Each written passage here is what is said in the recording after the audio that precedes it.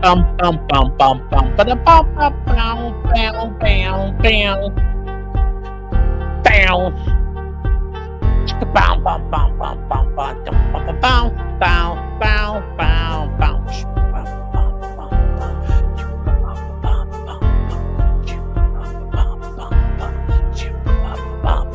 bum. All right, hello everybody. Yes. Okay, hold on. Take care, mon chéri. Have fun. Love you. I will. I will. Also, make sure you goaltend Clyde. Do you need help? Okay, hold on, guys. We'll be right back. 1 second. Hold on.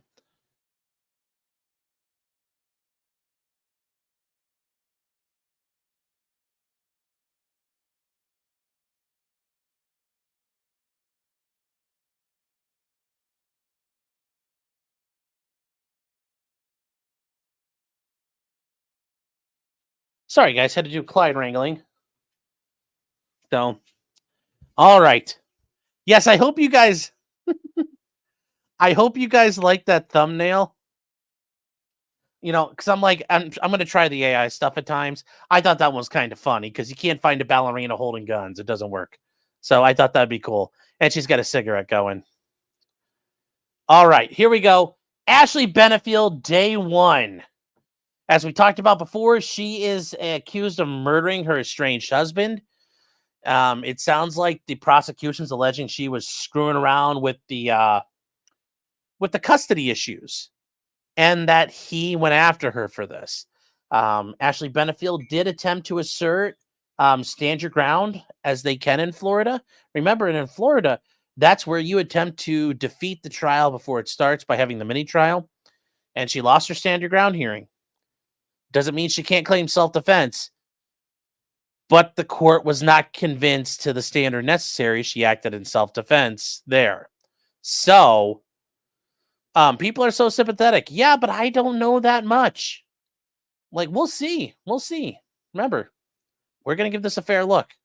And it's interesting. And the cool thing is, this is not going to take forever. This is not Karen Reed, chat. So hopefully we can knock it out through to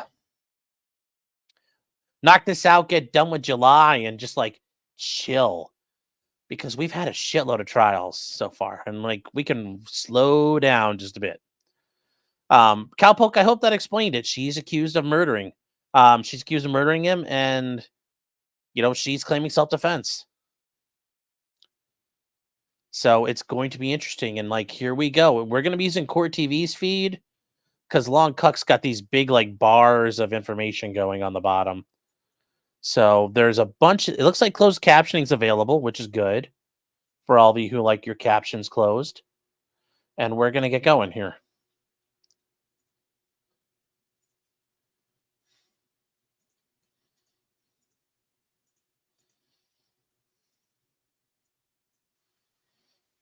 All right, so that's her.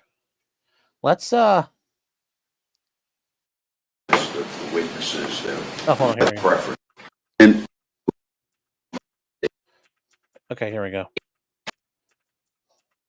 Getting settled in. We're back on the record in State of Florida versus Ashley Christina Benefield, 2020 CF 3014. It's We're also Tuesday going to go a morning. little fast. We're getting ready to begin the first day of trial with preliminary instructions and opening statements, and then we'll start with the calling of witnesses. They're bringing the jury up right now. State, is there anything we need to cover? Also, we're skipping preliminary instructions.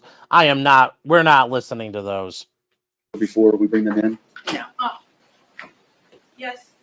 Oh, also, so you guys are aware, this is in Manatee County, Florida. Apparently, there's a boil warning on the water. There was an issue with the water supply, so everybody's drinking like bottled water right now. So that's why everybody's got cups of water. Just that was kind of interesting. It's not really. Sorry. I have the jury instructions for redactions and the transcripts. I just have to find them, Judge. But I have both of those. Okay, I wasn't sure. I prepared them in case you needed them. Thank you. Anything before we bring the jury in? Not before opening statements. I do want to alert the court that we want the opportunity to address Your Honor on some of the witnesses that the state has called this morning before they actually testify for some motions. All right. So it would probably be better to do that now, I would think. Otherwise, I'm going to have to send the jury out. We'll have argument, then we'll call the witness. Then I send them out. Each time you're going to make argument. Sure, whatever the court's preference is. So,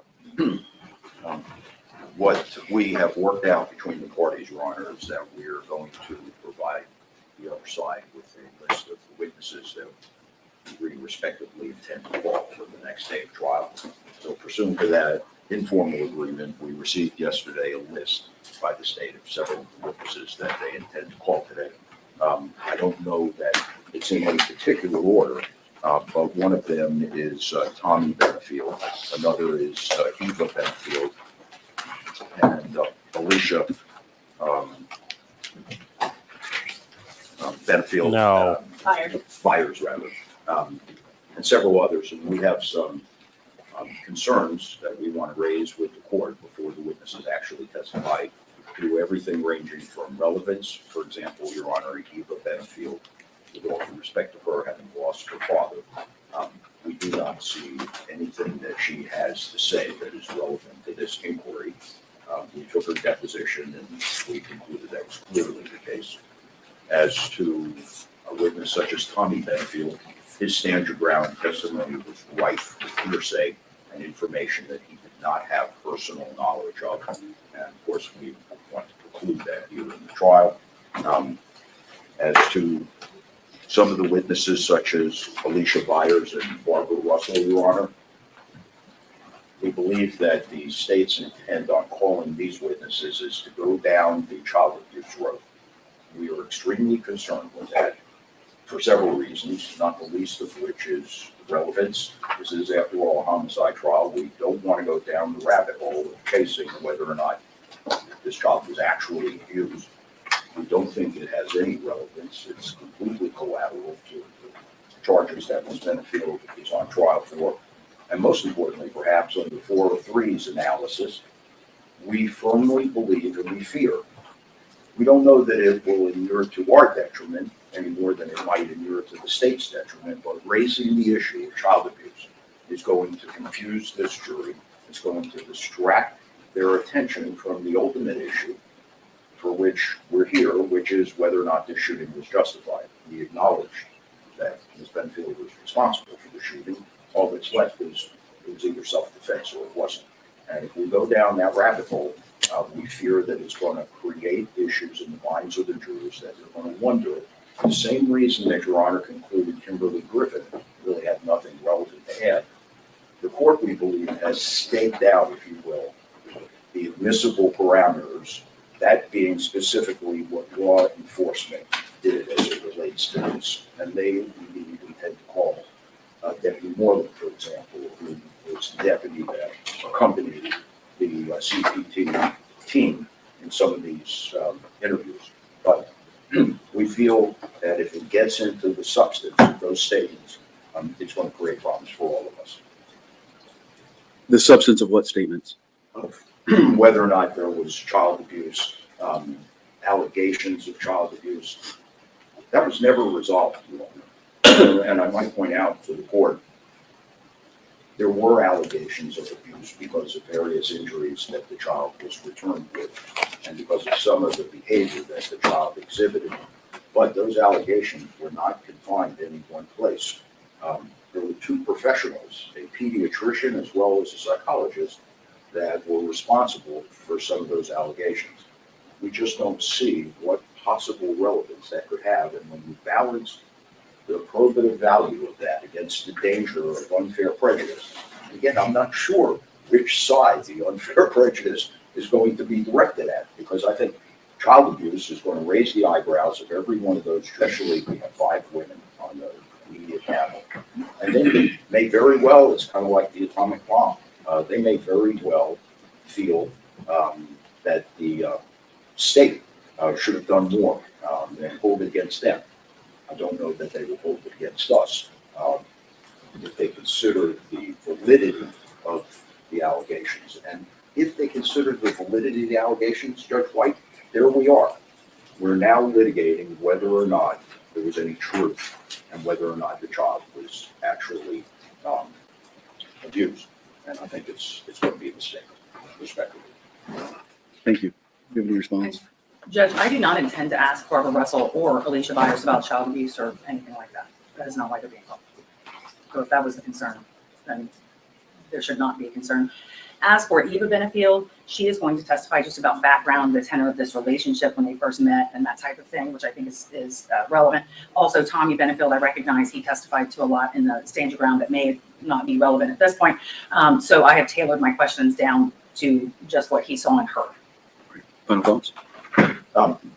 Yeah, the only thing I would say in response is, as for Eva Benefield, Your Honor, I think she's being called for the sympathy factor, having lost a father. There's nothing about the background and about her being in the house periodically that sheds any relevance on this. We took her deposition. She has no knowledge of any of the specific events.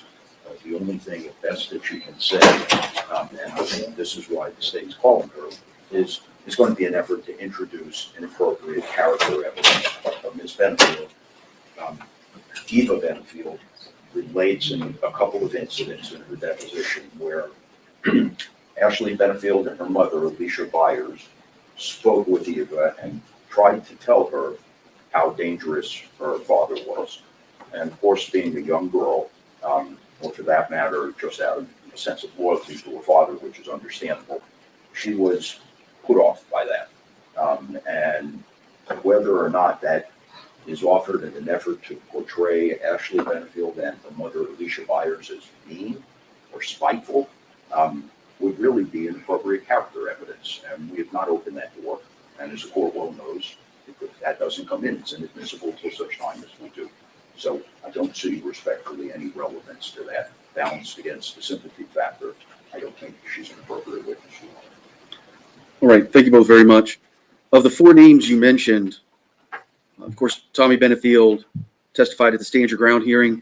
And while I'm sure you both remember that I had a footnote where I mentioned that during the Stand Your Ground hearing, I allowed quite a bit in because as the court, I think I am capable of knowing what's admissible and what's relevant in making a legal determination. So I allowed a lot more in than I would allow in during this trial. And I hinted at that, or I think I actually stated it pretty expressly in one of my footnotes, that just because it came in at the Stand Your Ground hearing does not mean it's coming in at the trial, subject to appropriate objection.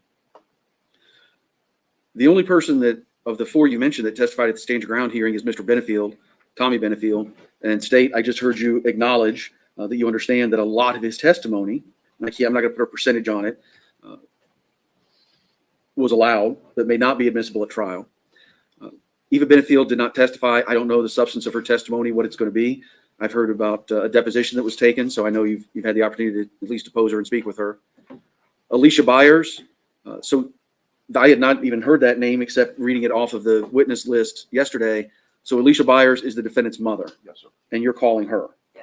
Okay. And then, of course, I know Dr. Russell, we had the hearing with her. All I can say at this point is with kind of generic and non-specifics. I don't feel like there's really any blanket ruling I can put on any of these particular witnesses. What I heard from the defense was hearsay as to Tommy Benefield. That may very well be the case to some of his testimony, lack of personal knowledge, whatever it might be.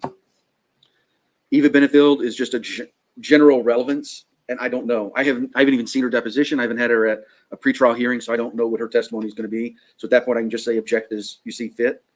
And Ms. Byers and Ms. Russell, I heard some of Ms. Russell's testimony at a prior hearing. But we did. So that's interesting. He's not going to let the kid in yet because the kid's not guaranteed to come in. I wonder if he's going to voir dire the kid.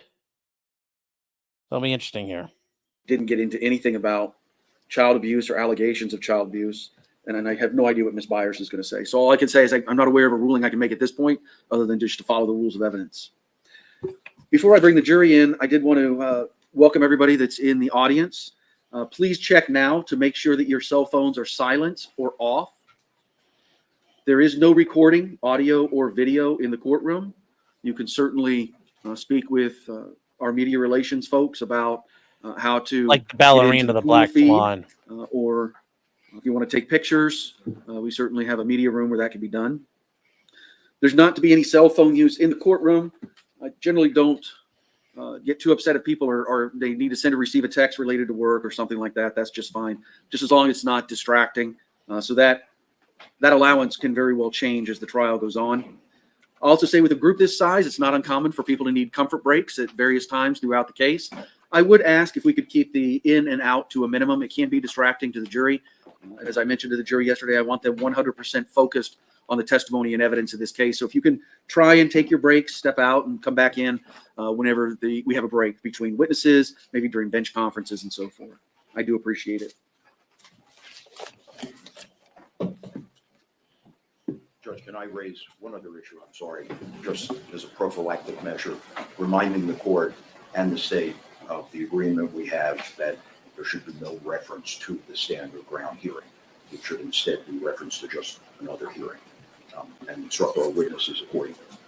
I think we should be clear on that. Yes, and I instructed my witnesses. That's good. Good.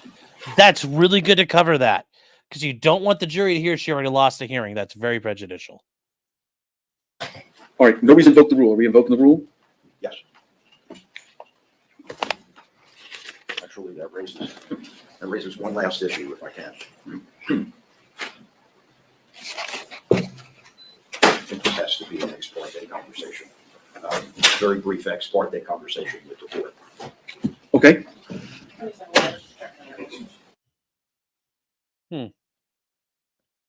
Oh, this is nice. They're letting her hear the bench conferences. Okay, good.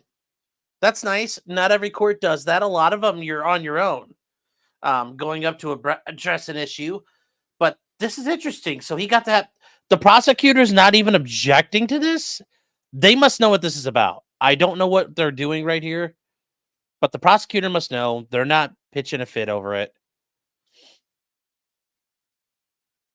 But yes, Angela, because Black Swan, like the ballerina, not necessarily like a Black Swan event, which is something so rare.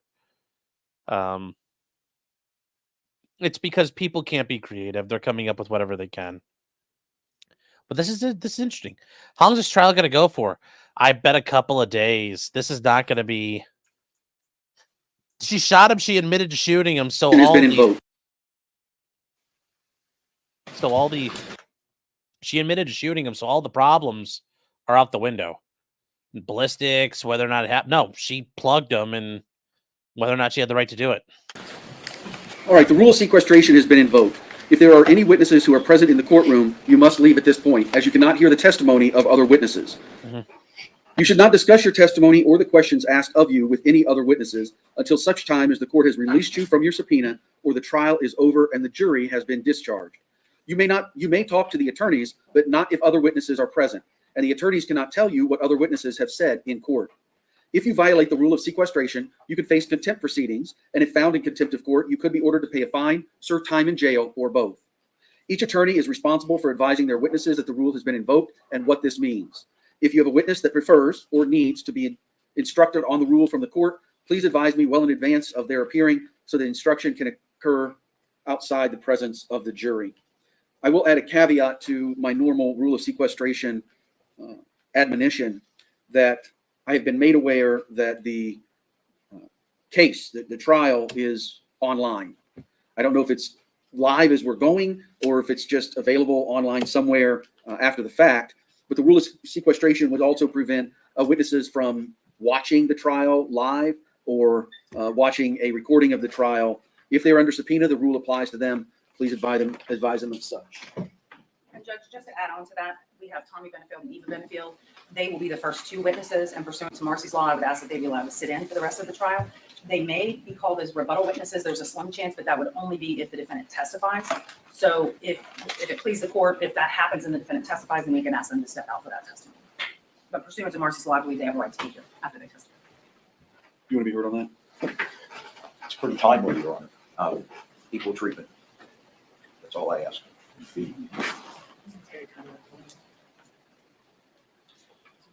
Pursuant to Florida Statute 90.6162A, D, as in Delta, a witness may not be excluded if the witness is, in a criminal case, the victim of the crime, This the is victim's abnormal. next of kin, the parent or guardian of a minor child victim, or a lawful representative of such person, unless, upon motion, the court determines such presence to be prejudicial. Do you want to be heard on that? The last prong? I think given the fact that they're both going to be called as witnesses, yes, I think it would be prejudicial. I would agree too. Say, They're both going to testify. That's a problem. Judge, that's why we're calling them first, so they can testify and get their main testimony out of the way before any of the other witnesses testify. And like I said, the only reason they would be called back is as rebuttal to if the defendant testifies. So I think we can solve the problem if the defendant chooses to testify, if we just remove them from the courtroom for that testimony. all right, the rule is very specific. In a criminal case, the victim of the crime, the victim's next of kin, the parent or guardian of a minor child victim, or a lawful representative of such person. It's the disjunctive, not the conjunctive. So pick one. You can have the victim's next of kin or a lawful representative of such person. Pursuant to Marcy's law, pursuant to Rule 90.616(2)(d), I don't find that one of their presences would be overly prejudicial. As we usually would, keep them in the back, and it shouldn't be a problem. What is the statute the court cited? 90.616(2)(a).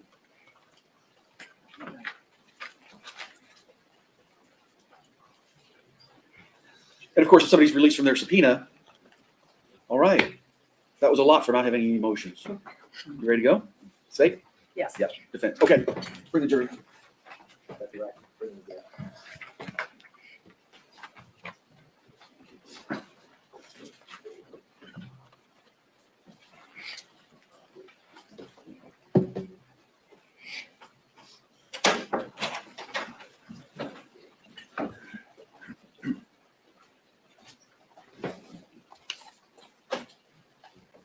All right, Chad, I think they're bringing in. Okay, so you guys need to know what they're explaining there. Okay. So the issue is under Marcy's law. Remember, Marcy's law is all about victims' rights. Remember, the victims have a right to be present throughout the whole trial. But remember, sometimes the victim's going to testify. Well, and if the victim's a witness and is going to testify, you have the right to sequester and separation of all your witnesses. You have the right to demand that there's no witnesses in the courtroom. But the victim has a right to be in the courtroom. So how do you get around that? Well, normally they try to call the witness right away, the victim right away. Well, in this situation, they have a victim, which is the daughter, but also a family representative. Well, they only get to have one or the other stuck in the courtroom the whole time. So that's why the judge was saying pick one or the other. And they made a pick. So we'll see what happens. You all can have a seat. We stand for you. I hope that makes sense. All right, you all can have a seat. Good morning, everybody. Welcome back. I see some of you brought your jackets and some layers to be comfortable in. So now you get to sit in the nice, comfortable seats as you listen to the testimony. As you notice, those seats do turn and swivel as you need to. They were I do talking have some about her initial daughter instructions and one of before the we family begin. members. I do want to ask, though, and again, you're going to get tired of hearing this from me because every time we separate and every time we come apart, I'm going to get some confirmation from you. Okay, So did hold on anybody here. get this We're going to... crime will be explained to you later. All right, we're going to No skip doubt, ahead here. against I'm going to whose try to... in accordance with the law that I will give you All at right, the end of the we case. are... Who very early on in her pregnancy, All right. There. Oh, also, I don't have them right here. See, we just skipped 20 minutes, chat. You're welcome. If at any point during the trial you have a difficult time hearing quite a few a lot, will be by. early on in her. This case is about a woman who very early on in her pregnancy decided she wanted to be a single mother. And she did not want the father of this child to have any visitation, her husband. And everything she did from that point on was to attain that goal. And she would stop at nothing to attain that goal. She tried several things in the system that you'll hear.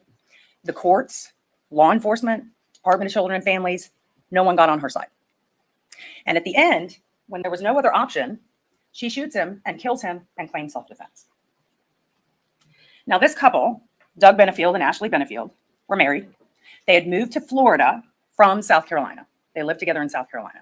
Now, when they lived down here in Florida in Bradenton, they did not live together. Obviously, there were issues. Doug Benefield lived in his own apartment.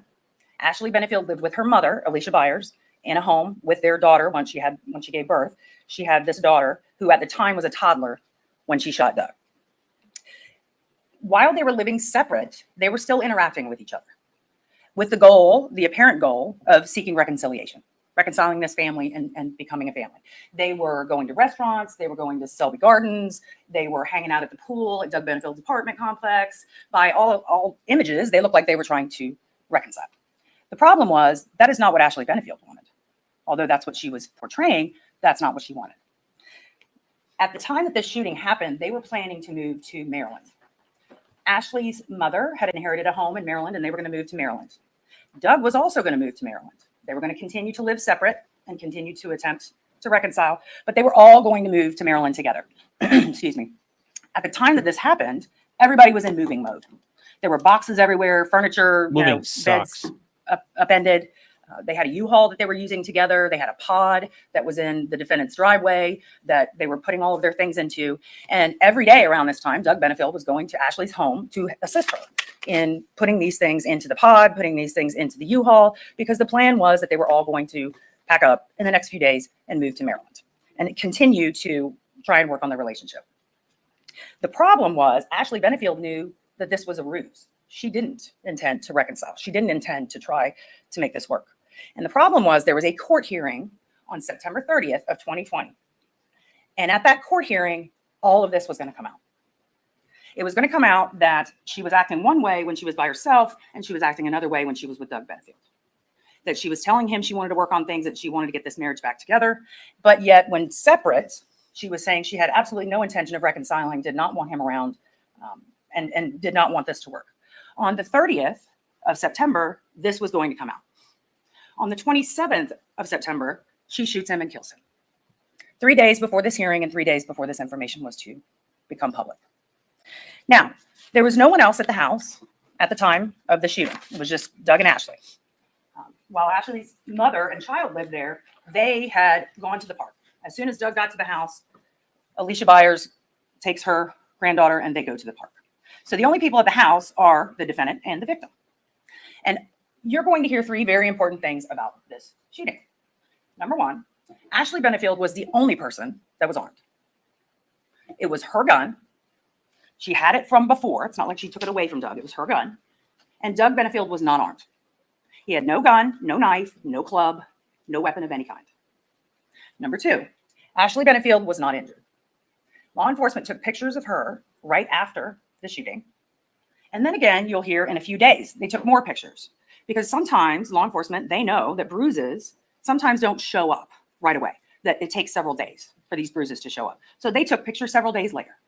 And you'll see those pictures and you'll see that Ashley Benefield is not injured. She has some very superficial scratches on her midsection. Who knows where they came from? She had cats in the house, but who knows? But this is the only injury to her. And the third thing is the trajectory of the fatal bullet. Now, he was shot multiple times, but one of the bullets was fatal. The trajectory of that bullet was side to side. It was not straight on. Doug Benefield was not facing her, coming at her at the time that the fatal shot was fired. Now, as you go through this trial, it's a lot of information, a lot of timeline, but it's all very important to understand the tenor of this relationship between these two people. And it goes all the way back to when they met, back in 2016. That was the end of August 2016, they meet. They were both involved in some political event and they met. 13 days later, they married. Doug Benefield was 54 years old. Ashley Benefield was 24 years old. So there was a 30-year age gap between the two of them. They knew each other 13 days and they got married. Ashley Benefield was very into the ballet, had been an ex-dancer. Her dream was to start a ballet company. And lo and behold, her husband has the money and the connections to get this done. So he begins and she begins to put this ballet company together. And they do put a ballet company together. But before it can actually take off, it falls apart. Before they're married even a whole year, so in April of 2017, Doug Benefield has his vasectomy reversed because they want a child. Within weeks or months of the vasectomy reversal, the defendant is pregnant. So all within a year of being married, they have done a vasectomy reversal, gotten pregnant, started a ballet, and the ballet has crumbled. While Ashley is pregnant, she decides she's too sick from the pregnancy, morning sickness, and that she needs her mother to take care of her. Her mother's in Florida, in Bradenton, Florida. So during her pregnancy, she moves to Bradenton, Florida to live with her mother so her mother can take care of her during the sickness. The two never lived together again. This was the last time these two lived together. They continued a long distance relationship when she first moved to Florida and continued trying to keep it together in communication. But about the same time as the ballet collapses, right about all of this time, Ashley Benefield starts complaints against the victim.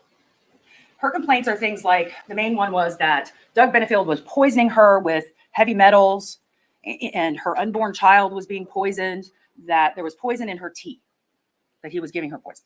There were also other complaints, domestic violence complaints, different types of complaints, but not once will you hear that she ever said he hit her. Not once did she ever say he choked her, kicked her, anything like that. Even though she's making these complaints, the victim, Doug Benefield, is still trying to make this work.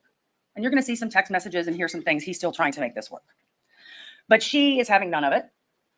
So at about the time that she's ready to give birth, Doug Benefield contacts an attorney here in Florida, Sarasota, Florida, Stephanie Murphy, and asks her to help. And asks her to help him write a letter to her, to Ashley Benefield, to state that he wants to be a part of the birth and he wants to be a part of this child's life and to please keep in contact with him. Ashley never answers that letter. That letter is sent via email on March 15th of 2018, which was several weeks early. She wasn't due yet. And the next day, she is induced, her pregnancy is induced, and she gives birth to a daughter. She never tells Doug.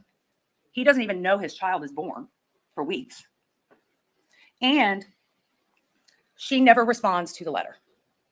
The way that Doug knows that this child is born is that Ashley Benefield starts filing complaints again. And based on these complaints, he figures out, oh, my child's born. And now we have more complaints. The complaints revolved around the poisoning and the things that I talked about earlier. And she filed for what's called a violation of injunction, or I'm sorry, she filed for an injunction. An injunction is our legal way of saying restraining order. So when someone wants a restraining order, they have to go through a process and go to court, and the court has to decide, and you get a restraining order. So that was her process. She was trying to get a restraining order against Doug, and the allegations were what I said to you. At the same time, Doug Benefield had not seen his child, had not met his child. So he did a cross complaint to say, please let me have contact with my child. I've never even met my child. So this was set for a hearing. And it ended up going 2 days. It was long. It was a long process, a lot of witnesses in family court. And it ended up going 2 days. It began in July 30th, 2018, and it finished on September 17th, 2018. And at the conclusion of that hearing, the judge said, no. No, you are not getting a restraining order, and no, you cannot keep this man away from his child. And granted Doug Benefield immediate visitation with his daughter. He met his daughter for the first time. She was 6 months old. And at the time when they were exchanging custody, which was at the sheriff's office for meeting the child, all of this animus had been going on. I mean, they had just had these hearings and all of this. And at that first time sharing, that's what they call it nowadays in family courts, time sharing. At the first time sharing, Ashley starts becoming very nice to Doug and says, basically, I'll go with you for the visitation. And that's what they do. The family goes off for visitation. And that begins a year, approximately a year, of basically them working on the relationship, going out to restaurants, doing things, hanging out together as a family, about a year. Now, Doug never moves in with Ashley. He keeps a separate residence. But after August of 2010, Ashley just stops talking to him. And that time, Doug files is that the defendant started off with 5 different complaints, all revolving not around her this time, but about the child. Because it's visitation with the child. So now these are using the child.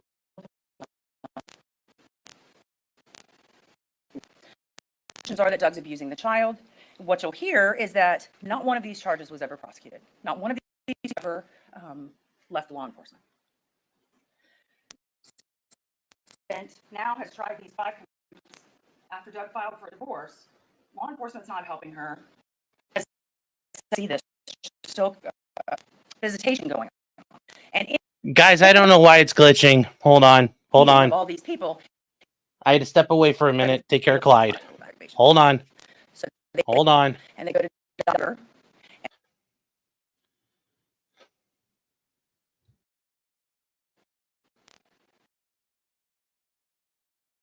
see this still visitation going on.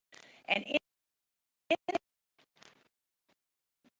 meeting of all these people, Benefield logical evaluation. So they go to doctor, and Dr. Broder does a very extensive evaluation. All right, guys. Well, we might switch over to long crime because this is dickering out real bad. Separately, he Long crime is better. All right, we'll the switch child. over to long crime. She's Hold a on. little girl. Hold on. And at the time of this, she's about. Did not want to use them because it's just.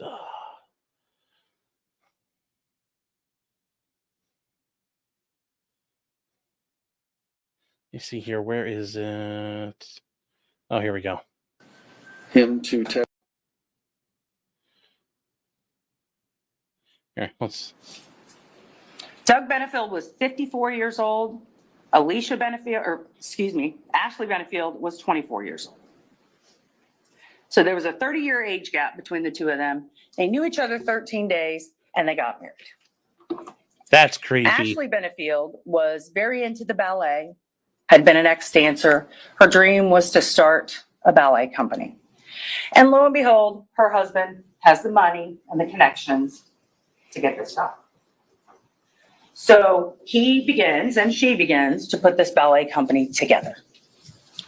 And they do put a ballet company together. But before it can actually Go about 5 minutes take ahead off, here. Okay, it that's what I falls thought too.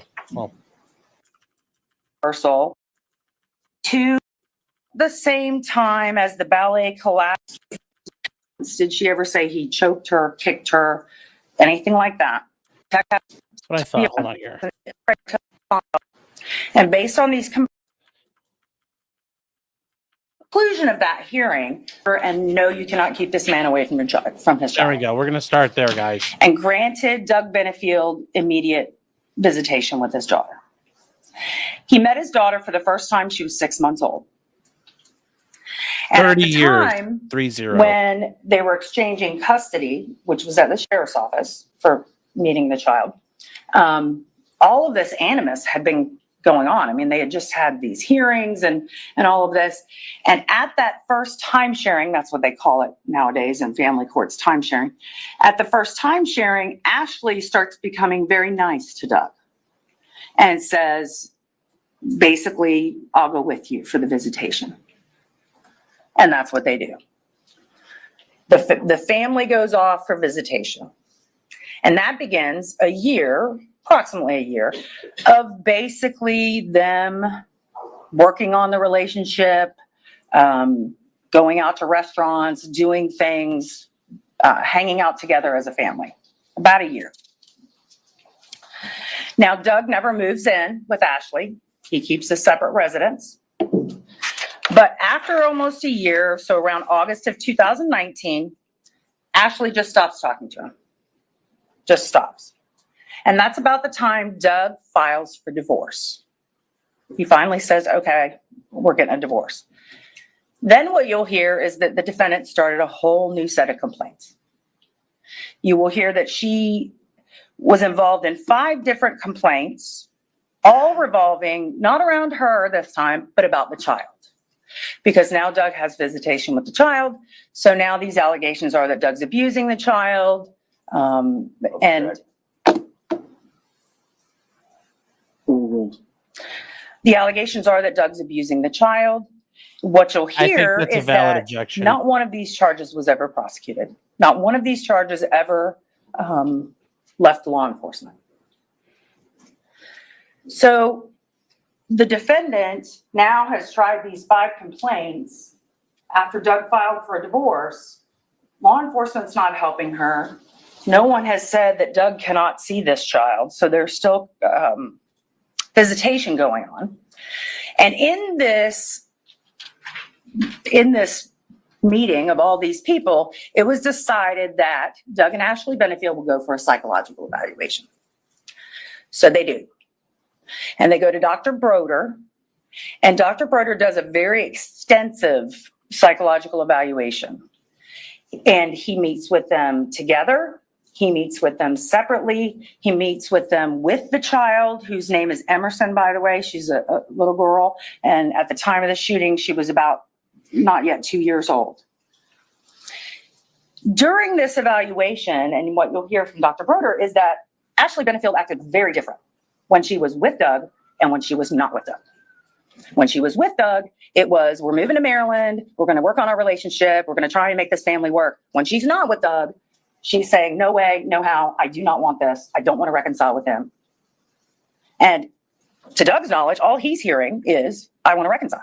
So that's what he knows. That report was coming out at that hearing on September 30th, 2020. So September 30th, 2020, Ashley knew the ruse was up. Now, there had to be a request from both sides, the husband and the wife, to release this psychological report. And at one point before the hearing, Ashley Benefield tried to get Doug to drop that so the report would not get out, would not be released. Doug refused. So that report was coming out on the 30th, and on the 27th, she kills him and claims self-defense. Now, you're probably going to hear a lot of information about Doug Benefield. Probably some negative things, not so nice things. I would just ask you to remember who's saying them and why. Just because someone speaks words does not make it true. So use your common sense as you go through this trial. This is a long story with a lot of information, but you'll see that this was a custody battle, that this mother was going to win at all costs. And the cost was the life of Doug Benefield. And that is murder. That is an interesting statement for a prosecutor. Just because they speak words, like, your witnesses are going to speak words. Are you really sure you want to say that like that? Thank you. Wow, that was a very succinct opening. God, Mr. Taylor. we've been missing these in trials. Cutting to the chase. I like it. Thank you, Judge Wright. May I request the clerk to ring down?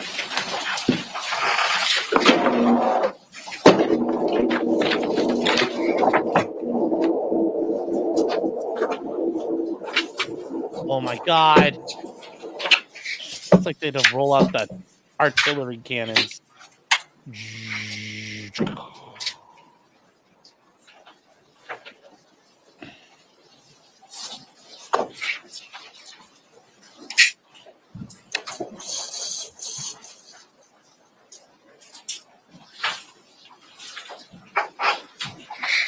This is the divide between generations. I'm in the old school. I'd like to know that I have a picture and it's reliable. This is the new world. We rely on technology. I'm not sure that I'm a fan.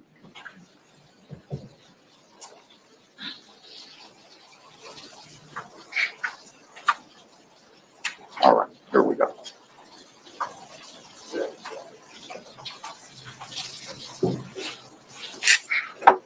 Good morning, ladies and gentlemen. This is Douglas Benefield. He was 58 when Ashley Benefield was forced to shoot him. Can I see the second picture, please? I want you to note how he's built for a 58-year-old man. Now, despite being raised by a family who taught me that it was ill to speak about the dead in an unflattering sense, I'm going to have some strong words about Douglas Benefield, the alleged victim in this case. I say alleged victim because he was anything but that. The evidence is going to show that Douglas Benefield was a very disturbed man. Of that, I assure you, you'll have no doubt when the Wow, case that's is a good over. voice. 30 years older than Ashley. That's deep. He was obsessed with her. And he successfully portrayed himself as everything he was not in an effort to win her hand in marriage. That's homie at 58? Or is that homie when they met? Jeez. At 58, that's jacked. Despite promoting himself as a religious, honorable, and decent human being, Doug Benefield was a manipulative, cunning, and abusive man who absolutely insisted on control. Among other things, you're going to learn during this trial that over the course of this 4-year relationship, Douglas Benefield did the following. He fired a handgun into the ceiling of their kitchen on an occasion to stop Ashley from talking. He threw a loaded gun at Ashley. He punched their dog in the face so hard that he knocked the dog unconscious. He regularly carried a concealed firearm that was racked, meaning pulled back and ready to fire. He unlawfully placed a tracker on Ashley Benefield's vehicle. He was regularly observed following Ashley Benefield in her car, driving in Manatee and Sarasota counties, despite the fact that he was living in South Carolina, having driven all the way just to tail her. He was caught by a neighbor at night, standing in the neighbor's backyard in an effort to peer into Ashley's house. He punched numerous holes in the drywall of their home when they lived together in South Carolina. And he had a previous marital history of domestic violence. Ashley Benefield was painfully aware of all of this on September 27th, 2020, the day of the homicide. And I want to assure you that this is not going to come to you from just one place. These are acts that were admitted by Douglas Benefield himself. Ashley Benefield feared him. That was no secret, ladies and gentlemen. She left him a letter when she moved out 3 years prior to the homicide, detailing how scared she was of him because of all of these acts. She feared for herself and for her unborn child. 3 years before the shooting. She left him. He pursued her. She rejected him. He would not take no for an answer. She at times despised him. He did not care. She moved to get away from him. He followed her. She decided to go to Maryland. Surprise. He decided to go to Maryland as well. She belonged to him. He had the right to be with her, and no less than God decided that to be the case. Doug Benefield viewed Ashley Benefield as his property. Abusers seek to control their victims, to dominate them. At times, the pressure that Doug Benefield exerted and brought to bear upon Ashley Benefield was so overwhelming that it sometimes triggered questionable suspicions in Ashley's dedicated effort to protect herself and her child. Domestic violence victims have several things in common. Number one, An argument, Judge? Number one, they initially believe things will get better. Instead, they get worse. Number two, domestic violence victims develop a get along, go along attitude. It's the mentality because appeasement keeps the beast at bay. Just do what he wants and you'll be safe. These domestic violence victims constantly speak about walking on eggshells. And the reason they describe it like that is for fear of anything that they say may trigger a reprisal by the abuser. And if children are involved, everything is magnified. They become hyper-vigilant. Ashley Benefield developed all of those characteristics.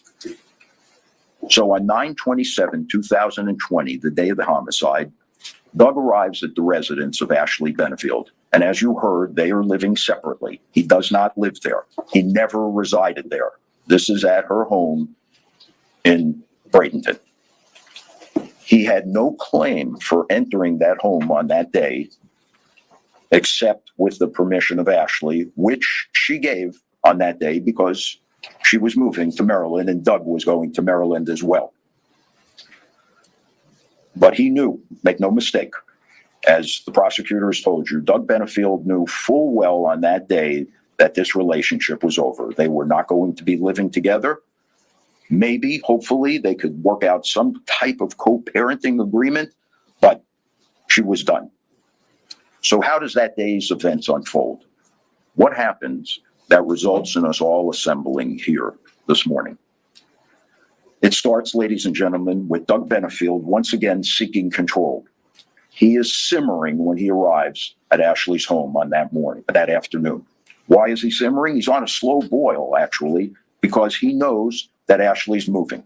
He knows that this relationship is over. And immediately there's a discussion about how they should pack the belongings, with Ashley taking the position that her belongings should be packed last. Why? Because Ashley's things are going to be unloaded first. And Doug will then continue on to wherever it is that he was going to reside. So, this is the most vulnerable time for a domestic violence victim, when the abuser recognizes that he's about to lose her. So what's his response to this? All right, classic tactics of an abuser, they are threats and intimidation on this afternoon as the two of them are trying to pack this U-Haul in this pod. In an effort to avoid confrontation with him, Ashley says, after a short while, gee, I'm really pretty exhausted. Why don't we stop for the day? We can finish tomorrow. Doug ignores it. His response is to grow increasingly aggressive and hostile. Not once, but twice, Doug body checks Ashley. And by body check, I mean he passes her in a hallway, slams his shoulder into her shoulder, almost knocking her over. That's not enough. The next thing is, as they're passing in a hallway, he's carrying a cardboard box. He jams the cardboard box into Ashley's side, which leaves scratches that the police photographer took. Again, now fearing for her safety because she sees how he is escalating in his behavior, she tries to persuade him, look, let's finish for the day. It's getting late. I'm tired. No go. Instead, Doug bellows, I know what you're doing. You're trying to get me to leave. I'm your husband, and I can spend the night if I want to.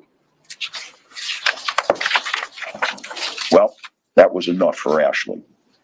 She heads for the front door of the house to leave. Doug chases up to her, grabs her by the arm or hand, and spins her around so that his back is to the front door, blocking her from leaving. And he yells right in her face, where do you think you're going? Ashley, desperate at this point, Doug yells, you can't leave me.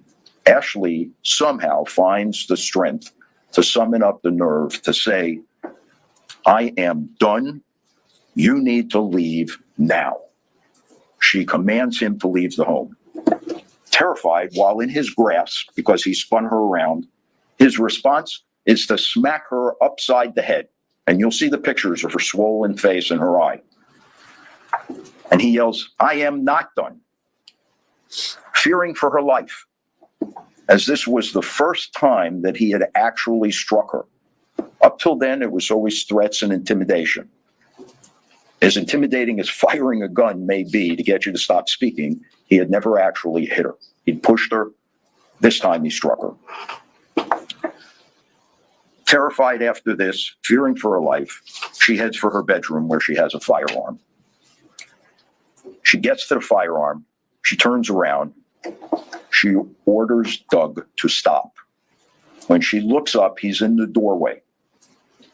Instead of seeing the gun and leaving, Doug gets into this warrior pose with his arms moving purposely and advances. At that point, petrified, she fires, believing that if he gets a hold of her, she will be either seriously injured or killed. To her horror, after firing, he continues to advance.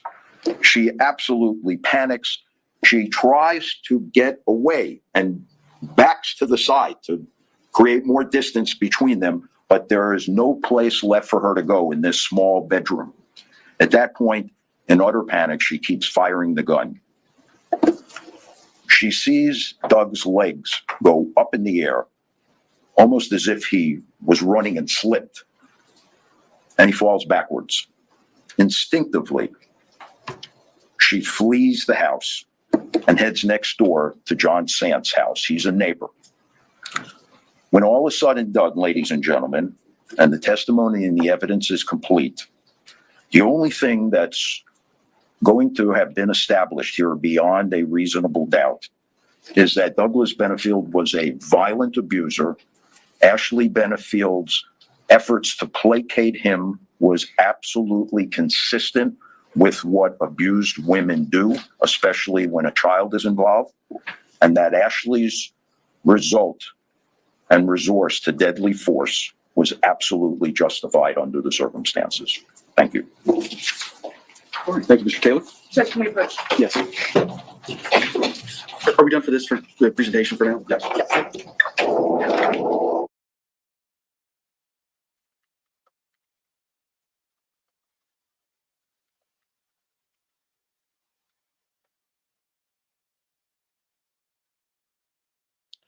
All right, chat, hold on here. Sorry. That was actually a very effective close or very effective opening by the defense. I was very impressed. Both opening statements were good, yes. And that's the thing we don't get all the time. Boom, boom, boom, boom, boom. Done. They tell you the story as fast as they can. They give it to you like you're 5. And they're done. There's no meandering. There's no wandering. I mean, these attorneys are not getting paid as much as Alex Spiro did. But guess what they did? Done. So those were very tight and very clean. I give both sides get like a 9 out of 10. Just for being coherent and just on it. All right, state, call your first witness. Tommy Benefield. There we go. I'm pretty sure Tommy is the brother of the victim.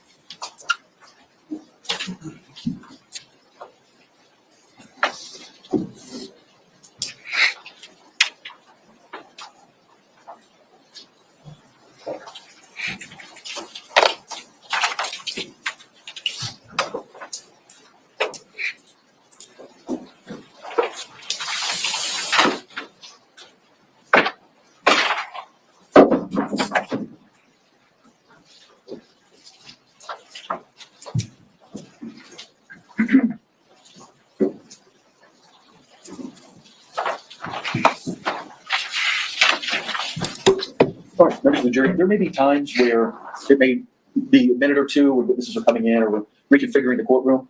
We're going to spend a lot of time sitting during this trial, so if you want, during these breaks, if you want to stand up, please feel free to do so, kind of stretch a little bit. There's not enough room for yoga poses and calisthenics, but sometimes it just helps to stand up on your feet. Oh my. Let's go, Judge. Come on, Judge. Let's go. Hello, Judge. My name is Judge White. I'm going to be presiding over this case. As the deputy said, just make yourself comfortable in that chair. Get about 12 to 15 inches from that microphone. It adjusts up, down, left, right, however you need it. Speak in a loud, clear voice. This is like the bad guy from RoboCop. The OCP executive. We'll hear you. Yes, Yeah. sir, I will. Good morning. Good morning, Suzanne. Please state your name. Tommy Douglas Benefield Jr. Can you spell those? See, that where they start, they acknowledge prosecutor by the first name. This is a very invested person. This is not, I don't think this is going to go well. And I haven't seen it yet. People like this, you can shake easy. Yes, ma'am. Tommie. Middle name Douglas Douglas. Last name Benefield Benefield and Jr. And what was your relationship to Doug Benefield? I'm Doug's first cousin. Okay. How close were you and Doug? Doug and I were completely attached, connected all the way through his adult life at varying times from daily to semi-annually, Well, not certainly till his quarterly, death. the whole entire adult life. Okay. And how are you employed? I'm currently employed by a major airline out of Atlanta, Georgia, and I run a flight school or a portion of a flight school in Vero Beach, Florida, 3 days That means Delta. Delta's hub. Delta's corporate hub is Atlanta. a week. It's a full-time job. Okay. And were you and Doug close about flying? Yes, ma'am. He followed me into the Navy I was a Navy pilot off aircraft carriers. And Good sir, you are not. Oh my grandfather's rolling over in his grave. Good sir, you are not a naval pilot. You are a naval aviator. There's a difference. You're not a mere pilot. Any self-respecting naval aviator. Come on now. stayed with me in the months prior to him going into the Navy. He went through aviation officer candidate school, went through flight school, and then flew for 3 years and 2 deployments off aircraft carriers like I did. Same aircraft carrier, USS Nimitz, as a matter of fact. Okay. How old was Doug Benefield when he died? All right, he was 5 years younger than me. I'm 68 now. That was 4 years ago. 64. He was 59, I believe. About how tall was Doug? 5'9", 5'10" at the most. Approximately We'll how get much to did he it. weigh at the time? My guess is 160, 165. He was slender and very small for a man. Okay. And before Doug moved to Florida, where did he live? Before he moved. Before he moved down here to Bradenton, Florida, where did he live? Okay, I'm sorry. I had to pick a year at that point. I'm And sorry. don't let tall people He become had a pilots. home all the way up until Most his pilots are death short. in Mount Pleasant, South Carolina, just north of Charleston. 701 Preservation Place was the address. Okay.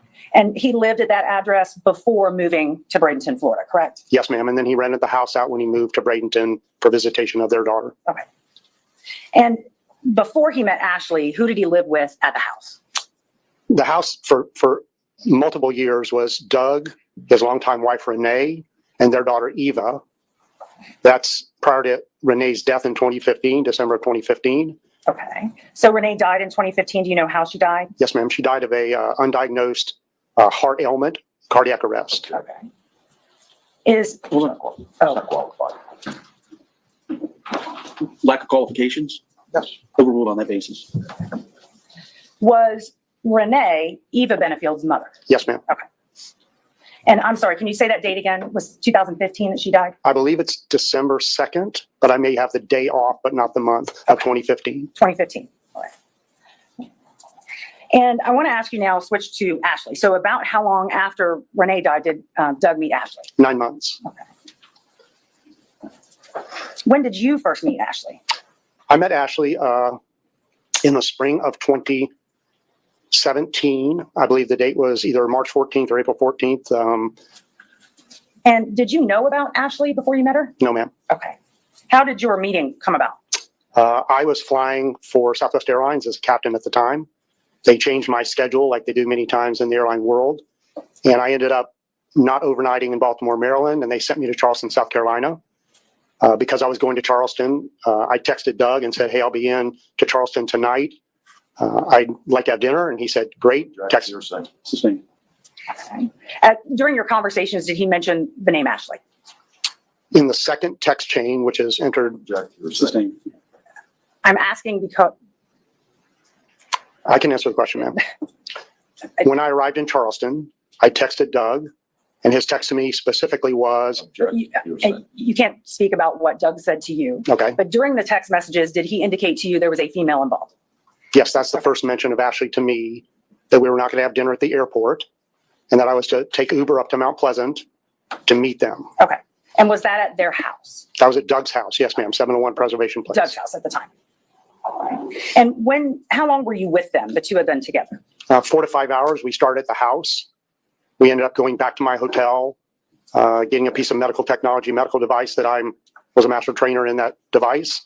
We had dinner together at a pizza restaurant across from the hotel, and then went back to my room in the hotel, the three of us, and certainly 4 to 5 hours that day. And during this time, did you have multiple conversations with both of them? We had conversations about everything, especially about how they met, Okay. starting at the house, ending at the hotel. And what did Ashley say about how they met?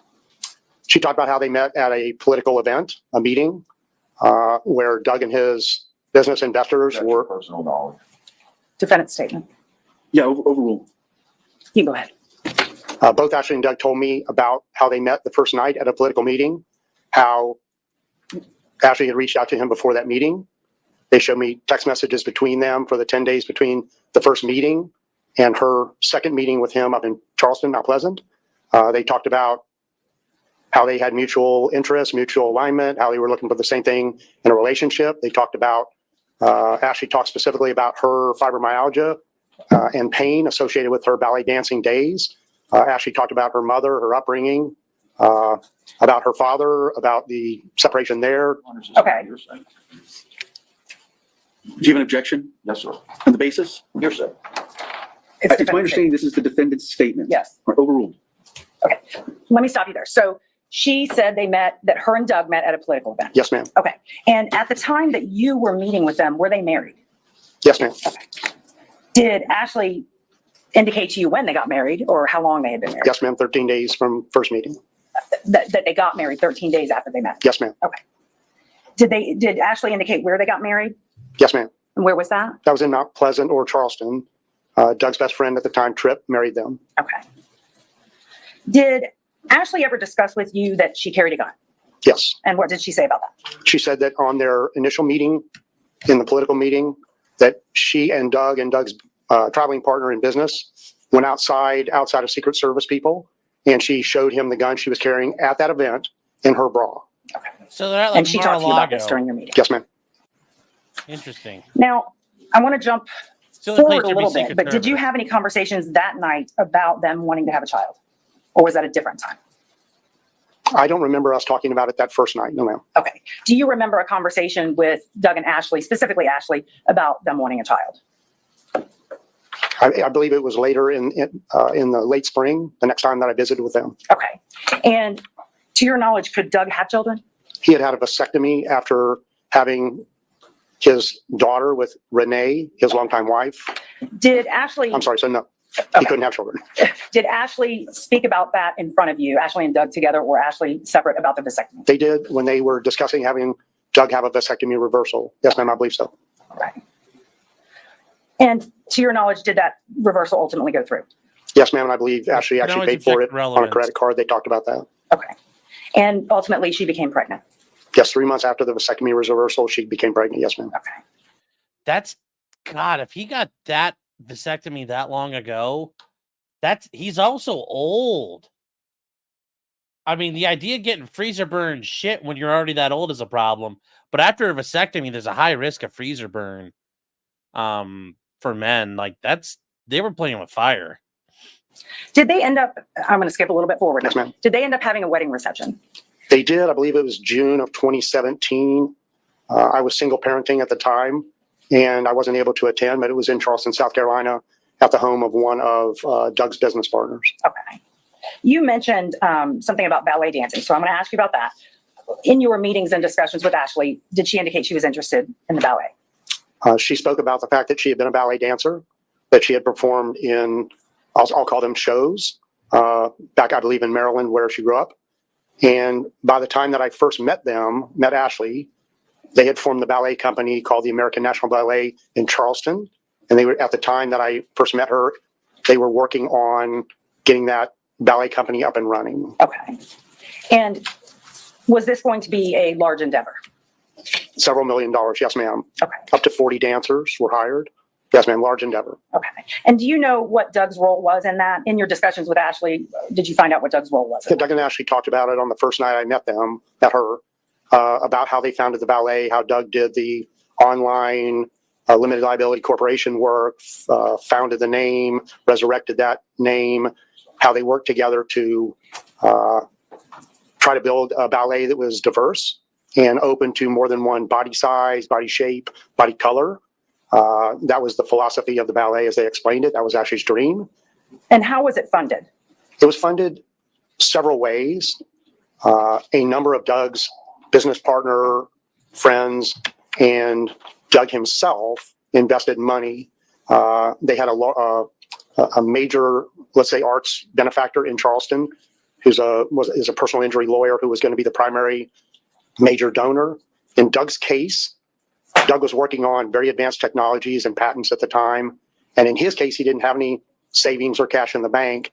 So he sold his future stock grants and options to other investors to put his own money in, about $100,000 in his case. So while this ballet was in development or launching, did Ashley ultimately become pregnant? I know you said she became pregnant several months later, but I'm just trying to get a timeline. Yes, ma'am. So in February of 2017, are the records and what they told me about founding it. I met her in maybe a month or two after that on that Charleston overnight. They held the first ballet event, and I was invited in May of 2017. Once again, single parent, I wasn't able to attend. She got pregnant in July, and we talked about that multiple times. And the next month in August was the large launch, which me, my business partners, my veteran friends, supporters of Doug all went to Charleston for that major launch in August. It was at a place, I'm sorry. And at that time, was Ashley pregnant in August? She was pregnant. I don't remember if she knew or not. It was Okay. 1 month after the pregnancy was, Emerson was conceived. And at some point, did Ashley move away from the South Carolina home? Yes, ma'am. We had the August ballet big launch. 2 weeks later, Doug moved Ashley down to Ashley's mother's home in Lakewood Ranch. Drove down one day, dropped her off, and drove back the next day. That's late August. And what was the understanding, what was Ashley's understanding of why she was moving and what was going on? In text conversations and personal conversations with Ashley, Defendant's statement. It's going to be the defendant's statements. Can we approach from? Yes. This is getting really attenuated from the defendant's statements. That was getting a bit much there. Grimsbar is saying parental alienation reminds me of Kyle Kareth. Yeah, it does. Remember, that's one side of this, so we don't really know.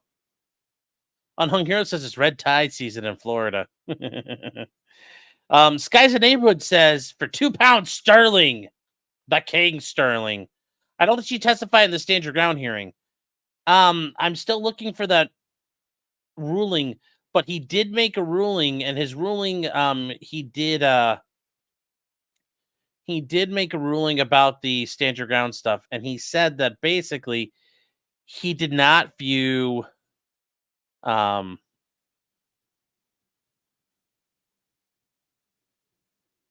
he said, and to quote him, that Doug Benfield's death wasn't a singular act of necessary self-defense, but it was instead the culmination of a lengthy concerted effort.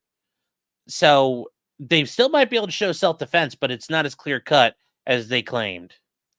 Grimsbar says, poll on guilty or not. Well, we'll have to get through a day, or we'll get through at least one day.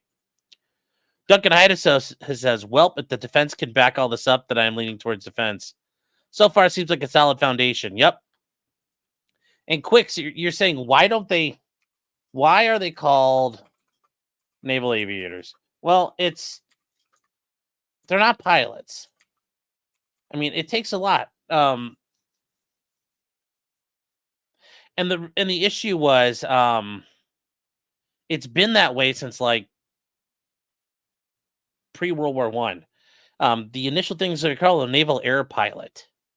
And then the Secretary of the Navy changed it to a naval aviator.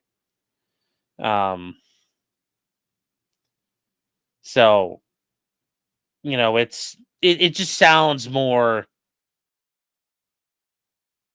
you know, that's why they call themselves that really mainly. But yes, it's kind of like any Marine would not call themselves a soldier. They would call themselves a Marine. And any naval aviator would take pride in the fact they're a naval aviator. It's some of the most difficult flying you could do because you have to land on a boat, whether you're landing a fighter plane on a carrier or landing a helicopter on the back of a destroyer. It's never easy. Sometimes it's better than others, but like my grandfather said when he would land on the carriers back in the 50s, he said basically you took a jump, like especially if they were flying and it was dark out, you basically took a jump, closed your eyes, stuck your tongue out, and you're trying to lick a stamp at times. Especially if it's in the middle of like a storm and the deck's pitching. So yeah, naval aviation's dangerous. Trust Iron Fraud says I can never fit in a combat aircraft. Back when I was a young lad, I could. Caesar says 5'9", what a man. Yeah, pilots are generally not tall people. If you're over a height, you generally are disqualified because cockpits are cramped. Duncan Idaho says snip snap. Snip, snap, snip, snap. And Trayvon Washington is right. You can object for relevance at any time. Okay, So I believe we were talking about the reason that Ashley went to Florida. Yes, ma'am. So in your discussions with Ashley, either text or in person or on the telephone, did she indicate to you that she was going to Florida because she was sick? And That was the initial indication. Yes, ma'am. and her mother could better take care of her? Yes, ma'am. Okay, thank you. And also, yeah, actually, Throughout the I never had this explained to me that way from my grandfather, but he's also right. A pilot drives the ship or a boat. The naval aviator flies the planes. time that you saw Doug and Ashley together, how did Doug act? In particular, on the opening night and all the way through their relationship. Opening night, totally in love. Both of them in love with each other. Doug was always very respectful. He was very, very respectful with her in front of me. Both that initial night and then the next weekend, I believe in May, that I spent down in Sarasota, Bradenton with them. Every time he was respectful of her. They were in love. They never showed anything in front of me other than caring for each other. That was going to be my next question. So did you see anything other than that? No, ma'am. Okay, thank you. I have no further questions. Cross. Mr. Taylor, as I said before, you're free to use the podium if you prefer to cross from table. Yes, sir.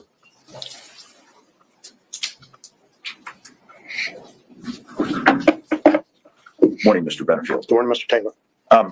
You were a naval pilot, correct? Navy pilot, yes, sir. And I think you mentioned the training that you had briefly, correct? I went through extensive training all my 30-year career, yes, sir. Okay. Some of that training included close quarters combat, did it not? No, sir, never. No hand-to-hand Yeah, training at you all? would've- No, sir. if you're a naval pilot, you would have gone to Sears School. Do you remember having a conversation where you related information about close quarters combat? Yes, sir. I was in charge. I was the senior. Do you remember that conversation Which one, sir? I don't know which one about you're close speaking about. quarters combat? If it was in perspective of me running security and self-defense training for my airline, not the Navy. You received no such training in the Navy. No, sir, never. Did Doug admit to you firing the gun in the Objection. kitchen of their home? Yes. That's a presence, that's suppression, effect on the hearer. Yeah, Sears more about hiding and escaping, but you know, the idea, I never went through specialized training. It's like, yeah, you do. Don't Bother None says, don't you get some like close quarter training in basic? Not for pilots. No, not for pilots. Pilots don't get that. And guys, it's called SEER. Survival, escape, resistance, survival, evasion, resistance, and escape. It's called SEER. It's meant to be like, you get shot down, you learn how to survive off the land, you learn how to evade the bad guys. You also learn what happens if you get captured, and then you learn how to escape. That's why it's called SEER school. Yeah. Air crews go through SEER school. Special forces teams go through SEER school. There's some basic versions of SEER school. Then there's some really dangerous versions of SEER school. Like when you're captured in SEER school, you're taken to like a fake prisoner of war camp. And now, obviously, nowadays, it's like you're captured by militants. But during the Cold War, you were captured by people and stuck in a camp. And throughout the 60s and 70s into the 80s, the guys guarding the camp were Korean War veterans who were captured by the Chinese or people who had been subjected to Vietnamese treatment, North Vietnamese treatment. And you get struck. You were injured. You're not anything permanent, but they will beat the fuck out of you at times. Matt says, I went through it and I never flew. Yeah, there are people who do get to go through it. Yeah, it's very serious. So, yeah, they will kick your ass. But they have rules and they have limits. Aaron says the odds in a plane crash is you don't survive. Remember, military airplanes have ejection seats. So, your chances of survival are far greater. Miss my grandpa? I do, but you know, he died he died a long, long time ago. And then he was like the husk of a guy with dementia real bad and Alzheimer's real bad. So by the time my grandpa, like the guy, the sack of meat who looked like my grandpa, he had already been dead for like, almost 10 years then. So, and it's been even longer since he's gone now, but yeah, of course I miss him.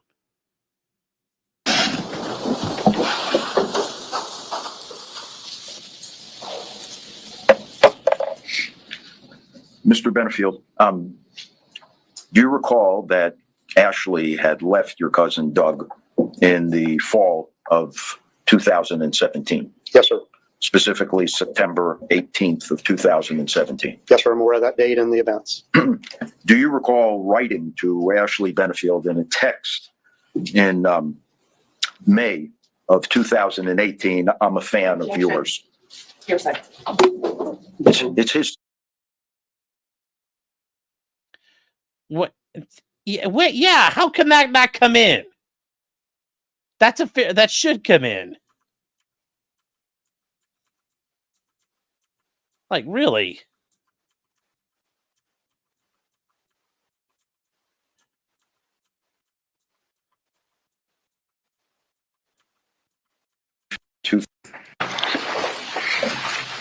Let's try this again. So, Mr. Benefield, following Ashley's leaving your cousin Doug in September 18th of 2017, were you a fan of Ashley Benefield's in May of 2018? I don't remember specifically that word, but it may have been in our lengthy phone calls and text messages from January through June, possibly. You expressing support for her? Support for her story of the case, yes, sir. Yeah. And did you tell her, in fact, at one point, she married the wrong Benefield? Objection. Sustained. Did you feel that she married the wrong Benefield? Relevance. Bias. That's bias. He fucking hates her because she didn't suck his wiener. That's a pretty good bias. She didn't play with my PP. Are the prosecutors going to argue that's not a valid? That's a very valid thing. Showing bias. He hates this woman. She didn't play with my wiener. No. He went back on to Reddit and typed out how angry he was. He wasn't heckin' happy, chat. Also, guys, look, we're already a quarter way through this. We're chugging through it. Thank you. So, Mr. Benefield, after expressing your support for Miss Benefield in 2018, several months after she left your cousin Doug. By the way, do you know why she left your cousin Doug? The initial reason or the second reason, sir? Do you know the reasons that Ashley Benefield gave your cousin Doug as to why she left him? Objection. Hearsay. I'm going to need the source. Is this from, Well, I'm not going to ask. is it being offered for the truth? I mean, Yeah, it's not being offered for the truth, and I'm not going to go into the substance. I just want to know if this witness knows. oh, You can answer. Did Doug share with you the reasons why she left him? He shared two different reasons. Yeah. All right. So now you express several months following that you're a fan of hers, and do you also not say to her that she married the wrong Benefield? I don't remember that specific text in the 6 months of open communication between she and I. All right. Let me see if I can refresh your recollection. Objection.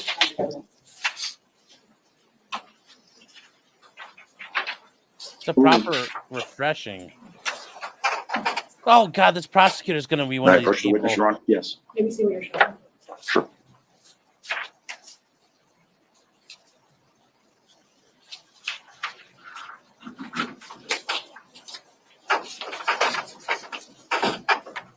I'm going to show you a document. Why don't you take a moment and look at it and tell us if that refreshes your recollection as to whether or not you suggested to Miss Benefield she'd married the wrong Benefield. It does not say anything about marrying the wrong Benefield. Does it say, Objection. Hold on. Sir, has that document, without identifying it, we need to lay the predicate. Mr. Benefield, is that document reflective of the communication that you shared with Miss Benefield? I believe it's correct and unaltered. All right. And it's between you and Miss Benefield? is Yes, it sir. not? Yes, sir. And it's accurate, is it not? I believe so. Okay. Now, may I approach? Yes.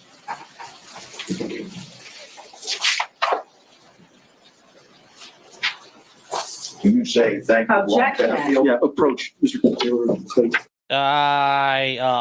He got caught.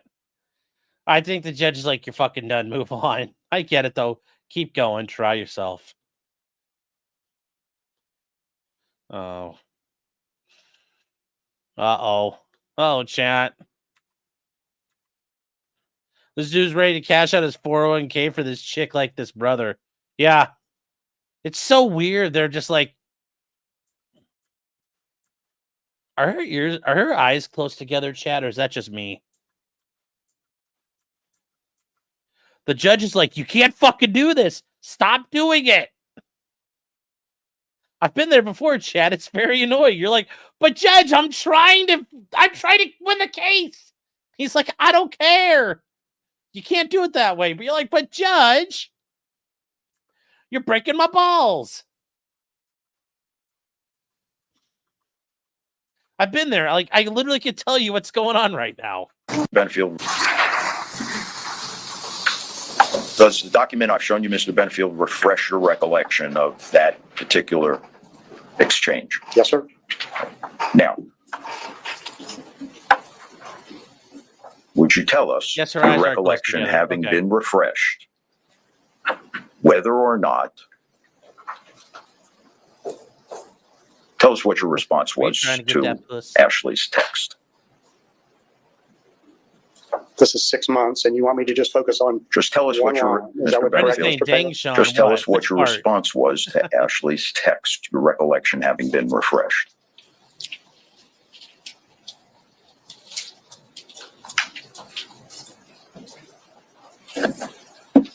Ashley says It in the should be. text, Mr. Benefield, Sustained. please tell us what your response to Miss Benefield's text was now that your recollection has been refreshed. there are multiple on the page, sir. Mr. Benefield, I think you know what I'm referring to. Would you please answer my question? I would like to answer it as it pertains to what she said.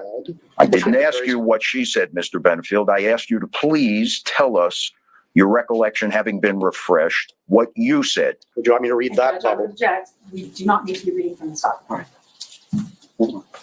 Deputy, would you please take the jury into the jury room? If you could give us 5 minutes, I'd appreciate it. Remember, please don't begin your discussions and deliberations amongst yourselves. You can use your phones if you need to contact people, but don't talk about the case with anyone else, and don't do your Who the jury's gonna contact? Yeah, it's only like 9 o'clock here, but hey, man, like, research on the people, places, things, or legal topics. We've heard anything now. I'd sit there playing Brick Break or something, but that's it.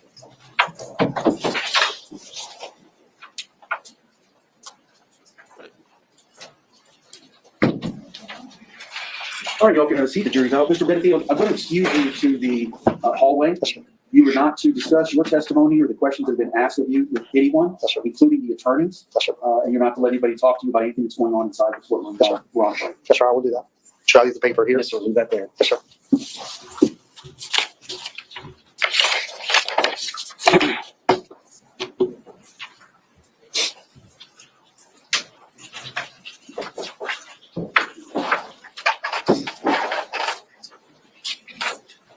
Okay. When we began this portion of the discussion, the question was, did you tell Ms. Benefield that she married the wrong person, The wrong Benefield. the wrong Benefield?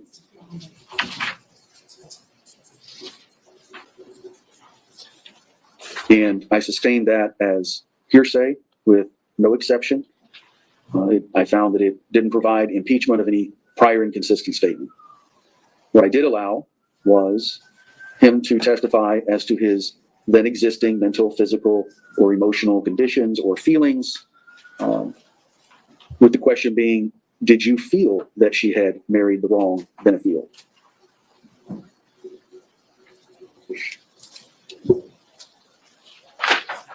There was then the attempt to use these text messages that I still have not seen. I don't know what the substance of them was, but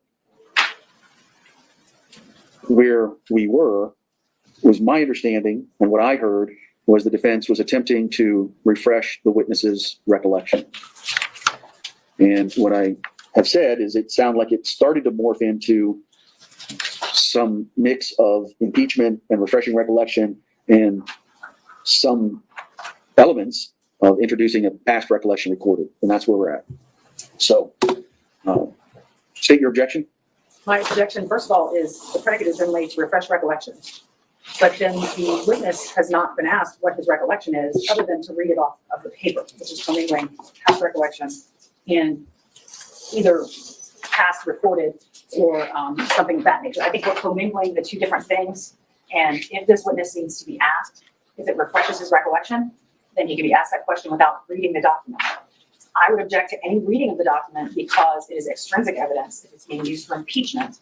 I do not believe his state of mind is relevant to a material issue in this case. I think the defense is trying to say that it goes to bias, but I'm not quite sure how that fits into it. So my objection would be it's improper refreshing recollection, it's improper impeachment, it's also improper prior recorded recollection, and I would object to that being testified about. Your response, sir? Yes. So as succinctly as I can, Your Honor, he's a creep. He acknowledged being a creep, and the jury will conclude he's a creep. It goes directly to his character Nice. and his bias. Don't And hold that's back. why, after he said, yes, it was accurate, I recall it, he cannot bring himself to say it. And the reason he can't bring himself to say it is because he knows that all these women on the jury are going to know exactly what he was referring to. So I am trying. That's a very good point. Also, real quick, Letty, the TLDR, refresh your description. You should be able to see what's down there. Thank you. To impugn his credibility after listening to everything that he had to say to set up the state's position about how this relationship was so lovey-dovey between Miss Benefield and Douglas Benefield and what a wonderful relationship it was. Here, we now have this witness very begrudgingly admitting that after Miss Benefield leaves Douglas Benefield, and she leaves the letter, which I know the court has seen because I attached it as an earlier exhibit to a motion, he's still supporting her. And he's not only supporting her, but he's telling her she married the wrong Benefield. Now, in my world, Your Honor, based upon the rules of evidence, I am entitled to go after his credibility, which he has put in question by virtue of taking the witness stand and becoming a witness. I did it the way the court wanted. I asked the magic question, does this refresh your recollection? He said it did. Now I want him to tell me, in response to my question, did you tell Miss Benefield she married the wrong Benefield? And he cannot bring himself to acknowledge it. He wants to talk about anything else but that. And I think, Your Honor, anything that I'm capable of showing where this witness, Doug Benefield's loving cousin, Tommy Benefield, where this witness showed his support for Ashley Benefield after she left Douglas Benefield, goes directly to his credibility. You can't get up there and testify to all of these things about how wonderful this relationship was, and then on cross-examination have to acknowledge that you were still saying you're a fan of Miss Benefield's after she leaves him, knowing the reason she left him. I intentionally didn't go into the reasons to try to be straight with the court. But now I'm attempting to impugn his credibility. And he knows it, Judge. He's looking at me like a deer in the headlights. I'm going to allow you to respond. I previously mentioned about confining arguments to legal and factual bases. I am also going to direct both sides to refrain from vituperative ad hominem attacks. I don't think we need to resort to name calling. I think it's inappropriate and unprofessional to refer to a witness as a creep. All right. With that said, but he's a sex pest. He's a creepy old man. That's it. It's not fair to refer to a witness as a creep, but he's being a sex pest, creeping on this 20-something girl. How is that not fair? How is that not fair to the witness if that's what he's doing? I mean, that's just, I won't let a witness be called it. What if they are one, though? go ahead for your response. The first thing, Judge, I don't know if you have the copy of the text message up there. The defense could give it to you. Nowhere in there does it say she married wrong Benefield. That is not what it says, first of all. And second of all, Tommy Benefield never said that anything about the relationship and the tenor of the relationship once she left. He said, when I saw them together, they looked fine. Just because that changes down the road and he knows they're having problems, I am unaware of how that affects his credibility he can clearly see that they're having problems later on down the road. I don't see how the timing being different somehow makes him inconsistent, and somehow that attacks his credibility, or it shows his bias. If Mr. Taylor wants to ask him, were you aware that there were problems after that? Yes, I was aware of that. I mean, in Mr. Taylor's argument, he is impeaching the fact that Tommy Benefield saw them acting loving to each other. If that wants to be impeached or explored, then ask Mr. Benefield if he saw them after that or knew that they were not loving and having that type of relationship. I don't understand the relevance of these types of conversations. I think the defense tends to say everything is about bias, but it has to comport with the rules of evidence. And I would say that this does not. All right, thank you both very much. So my ruling earlier was that these statements by Mr. Benefield towards the defendant were hearsay. I wasn't aware of any exception that would allow them. They appear to be offered for the truth of the matter that is asserted.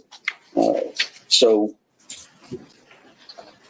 I didn't allow them on that grounds. What I allowed was the defense to ask, because there had been testimony by Tommy Benefield that they were always respectful to each other, they never saw anything except care for each other, and they were in love both ways. I think it is an impeachable question to ask, did you feel that she married the wrong Benefield? But it's not what he wrote, it's what he felt. That's where you're mixing apples and oranges, the defense is. The question that was presented to me was, did you feel that she married the wrong Benefield? He can answer yes or no. If there's been some extrinsic evidence that may impeach him on that point, I would then have to make a determination is that extrinsic evidence admissible or not? Because if it's a collateral matter that's not material, then as you well know, Mr. Taylor, you get the answer you get. Where we had an additional part of this analysis was the fact that there was a demonstrated lack of memory, because the answer was, I don't know, as opposed to, no, I didn't say that, or yes, I didn't feel that. Yes, I did feel that. Well, so then the path was started on was it sounds like this was already something that had been addressed as like pre-trial. So that's why the judge seems to be a little fired up about it. And yes, if this has already been addressed and they're trying to sneak it back in, I get why the judge is like saying, nipa. refreshing recollection. As I've mentioned before, and I mentioned pre-trial, I expect attorneys to know the differences between impeachment by a prior inconsistent statement, that's one path.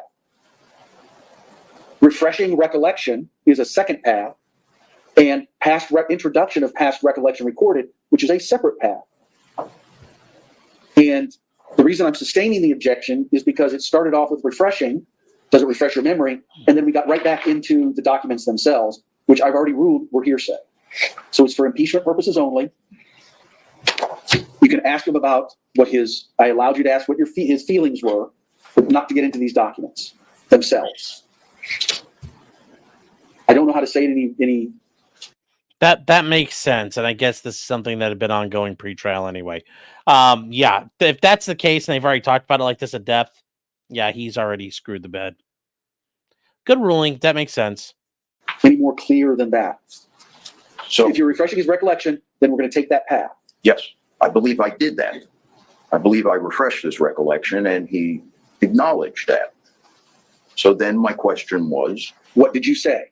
And that gets back to the documents.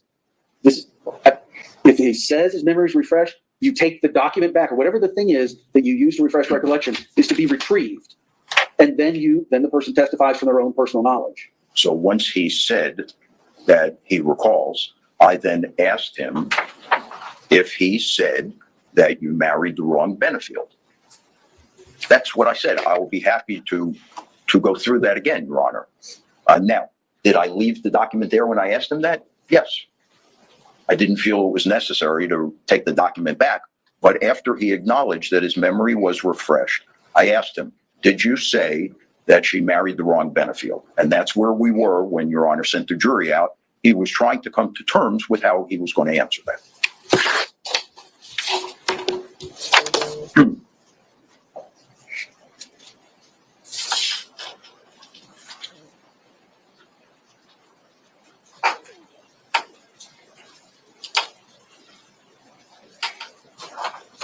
The other text, Your Honor, is just indicative of continued support for Ms. Benefield.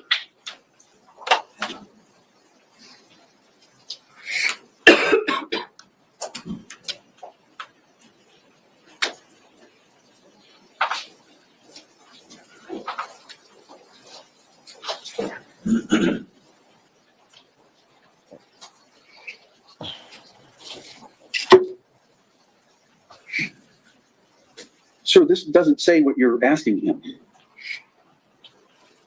Oh, that's also a big issue too. Okay.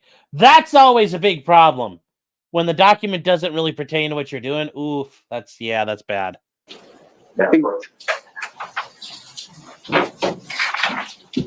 Thank you, wrong Benefield. Ms. Benefield says, that's very cool. You should be so proud of what you were doing. His response is, thank you, wrong Benefield. What that means, Your Honor, what that suggests.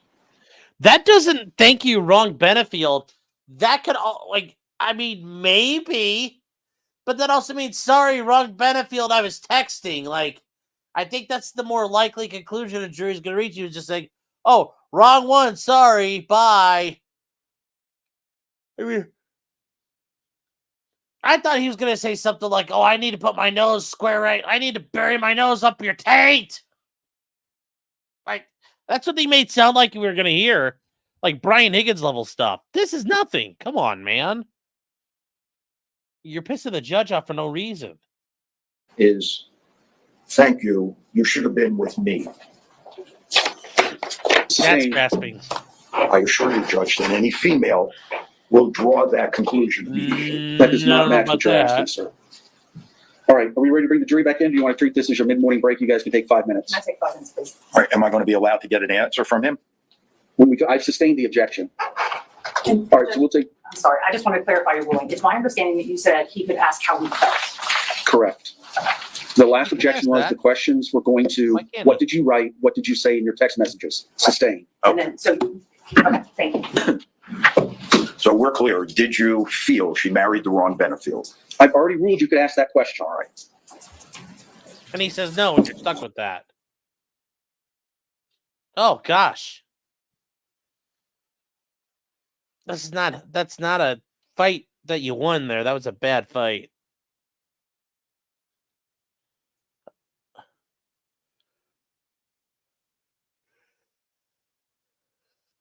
I mean, that was not good. Anyways, let's skip ahead here.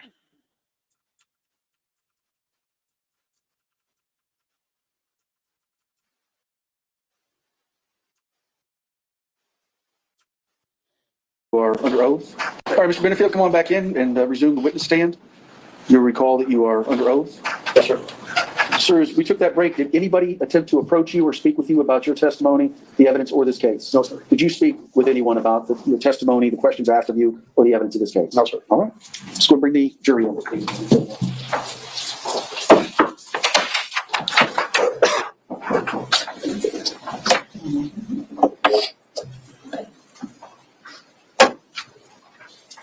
You all go ahead and have a seat. Whenever you find your spots, just sit on down. All right, everyone, going to have a seat. Members of the jury, during that break, did anybody discuss the case amongst yourselves, discuss the case with anybody outside of the jury, or do any research on the people, places, things, or legal topics we've heard anything about? Everybody says no. All right, Mr. Taylor. Mr. Benefield, when we last were assembled, we were waiting for you to answer the question whether you felt Ashley had married the wrong Benefield. No, sir, I did not believe that. Was it a joke? It was an attempt to keep our communication open between us. Now, we've established that you were aware that Ashley left Doug in September of 2017. Yes, sir. And we've also established that following that, you expressed your support of her. Yes, sir. All right, now I want to direct your attention specifically to the month of November of 2017. Were you aware of a domestic violence injunction that Ms. Benefield sought and obtained from South Carolina court? Yes, sir, at that time. And did you express to Ms. Benefield You ask the question. your support of her after she obtained that domestic violence injunction? Sustained. Did you support Ms. Benefield in November of 2017 following the issuance of a domestic violence injunction? Not specifically about that, sir. Do you recall expressing your support on Saturday, November 4th, 2017? I don't remember that specifically, sir. May I approach the witness, Your Honor? Yes. Mr. Benefield, I'm going to show you a document, see if this refreshes your recollection.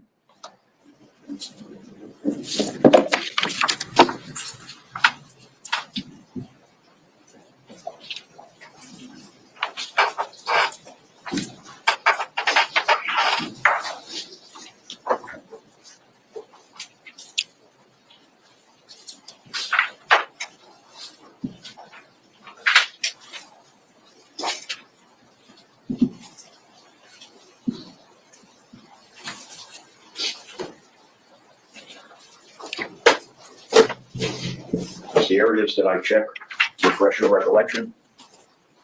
Yes, sir. Those appear to be my statements.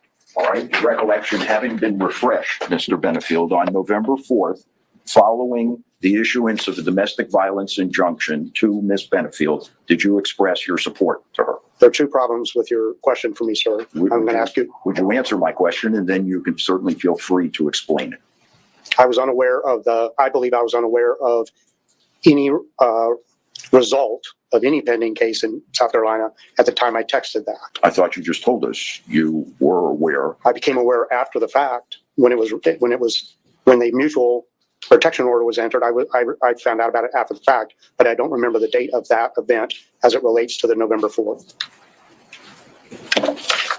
I have no further questions, Your Honor. State, any redirect? No. Can this witness be released? Yes. Mr. Taylor, can this witness be released from his subpoena? Yes, sir. Sir, you are released from your subpoena. The prior restrictions that I placed upon you are removed. Yes, sir. Thank you. State, call your next witness. State called Eva Benefield.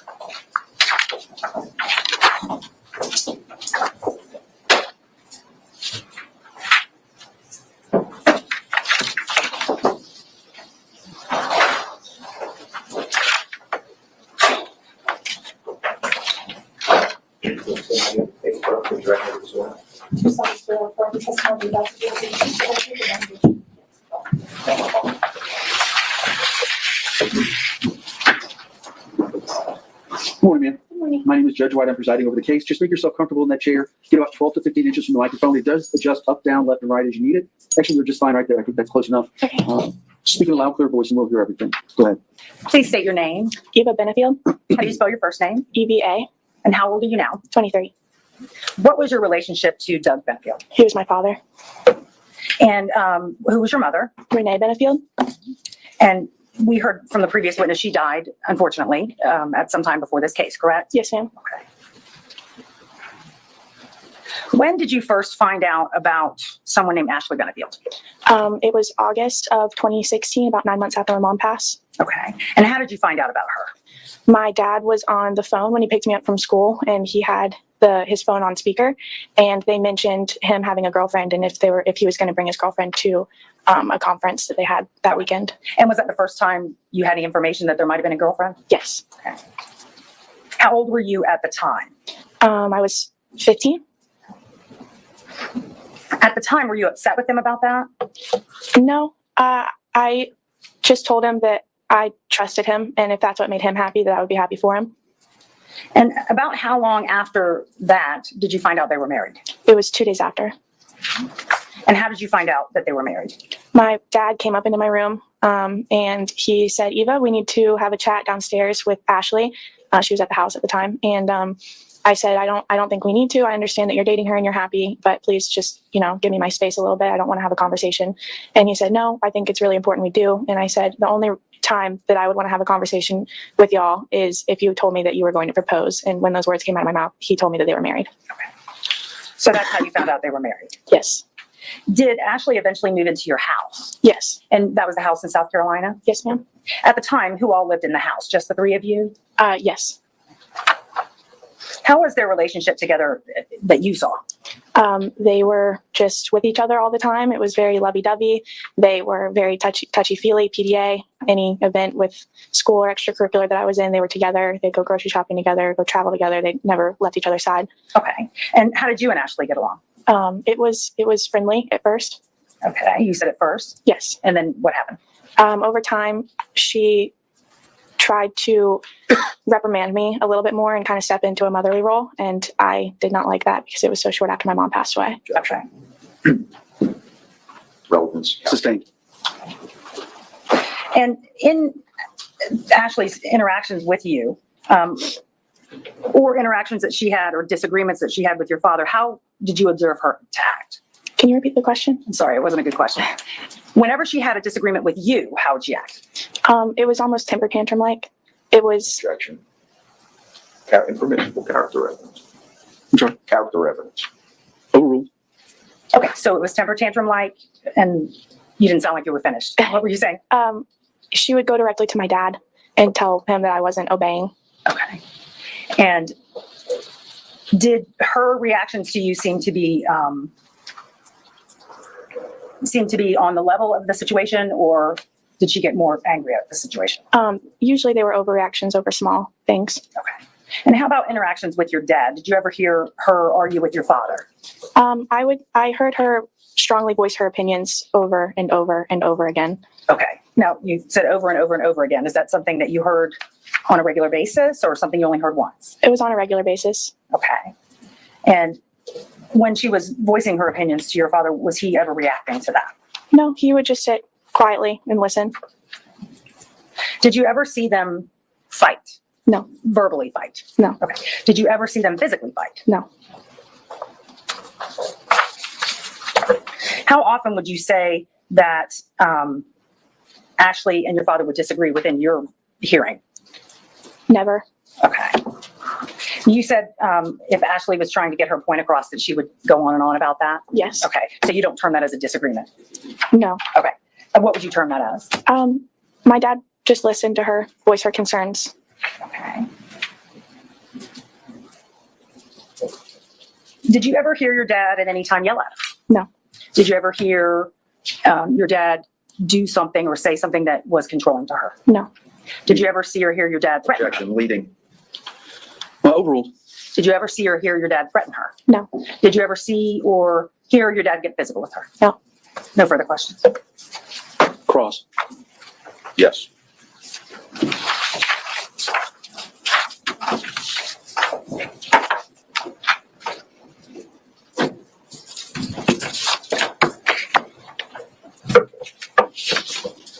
Good morning, Ms. Benefield. Good morning. We met previously at a deposition, correct? Correct. And I apologize to you for meeting you under these circumstances.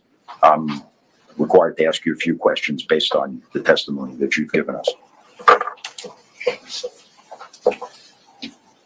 You lived in the house at the time that Ashley and your father were first married. Yes. And you found out from your father that he had married Ashley when he introduced her to you. It wasn't when I was first introduced. It was a day after. So the day after, you said? Yes. Okay. So your mother had passed away approximately 8 months earlier, 9 months. 9 months earlier. And your father, with no advance knowledge, came and introduced you to his new wife. Yes. There was a hole in the ceiling of the kitchen in your home, correct? Correct. You know what that hole was, how it got there? Objection. Calls for hearsay. I don't know if it will or not. I would prefer the question not be asked. Okay. Can we approach? Yes.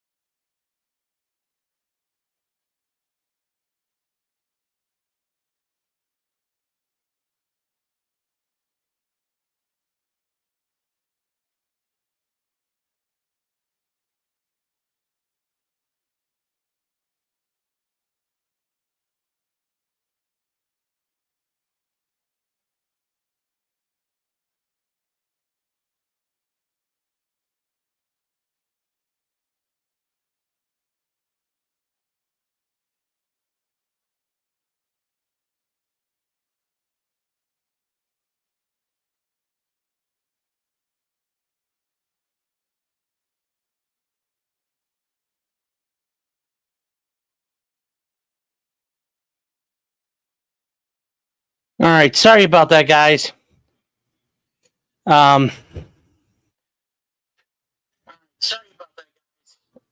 Yeah, had to switch over to laundry here, but it's getting interesting.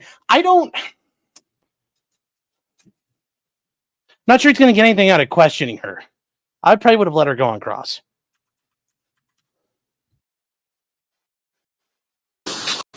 Did you? Is it? This is a 100% hostile witness. I don't see the point. Tell us. Well, briefly, so she can explain the basis of her knowledge. Well, let me give the court a little better insight into this. Sorry, trying to get back to where we were. I just don't see the point. Did you know that your father studied close quarters defense in the Navy? Yes. And tell us what close quarters defense comprises. I'll allow it briefly so she can explain the basis of her knowledge. Well, let me give the court a little better insight into this. Ms. Benefield, do you hold a black belt? Yes. And are you trained in defensive combat fighting? Taekwondo. Did you and your father often discuss Oh, that's different not. styles She of did not teach her dad how to fight. defensive fighting? We had the conversations when I was practicing when I was Okay. 10. And tell us were you trained in close quarters defense? Yes. All right. Tell us what it entails. In hand-to-hand combat. Like, who taught you And the it's the better- type of hand-to-hand combat where if confronted by a weapon, rather than turning and run, you're trained as to how to remove the weapon from the other person's hands. More about protecting yourself. Where you're told to first ask for no conflict, and then if they proceed, yes. Yeah. In other words, your objective is to take the weapon away. If there's a weapon involved, yes.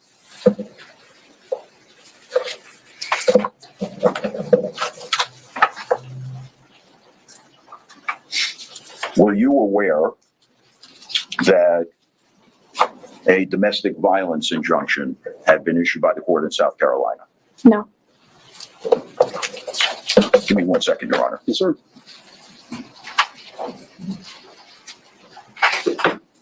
Yeah, Bronca says that you don't have to ask for no conflict, guys, but it's a really good fucking idea that you try to avoid conflict at any and all cost. You don't have to do it, but it's highly recommended that you show you did everything you could to not make this a problem. I think that's a very, very good idea. I think it's something you should do.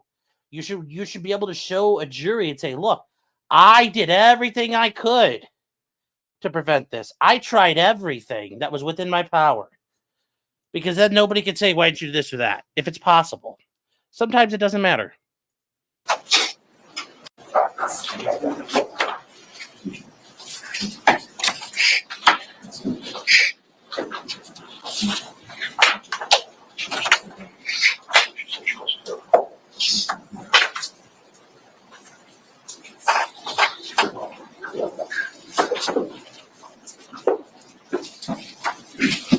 One last question, Ms. Benefield.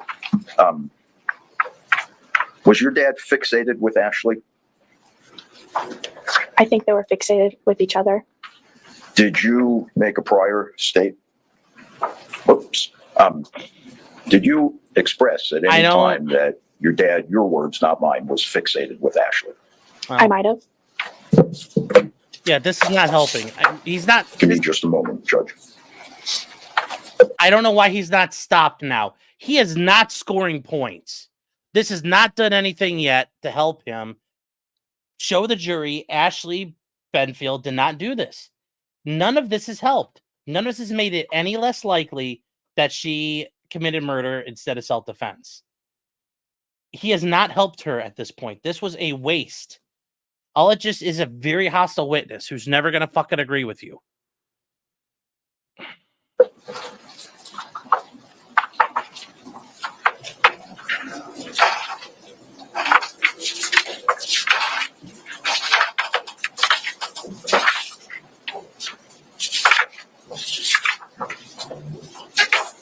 He doesn't have any options, but still, you don't do this if you don't get anything out of it. Asking questions to ask questions is not going to be helpful. And yes, the judges already believe that he doesn't think this is going to be a stand your ground issue.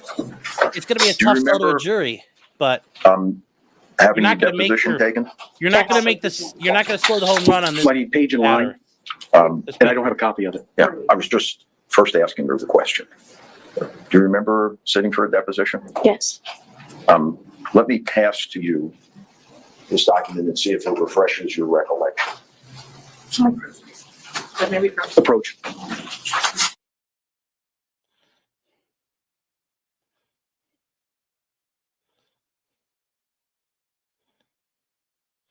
Well, NCAA settlement's being filed. Thanks, Ad. Keep me apprised on that.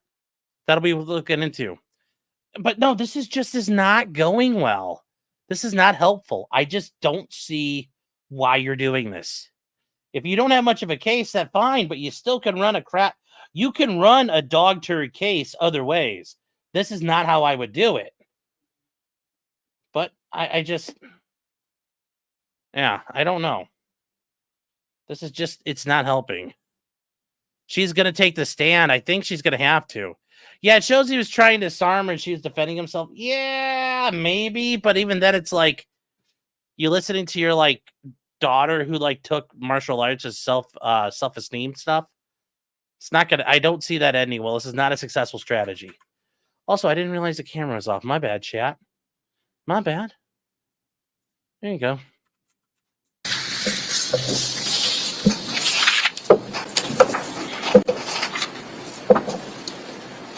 The word that you had used to refer to your dad's interest in Ashley was what?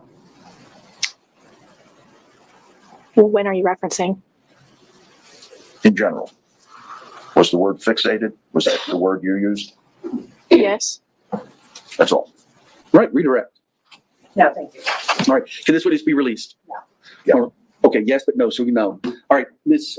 Benefield, you've not been released from your subpoena, all right? And the rule of sequestration has been invoked. What that means is that you can't be in the courtroom anytime that there's testimony being given or evidence being presented. Because this is being shown on TV or the internet or something, you can't watch it outside of court. You can't watch what's going on inside of court. You can't be inside of court. You also may not discuss your testimony with any other witnesses or any of the attorneys. Better practices don't talk about with anybody else. And none of the other witnesses nor the attorneys can talk with you about what's going on in court. Do you understand all of that? Yes, sir. All right. And again, you're not released from your subpoenas. You need to remain available. Okay. All right. But for now, you're excused.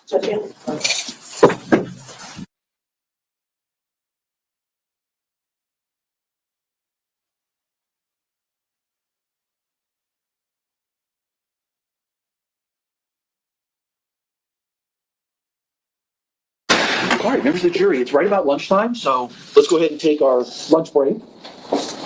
It's just a couple of minutes before 12. In order to give you time to go and find what you want and everything, I'm going to ask you to be back in that jury assembly room downstairs at about 1:10. All right, so we'll give you about an hour and 10 minutes if you want to go somewhere. Certainly, there's plenty of places. If you haven't been downtown Bradenton for a while, there's plenty of places up and down Main Street, 12th Street, all the way down to the water. There's some places on 13th, also some places a little bit south. Please leave your notes here. Do not discuss the case with anyone else outside of the jury or amongst yourselves. Please don't do any research on the people, places, things, or legal topics we've heard anything about. Remember also, it's kind of a small town. Sometimes it happens where jurors are sitting in one booth and somebody on the other side of that booth is, you hear talking about the case, or you heard names that sound familiar or things that sound familiar. Remember, I need you to, they may not know you're there, just, hey, I'm on the jury, I need you to stop. If they don't, He kinda I need you to looks like report it to Ethan the deputies Ralph. as soon as you get back. A little bit. All He right, looks like you're free to Ralph. go. Just a bit.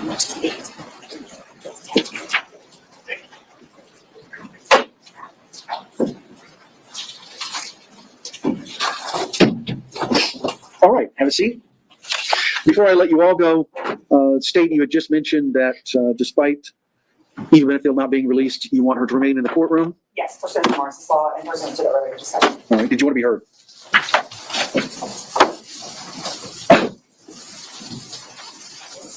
Oh no, chat, he's Judge White. He's white. Unacceptable. No. Okay, then she'll be allowed to remain in the courtroom as the next of kin. Okay, thank you. All right, same with you all. I don't foresee I mean, you said you exchanged witness lists, so you know who's going to be coming in the afternoon. Are there any that, because this morning we had talked about 4 different people, so 2 have testified. Whenever we get back, if there's any particular issues about any folks in the afternoon, let me know. Okay. All right. And we're behind, so I'm not sure exactly when those other people will be coming out, All so right. We'll see you guys back here at 1:10. thank you. And we anticipate the jury coming back in at 1:15. Correct. Exactly.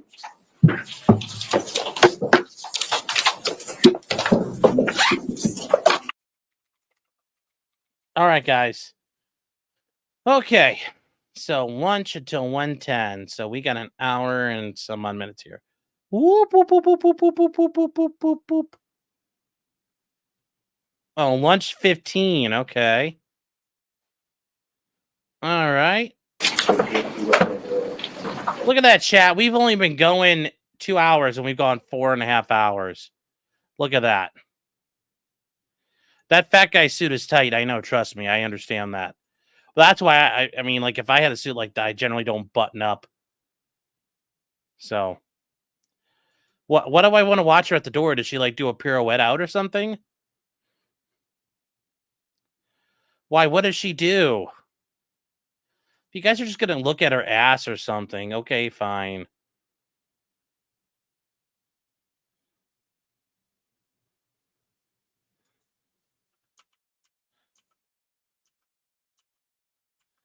Okay, what are we looking for?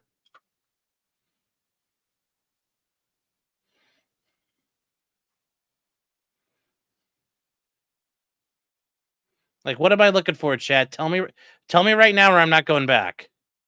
She hugs a dude. Oh, okay. Tell me what I'm looking for.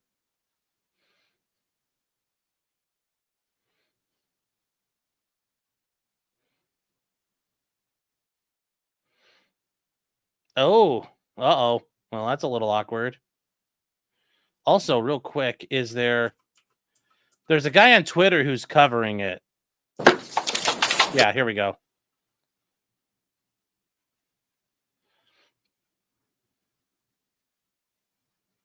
That guy right there, his name is Matt Timpanic. He's an attorney down in Sarasota.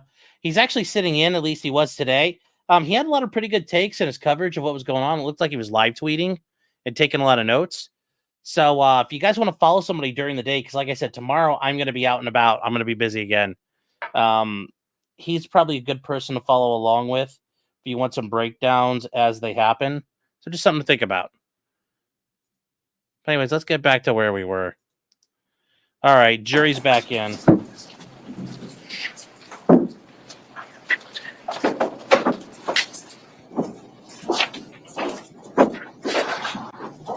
All right, you all can have a seat. Welcome back, everybody. You know the questions I'm going to ask. Did anybody discuss the case amongst yourselves or begin deliberations? Talk about the case with anybody outside the jury, or do any research on the people, places, things, or legal topics you've heard anything about? No. Everybody says no. Where we left off, the state was still presenting its case. So, state, call your next witness. State calls John Sant.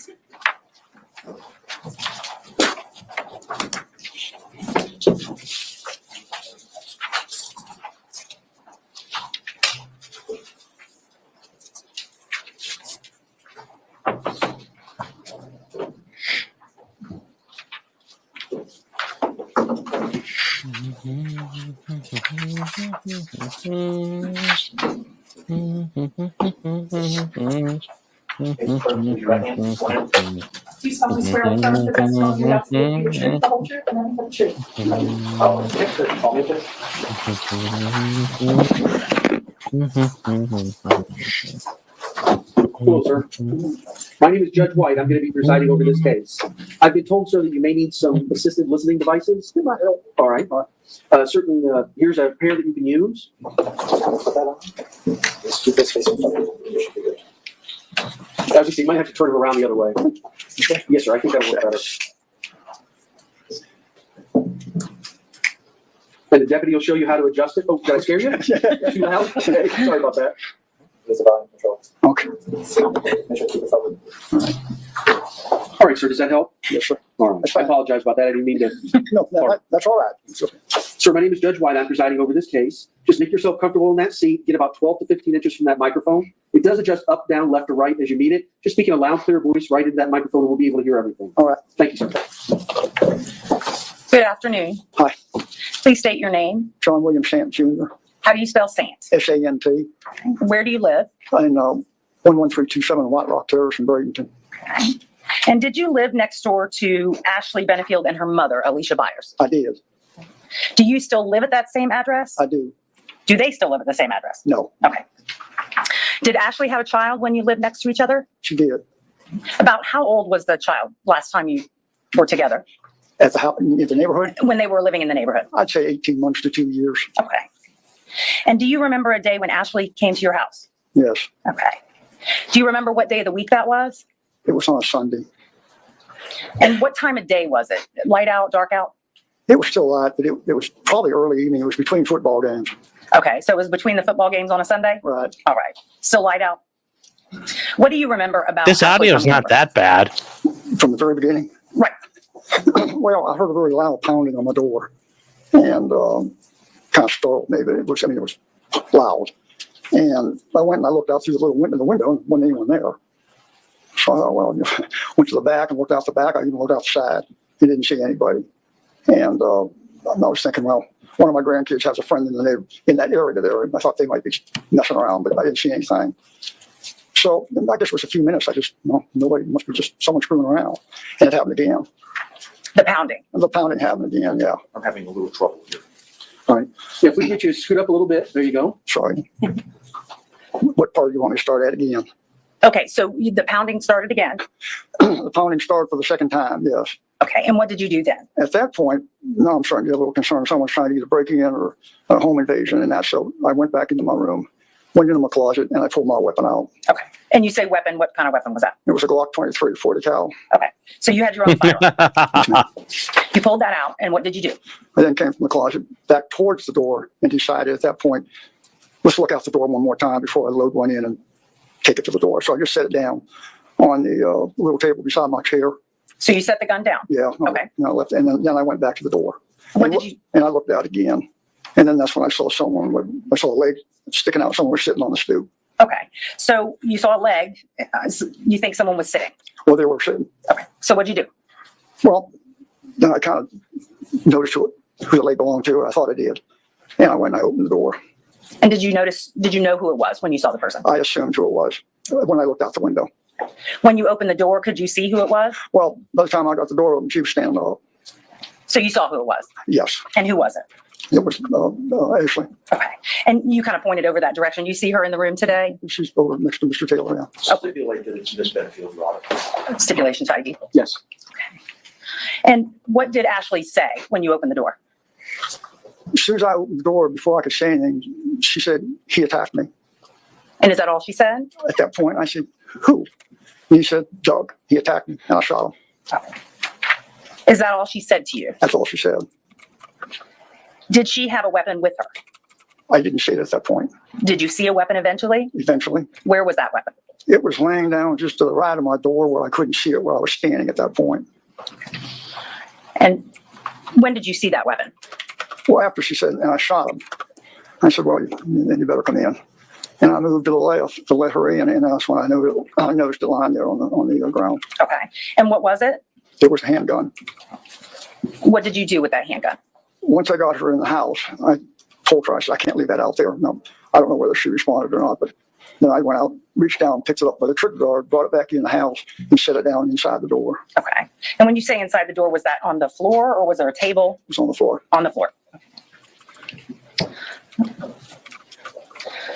So once you brought her into the house, where did you go?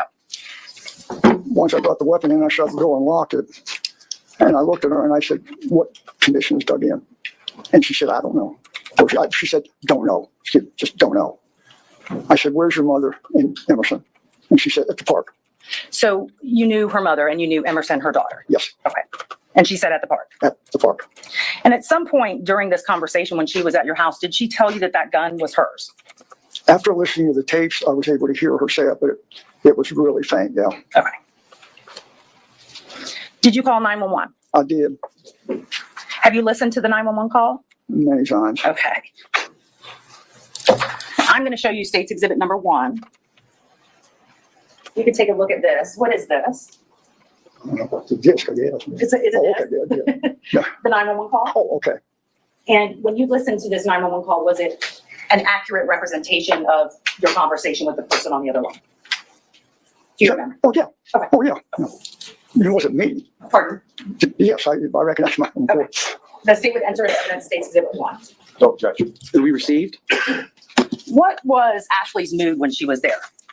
I'm sorry, Ashley's what? Ashley's mood? Terrified. Okay. Was she, do you remember her crying? I didn't remember her crying until I was listening to those tapes, and then it sounded like she was crying, but she just couldn't get any words out. After that last statement about where her mother and daughter were, that was really the last coherent amount of words that ever came out of her mouth that I could understand. At that point, it was just stuttering and shaking and sobbing. Okay. So you did not have any other conversations with her, meaningful conversations with her after that? No, the rest of the conversation was a 911 operator. Okay. At this point, I'm going to publish state's exhibit number 1. Members of the jury, when physical evidence, documents, photographs, video or audio recordings, and so forth are admitted or received by the court, they may be published. It's not a bad idea. Which means shown to the jury.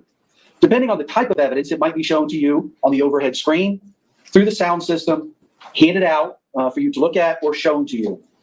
Evidence that is admitted or received by the court will be available to you during your deliberations, and you will have as much time as you need to review and consider the evidence. Members of the jury, you are about to listen to an audio recording. The court instructs you that the recording has been edited to eliminate irrelevant portions that would not add to your understanding of the case.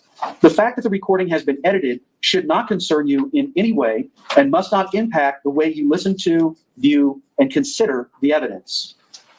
Thank you, Judge. Finally, you are about to hear a recorded conversation. This recorded conversation is proper evidence, and you may consider it just as any other evidence. You are also going to be furnished a transcript of the recorded conversation. The recording is the evidence, and the transcript is being provided to you only as a guide to help you follow along as you listen to the recording. The transcripts are not evidence of what was actually said or who said it.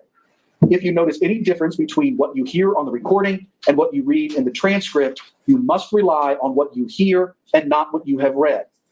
Also, Debbie,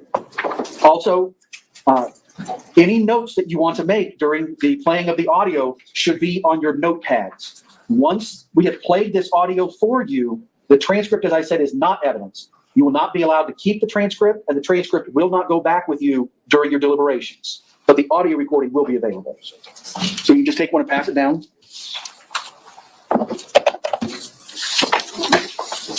Help yourself, sir. Yeah, if you want some water. Remember, guys, with the water, they have like a boil order in effect. So, My address is 11327 White Rock Terrace. Okay, can you repeat that for me to make sure I have it correctly? The house next door, honey, what's your address? Okay, it was right next door to me. She just came over. Her strange husband attacked her, and she says she shot him. Now, we've not gone over there yet. Okay, what's his name? Who? What is his name? His name is Doug Benefield. Okay. I have not gone over there. Okay, I don't want you to go over there. Stay on the line just one moment. I'm going to connect you over to the sheriff's dispatch, okay? Okay. One moment. Calm down, honey. Calm down. What is your name, sir? My name's John Sant. KMT. I live next to the Dispatch on a recorded line. This is Gabby. How can I help you? Hey, Gabby, it's Karen. On 11327, I have John Singer on the phone. He's saying the neighbor came over, female neighbor. It was a domestic. She shot her husband. Okay. All right, I'm going to get that on the screen, okay? Okay. What screen is this for? Look at 11327 White Rock Terrace. Okay. That's my address. That's your address? What's her address? What is her address? Her address is right next door. I believe it's 11331. No, She's on the corner? Okay. Yes, ma'am. On the corner. She's with me now, quite upset. The weapon is here. Do you want me to go over and look at anything, or just wait for the... No, I want you to just wait for the police, okay?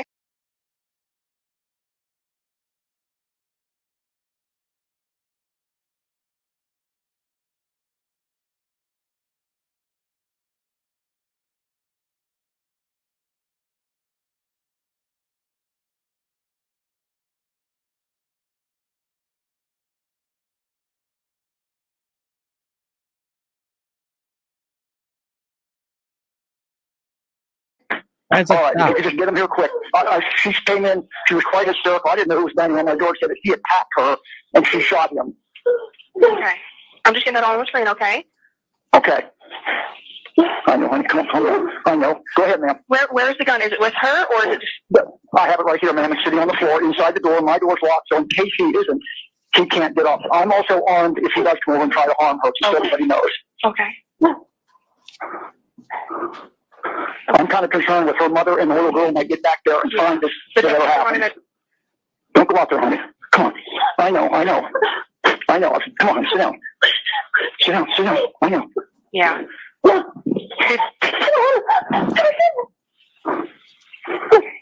right, I just want you guys to stay on the phone with me, okay? No, I'm right here with him. I'm just with her. I'm trying to comfort her. We're in the house. Well, the police are going to want to know, probably. I know, baby. You got to sit down. Come on. There's no... Why? They want you to stay here. If he isn't, we can't take a chance. That's why I want them to hurry up before we The get back to the car. deputies are moving as fast as they can. They're coming priority. They're coming lights and sirens. They just want to get and make sure that everything's okay. I want to... So where in the house is he? Where in the house is he? Her bedroom. No, I don't know where that is. So it's one of the bedrooms.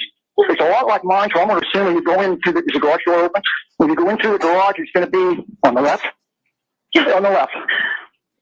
Okay.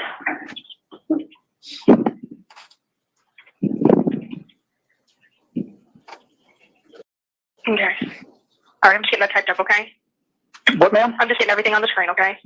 Okay. I should have Deputy pulling up here soon. Do you see him? No, I'm in the back now looking out. I know which way the park is in Central Park here. Okay. Wait a minute. Okay, the sheriff's here. Thank heavens. Yeah. Okay. Yeah. Do The you sheriff's car just pulled. Yeah. What do you want us to do? I'm going to stay on the line with you until the deputy gets with you, okay? Okay. Okay, the sheriff is here. I'm not too sure where they're going.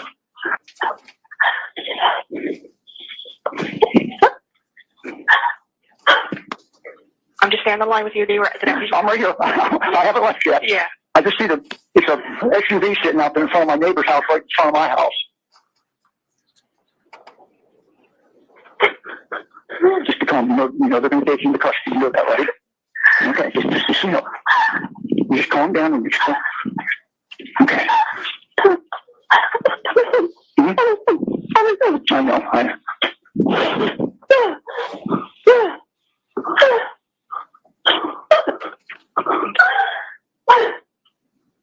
Okay. You just let me know when they come knock on your door, okay? Are they coming now, the police? They will. They're waiting for a little additional units. They want... Yeah, well, I'm glad they're on scene. We got to get a hold of them. Don't go out. Until the police officer comes and look.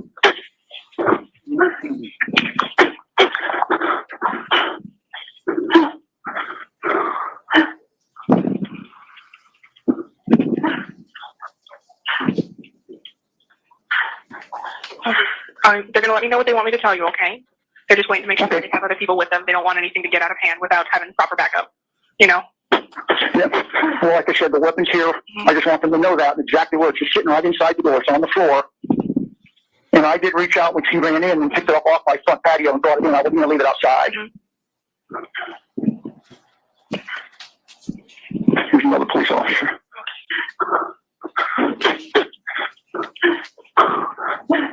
Is it just inside the front door or the back door? Say that again? Is it just inside the front door or like the back door patio area? I'm by the front door. She came in the front. I'm sitting here staring at an officer right now. Okay. Looks like he's talking to one of the other cars. Neither one of them are moving. Yeah. I'll let you know when it's time, when to come out, okay? Okay. Oh, is that your weapon or his? Okay. Okay. That's why. Okay, just calm down. Okay. Now the deputies want her to go outside with her hands up, nothing in them. Okay? You want her to go out? Yes. They want her to come out with not out of my house. Yes. Come on, your hands up. They're going to kill her. Jesus. Okay. All right. Okay. All right. So we're going to have to go out, okay? And they want you to stay inside. Okay. Put your hands where you can see them, okay? All right. Where's she at? Just start walking out front. They're outside. Oh, I don't see them anywhere. She's sure this is her. Just start walking out. They're not going to do anything. They just want to make sure that everything's safe. That they're safe, okay? Kill her. Can I take her out? She's really upset. No, they want you to stay inside. It says female only. I don't see it. Now, are they at the right house? We told them multiple times which house to be at. Yeah, 11327. I'm right in front of that SUV. That yes, they're waiting in the dark because they're going to ambush her. Where are they at? There's a police officer over on the with the flashing. Okay, one of them sees her now. Yeah, just keep her walking out. Okay? Honey, do they see you? They're probably giving her instructions, okay? Okay. Now I need a police officer to come and get this weapon. Yeah, they're gonna come and get the weapon. They just wanted to make Okay, sure. here they come now. Oh,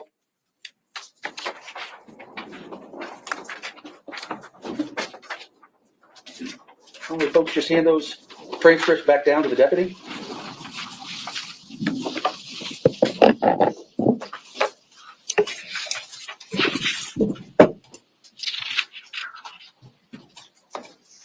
You may resume your question.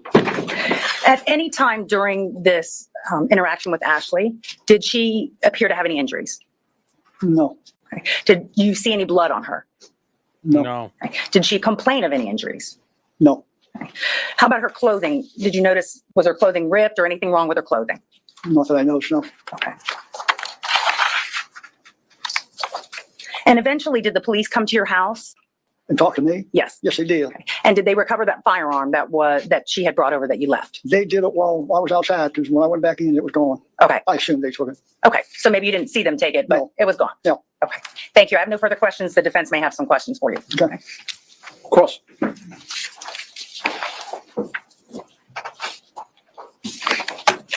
Afternoon, Mr. Sant. Afternoon. How are you? I'm doing well, thank you. Thank you for coming this afternoon. With court's permission, may I approach? Yes.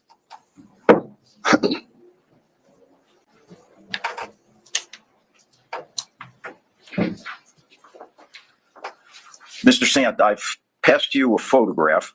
I'm going to mark it for identification as fence exhibit number 1, if I can.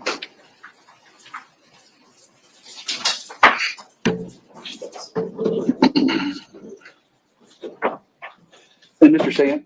Yes. I don't mean to keep startling you. I apologize. That's okay. Can I please have that transcript? No, the transcript. Thank you, sir. There you go. Thank you.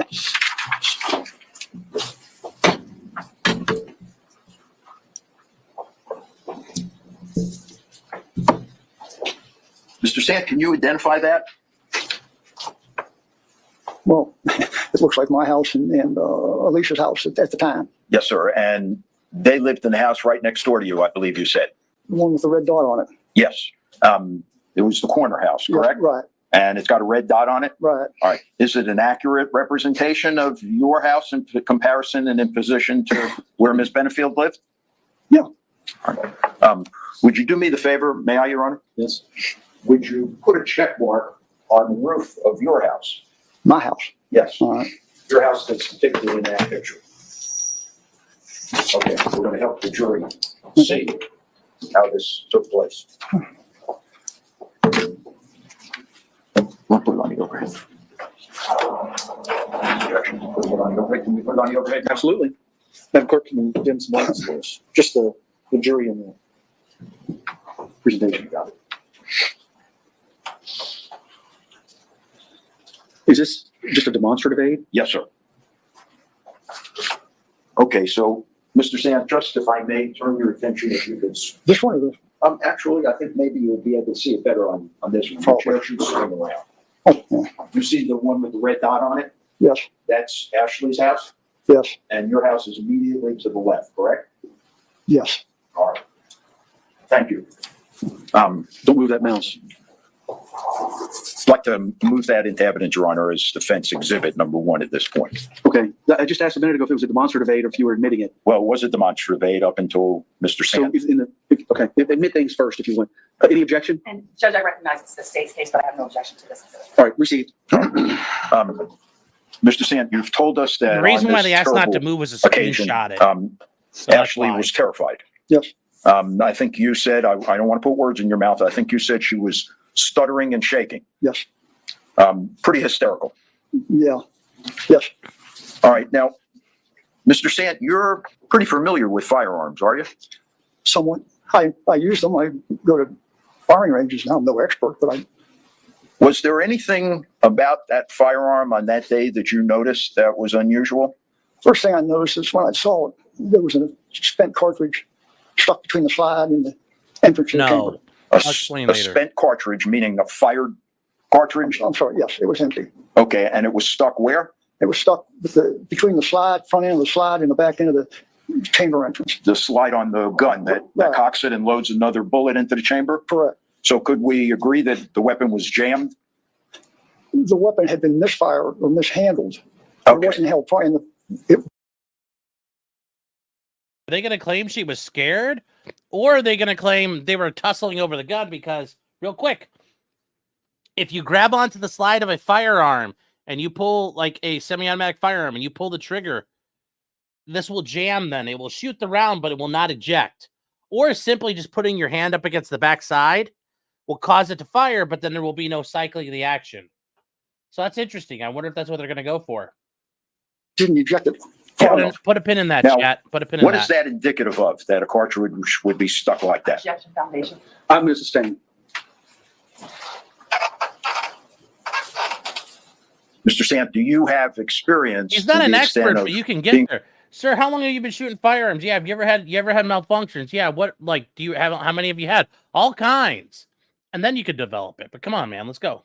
familiar with weapons and what would cause a cartridge to get stuck in the manner that it was on this gun on that day? Yes. May I, Your Honor? Do you want to be heard? No. Go ahead. Thank you. What is that indicative of, Mr. Sant? In my experience, was the weapon wasn't held properly when that particular cartridge was fired. A limp wrist route, or there was a struggle for the gun when it discharged. At some point. And when you say by held properly, meaning held too loosely? Yes. No further questions. Redirect. No. Can this witness be released? Yes. All right, Mr. Sant, Yes. You are released from your subpoena. You are free to go. That's what this was. No, you can't take them. They wouldn't work outside anyway. Oh, well, Thank you, sir. you're welcome. Okay, can you flip on the lights? Do you need the presentation? Not with this next witness. The state called Deputy Burrow. All right. We don't know the gun yet, but I'm assuming that's coming up, chat. That is so loud. Jesus.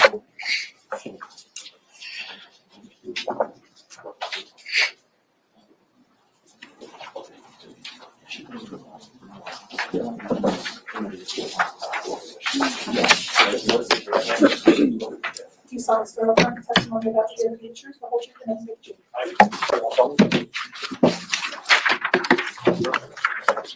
truth. Okay. Cool, sir. The odds are it's some sort of semi-automatic pistol with a slide. There's very few other types of firearms that are semi-automatic that would not have a normal slide. So yes, a Glock or any type of striker-fired handgun, even a hammer-fired handgun. My name is Judge White. I'm presiding over this case. Just make yourself comfortable in that chair. You're about 12 to 15 inches from the microphone. It does adjust up, down, left, right if needed. If you're talking a loud, clear voice right into that microphone, we'll be able to hear you. Yes, sir.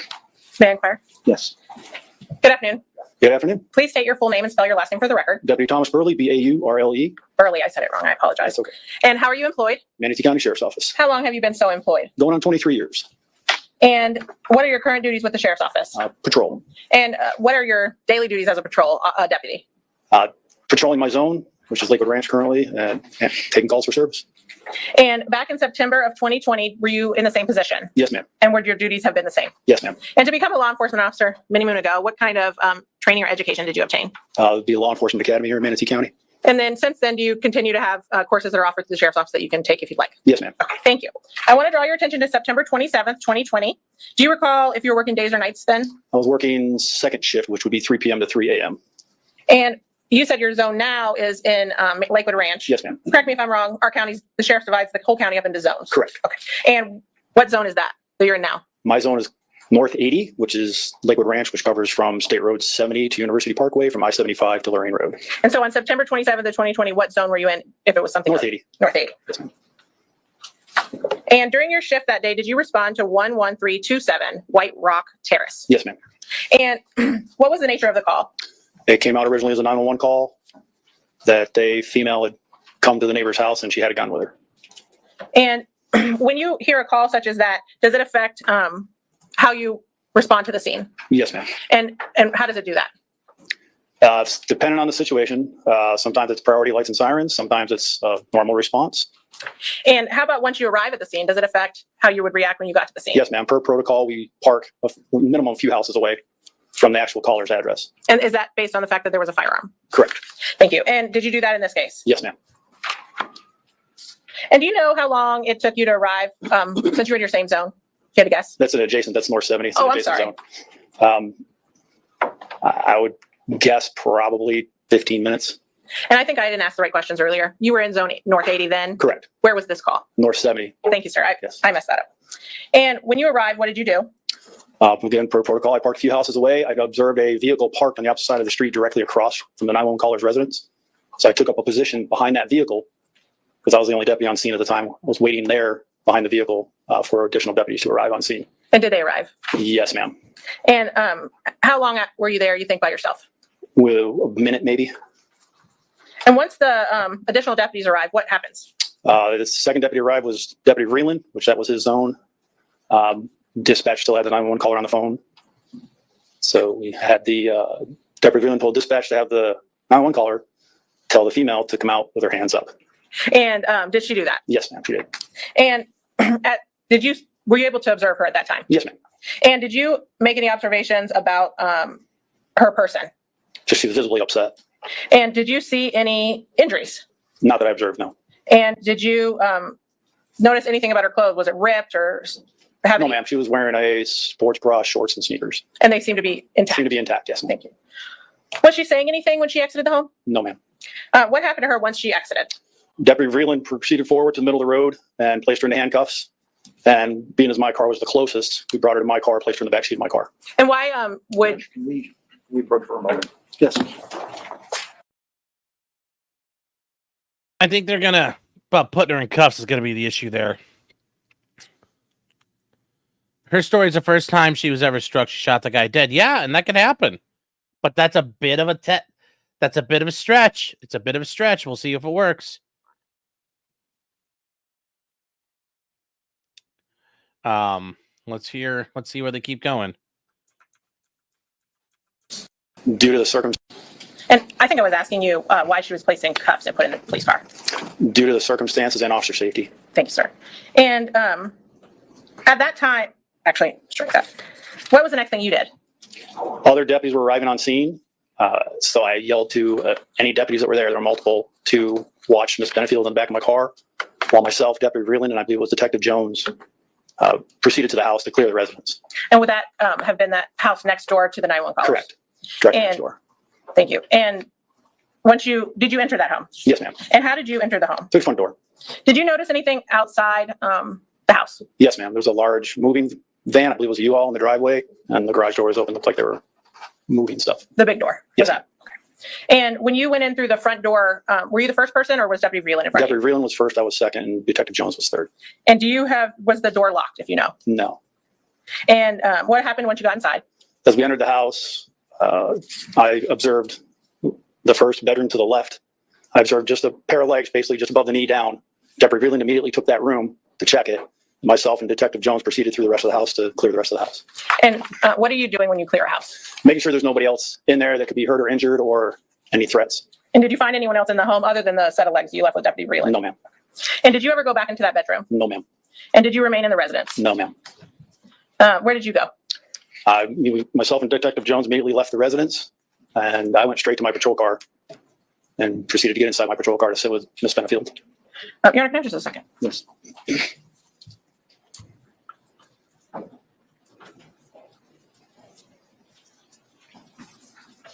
At some point, did you ask, was EMS on scene when you were on scene? There was so much going on. I don't know if they had arrived while we were in clearing the house or they arrived right after. I'm not sure exactly when they arrived. Okay, but at some point they were there. Yes, ma'am. And did you ask them to check Miss Benefield to make sure Yes, she was ma'am. okay? And did she require any medical treatment? No. What was the next thing that you did? Sat in my car with Miss Benefield and waited till I was directed what to do. And were you eventually given some direction? Yes, I was advised to transport her down to the main sheriff's office in Bradenton for interviews with And that's detectives. the one by the mall? Yes, ma'am. And once you got there, how long is that ride? 20 to 30 minutes. Once you got there, what did you do? Once upon my arrival, I escorted Miss Benefield up to the entrance where I believe was the Detective Justin Warren was there, and I believe one of Ms. Benefield's attorneys was there as well. And did you conduct any further investigation in this No, case? ma'am. Thank you, sir. I don't have any questions for the defense. Any more questions? Cross? Yes, sir.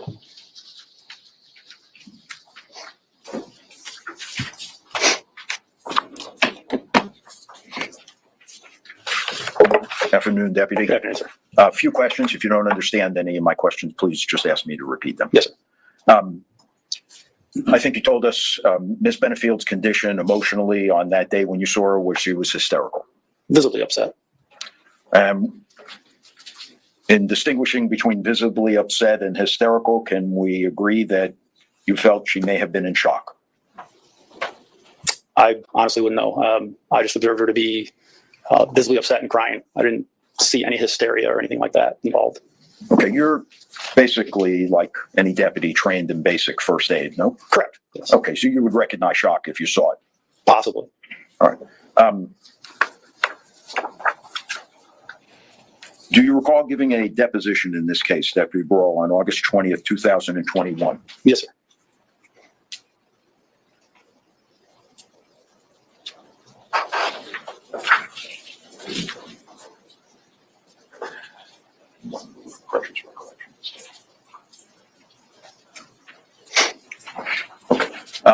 May I approach the witness? Yes. Hands to you and see Sure. I have a copy as well. if that refreshes your recollection at all. Yeah, honestly, I don't even recall everything I said in the deposition due to the time frame. And in seeing it now, does it help refresh your recollection? Yeah. Okay, so once again, on that particular day, did you think she may have been in shock? According to my deposition, yes. May I approach you on? Yes. Good. That's helpful. Thank you. You told us that when she was initially placed in your squad car, she had on a sports bra. That's what I would say it was, yes. Yeah. All that's fine. right. My question runs to whether or not at some point following that, Giggity. a request was made and a deputy brought a cover shirt from Miss Benefield to wear. I don't recall a request being made. I just recall Deputy Reeling bringing out a shirt and a pair of shoes. I don't know who made that request. She put the shirt on. I believe so, yes. All right. I want to Oh, ask you yeah. for a minute about report writing. Did you write a report that reflects your participation in this particular case? I did a supplemental report, yes, sir. Okay, that's pretty routine for deputies, is it not? Yes, sir. In fact, Deputy Burrell, would it be a fair statement to say that in Police Academy, they actually train you in report writing and how important it is? Yes, sir. Okay. And that would be because, can you even give us an estimation of how many calls you might respond to in a month? It'd be very hard. Okay. And by documenting significant things in your report, you don't have to rely on your memory 8 months, 2 years, 3 years down the road. Most of the time, yeah, as with any call, sometimes you remember things after the fact. Of course. So I want to ask you if you independently recall on May 7th, 2018, responding to a call involving a suspicious person in the driveway of Miss Benefield's home. That would have been right next door to the Be home nice, that guys. she came walking out of. I have no recollection of that, sir. May I approach the witness, Your Honor?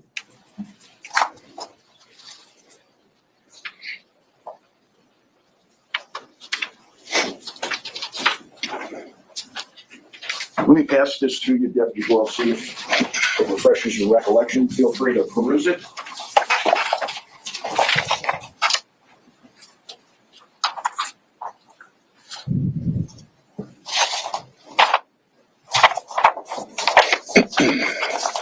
I bet we're gonna see body cam snakes. Don't worry.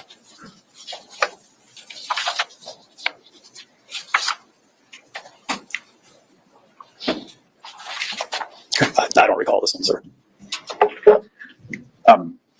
Is that your name? It's got my name on it, Okay. but I don't recall it. You don't doubt that it's a No, I don't doubt it's mine. report that was authored by you? You know, sometimes the system gets mixed up, our electronic report writing system. Yeah. Still happens today. Sometimes you go to write a report and somebody else is another deputy's name inadvertently. Sure. It's up as the primary on that. If you don't catch it, it stays that way. Yeah. At least as we sit here now, you don't have any reason to suspect that's the case, as opposed to it being an It's earlier. possible. Let me finish. As opposed to it being an earlier report that you compiled that you just don't have any memory of this far forward. It's possible. Okay. So with the court's permission, if that memorializes your perception of that call on that day, I want to ask you a couple of questions, if I may. Again, I don't recall this, so I don't think I can answer questions related.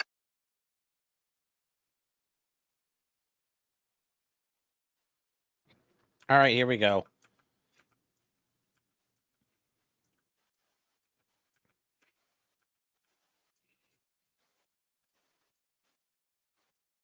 Come on, let's get through this. I mean, it's his report. Let him. He didn't recall his reporter's deposition. He's allowed to use it.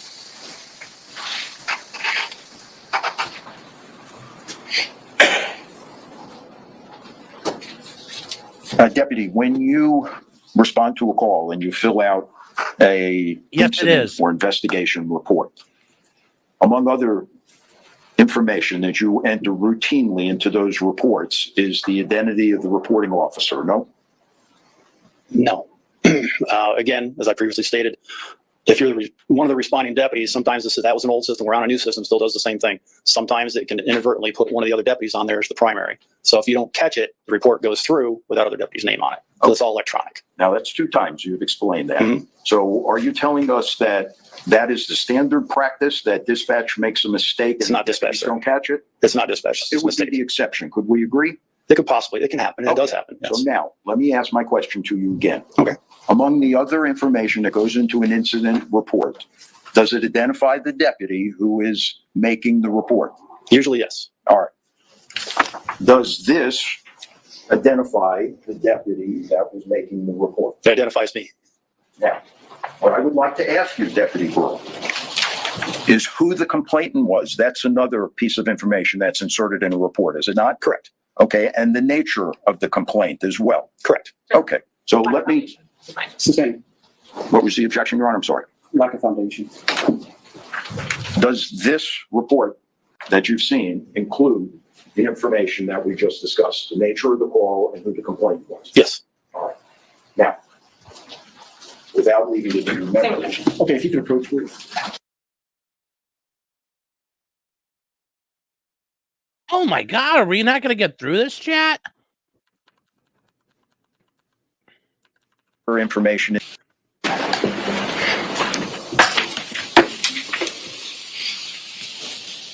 In the usual course of events, Deputy Burrell, when you enter information into an incident report, is it fresh in your mind?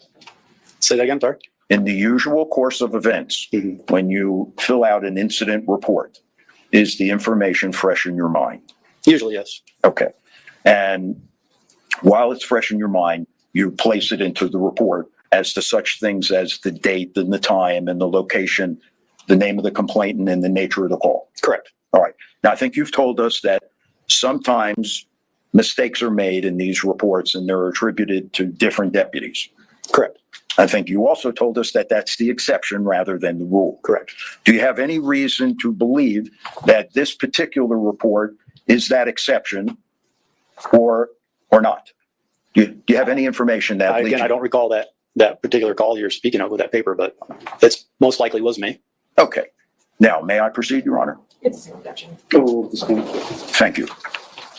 Would you tell us, Deputy Burrell, who the complainant was for that call? Ashley Benefield. Would you tell us what the date of the complaint was? May. I'm surprised that judge overruled the objection there. Saying I don't know doesn't. I'm just surprised. Give me how this is going. 7th, 2018.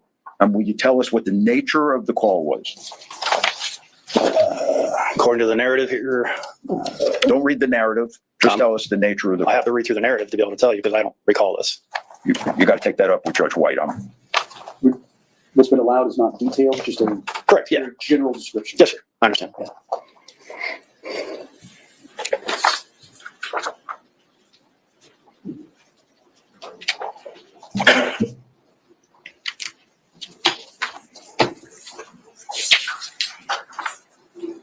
Okay, and the nature of the call? A person in their driveway suspected to be Douglas Benefield. And that was at what address? That would be 11331 White Rock Terrace. And what was the time of the call? 21:54 hours. So that would be 9:54 p.m. Nighttime. Yes, sir.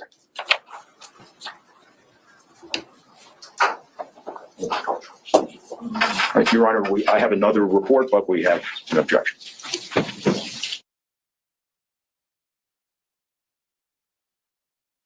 So it sounds it sounds like he has history responding to the family here. And you're not understanding why the one police report is being scrutinized, because it's showing that she called the police before and she was scared. Is that really the first time seeing the report? Probably, Fernando. He went to the PD. He went to the call, called for service, got back to the station. Boop boop boop boop boop boop boop. Type done. His sergeant approved it, and he never saw it again. Especially if that guy, if Doug was never charged with the crime, there's never any follow up, he would never touch it again. There's many times the officer sends off a report and they never see it again or have to look at it again. So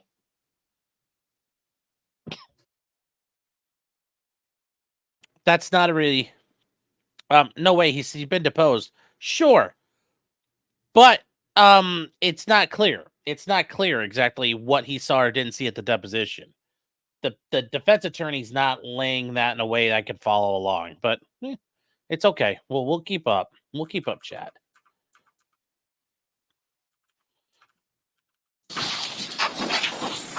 So, Deputy Burrell, I have one other question for you about one of your calls. Apparently, you cover a lot of ground. Yes, sir. I want to ask you if you recall, and now this is going back to 2019, specifically December 8th, 2019. You obviously worked the night shift at 20:55. Suspicious person call in progress at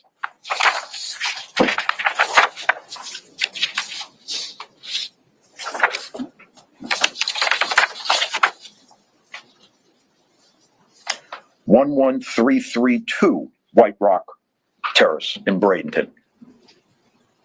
Do you recall that? No, sir. Thanks very much, Deputy. Redirect? Yes, Judge. I don't have anything, Judge. Thank you. All right, can this witness be released? Yes. Defense? Yes, he can be. Keep him, sir, you're releasing your subpoena, you're free to go. Wait, Your Honor, I'm sorry. You may need to recall. Sir, you're not releasing your subpoena. The rule of sequestration has been invoked, so you're not to discuss your testimony, the questions asked, or the testimony given here in the courtroom with anyone, including the attorneys or any other witness or anyone else. And you're not to view or watch or talk with any witnesses about their testimony. Yes. Thank you, Judge. Okay, State. Thank you. The state was called John Jones. I think the deputy investigator. Sure.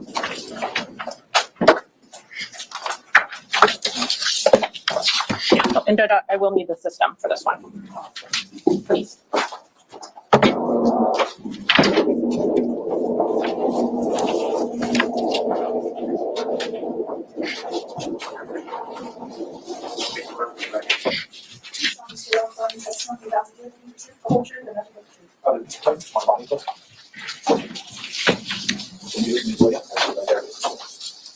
Hello, sir. Hello, sir. How are you? Good. My name is Judge Weiner, presiding over the case. Just make yourself comfortable in that chair. Get about 12 to 15 inches from the microphone and adjust up, down, left, right, however you need it. If you speak in a loud, clear voice, we'll be able to hear everything. If we hear you breathing, you know you're too close. Yes, sir. May I inquire? Yes, ma'am. Good afternoon. Good afternoon. Please state your full name and spell your last name for the record. John Jones, Jones. And how are you employed? I'm a detective with Manatee County Sheriff's Office And how long have you been so employed? since September of 2014. And what are your current duties at the sheriff's office? I am a property detective currently. And does that mean you investigate property crimes? Yes, Okay. And back in September of 2020, were you in that same unit or a different unit? a different unit, And what was that unit? the Violent Crimes Task Force. And what are your primary duties as a member of the Violent Crimes Task Force? Investigate violent or aggravated circumstance, respond to same. And when you, what kind of education did you obtain to become a law enforcement officer? Went through the basic law enforcement academy in Valencia and Orlando. And since then, have you continued to take classes through the sheriff's office? Yes, And do you take some on providing first responder aid? Aid as a first responder. Yes. Thank you. I want to draw your attention to September 27th, 2020. As a member of VCTF at the time, did you work a specific shift? I worked 3 p.m. to 3 a.m. And was that the correct, or is that the shift you were working at that time? Yes, it is. Sorry, I got distracted. And did you work, does VCTF have a zone, or are they in the whole county? They're a countywide task force. And during your shift on the 27th of September 2020, did you respond to a call on White Rock Terrace? Yes, I did. And is that here in Manatee County? It is. And how did you find out about this call? It was dispatched over the radio. And what was the nature of the call? Shooting with injuries, I do believe. And does the nature of the call affect how you respond? It does. And how did you respond to this call? Lights and sirens activated. And is that because of the fact that there was a shooting? Yes. Do you remember how long it took you to get over to White Rock Terrace? Not very long. Where you were close in the area? I was at State Road 64 in Lakewood Ranch Boulevard when it came out. And what kind of area is this where this home is? Residential. Like a subdivision? Subdivision, yes. And when you arrived, were other law enforcement officers already on scene? Yes. Several or just a few? A few. And what did you do when you first arrived? I was asked to ensure nobody came out of the back of the residence. And nobody came out of the back of the residence. Okay. And after that, what did you do? I went to the front of the residence to clear the house to ensure there was no person inside the house. And was that the same house, or was the back of the residence the neighboring house? Back of the residence was the neighboring house. So you started at the back of the house next door to the one where you eventually entered? Yes. Okay. And you said you went over to the neighboring house. Did you notice anything about the outside?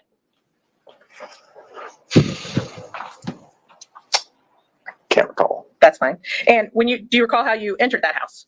Yes, through the front door of the residence. And what was the purpose for going in there? To ensure that there was no person inside that was armed and to render aid to anybody inside. And did you find anyone inside the home? I did. And who was it? Or was it a man or a woman? It was a man. And where was he? He was in a bedroom. And was he standing up or? No, he was lying down. And can you kind of describe what you observed in that bedroom? Yes, I observed the male laying down on the floor, sort of in the middle of the floor. He had a gunshot wound to his right about here, and then another one down by his leg. There was blood under his right leg. And was this room set up with a bed and a dresser and all those things, or did it look different? It looked like it was empty. And based on that room and the other rooms, did it appear someone was either moving in or out of that home? Yes, it did. And what were you've told us you observed what you believe to be gunshot wounds. Did you make any other observations of him? Yes, he was wearing gray shorts and a gray shirt, or a dark colored shirt. Your Honor, may I approach? Yes. I'm going to show you what's been pre-marked as states 2 and 3. Can you take a look and tell me if you recognize those items? Yes. I'm just going to leave it for 1 second. Other than, how do you recognize them? This is the shirt that the defendant or a victim was wearing. And that's states 2, and as to states 3. These are the shorts the victim was wearing. And other than having been repackaged for trial, do they appear to be in the same or substantially the same condition when you saw them? Yes. Your Honor, at this time, the state would ask to enter and publish states 2 and 3. No objection. Received. And check it. I'm just going to hold this up. This is states 2. This is the shirt the victim you found was wearing. Yes. And it appears to have been cut. Do you know how that happened? Yes, I cut it. That is so weird that they even now, like, you guys normally put them in a paper bag so you could dry them. There's no mold, but to this day, I mean, I'd have been a little sussy if I was the defense team. Like, how are you making sure it doesn't mold in there right now or get tampered with? But I'm sure they already took care of that. And what was the purpose of cutting it? To check for injuries. And then this is states 3. It says all reps matter. These are the shorts that he was wearing? Yes. Okay. And they're also cut. Did you do that? I did not. Do you know how that would have occurred? Likely by emergency medical services. Is that normal for EMS to have to remove clothing like you did the shirt? Yes. As to these shorts in states 3, can you look at them and tell me what the size is? Men's 30. Thank you. And as to the shirt in states 2, can you look at that and tell me what the size is? My glasses. Hold on a minute. Size small. Thank you, sir.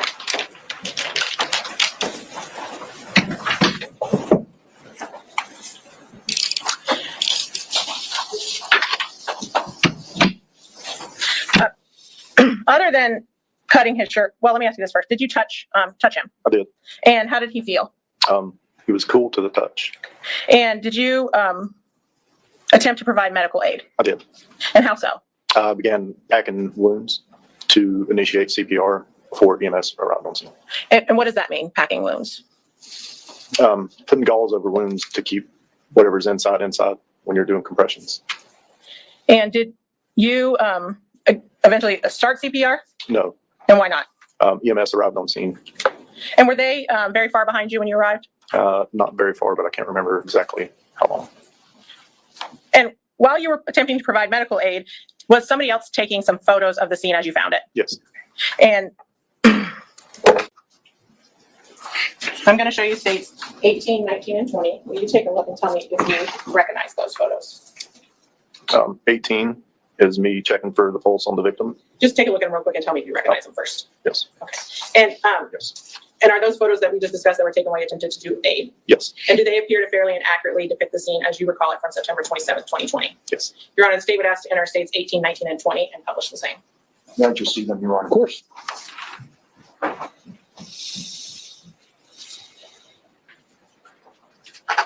No objection. States 18, 19, and 20 will be received.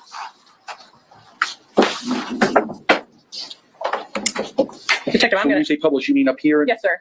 To the long screen.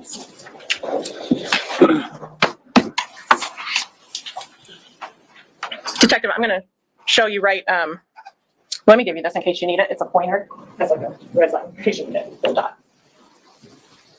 I'm going to show you states 18 and ask you to describe what is depicted in 18. That is me checking the victim for a pulse after the AED has been placed. And that's you on the right. That's your head. Yes, sir. And on the left, is that another deputy? Yes, it is. And you said after placing the AED, what is that? It's a defibrillator. And is that the stickers we see on his body? Yes, those pads. Thank you. And I'm going to show you states 19. States 19. Yes. Is this the victim as you found him? Yes, it is. And those are the shorts we just saw. Yes. Thank you. And then states 20. Yes. Is this the position you found when you found him? Is this the same position he was in? Yes. Okay. And in the top right of this picture, there appears to be something tan. Do you know what that is? It appears that it's a mattress stood up against the wall. Thank you. Thank you, Detective. Did you make any other observations of evidence in that bedroom? Yes. And what was that? There were 4 spent shell casings and 1 projectile moved. And a projectile, is that what I might call a bullet? Yes. Okay. And did you see anything, I'm sorry, did you do anything else in the house after EMS took over aid? No, we exited the residence and it was secured pending a search warrant. And did you conduct any other investigation in this case? No, I did not. Judge, can I have just a moment? Of course. I don't have any other questions. Thank you, Detective. Cross? Couple brief questions. Deputy Jones, afternoon. Afternoon, sir. You were not, or you were the first deputy that made contact with Mr. Benefield. I was one of the first. I couldn't tell you I was the first, but I was one of the first in the house, yes. Were any other deputies in contact with Mr. Benefield prior to yourself? Not to my knowledge, no. All right. Had Mr. Benefield been moved at any time? Not to my knowledge, no. Did you ever witness anyone moving him? Yes. Other deputies? EMS. And the EMS? EMS? Just EMS. Just EMS? Yes, sir. No other deputies? Not to my knowledge, no. And EMS, correct me if I'm wrong, did they drag him out of the room? I believe so, yes. That's all. Thank you. Redirect? I don't have anything, Judge. Can this witness be released? State? Yes. Defense? Yes. Sir, you're released from your subpoena. You're free to go. Thanks, sir. Thank you. All right, State? I should have asked, sorry. Can we publish those? I don't know. Just publish them. The jury while we're calling against witness. What, 18, 19, and 20? Sure, 2 and 3. Yes. Thank you. Sorry, I should have asked. As I said, members of the jury, just take each of these items, take a look at the first one, pass it on. These will go back with you in the jury room during your deliberations. You'll have as long as you want to analyze and look at them.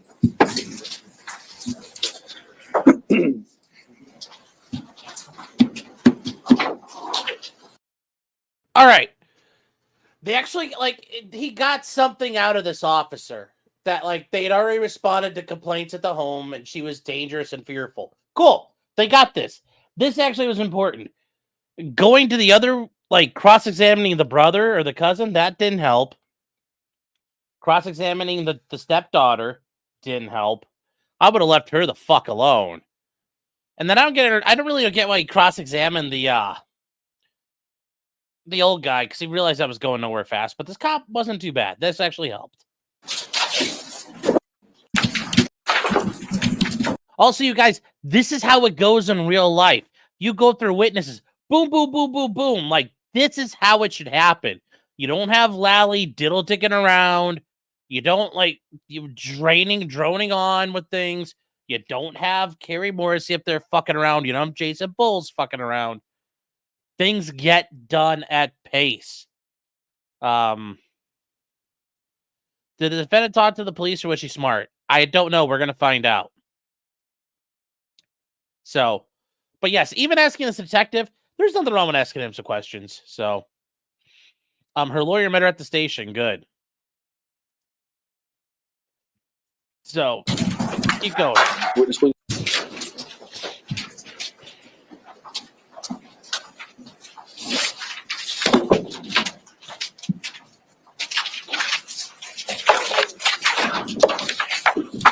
A small shirt is hurting them. That wasn't that. I guarantee you wore it so he could look swole as fuck. Come on, he's wearing that shirt so he looks jacked. And it doesn't matter. A man, if they were the exact same size and weight, a man in that position is going to be far stronger and superior. And he was he was sculpted. So of course he's going to wear a tight shirt. Come on now. Yes, overall, she's not convincing me she didn't do it in self-defense right now.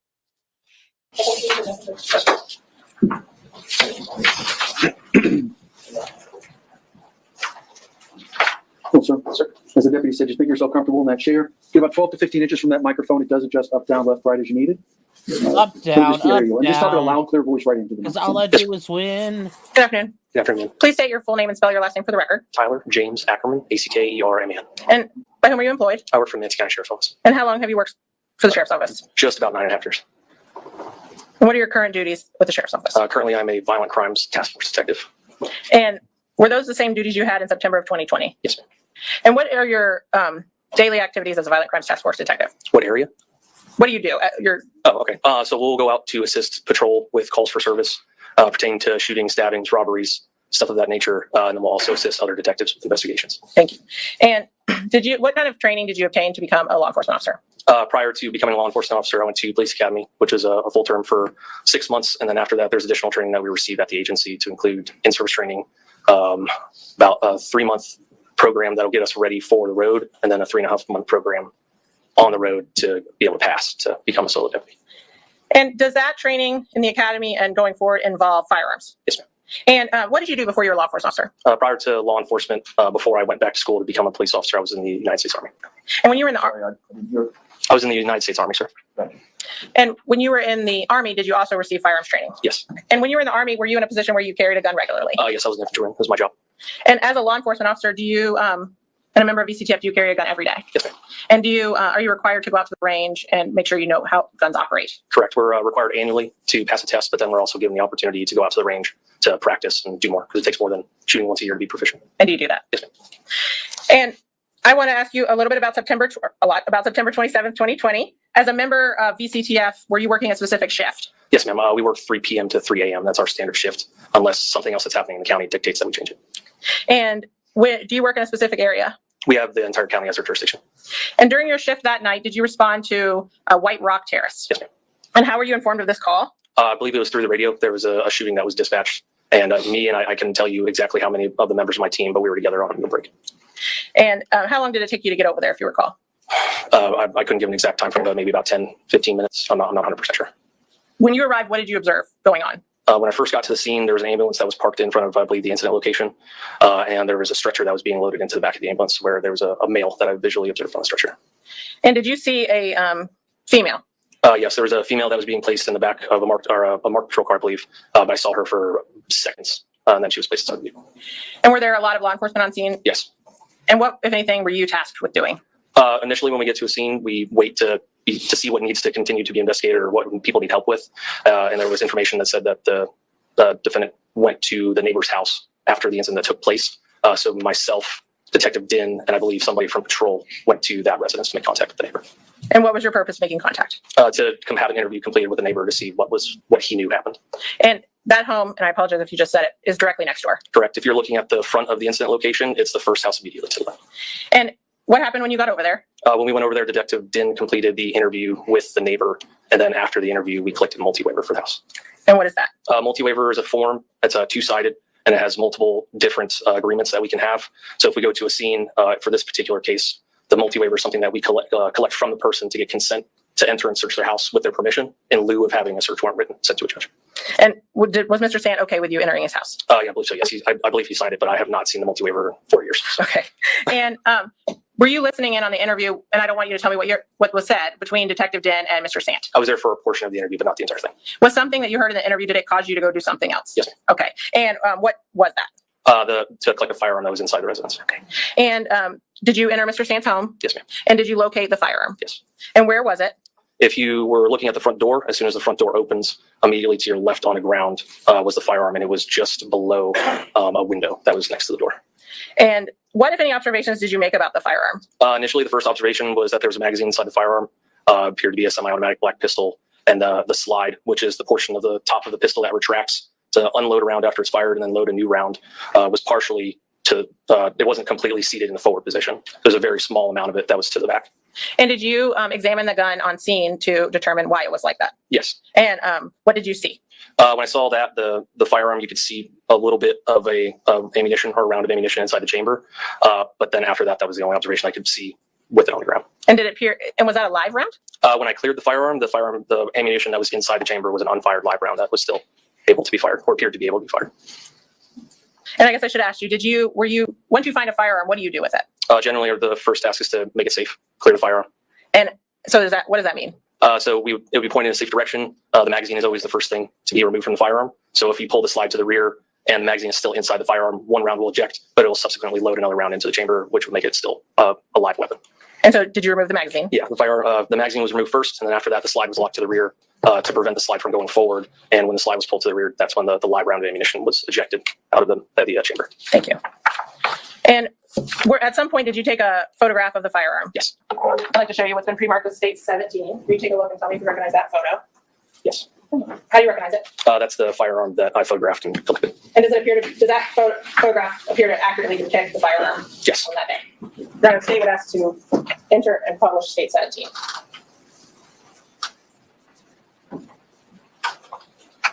Mr. Taylor, is there any objection to the admission of State 17? No, sir. Received. And Your Honor, once I'm done, could I just pass it? Have it passed? Okay. Thank you.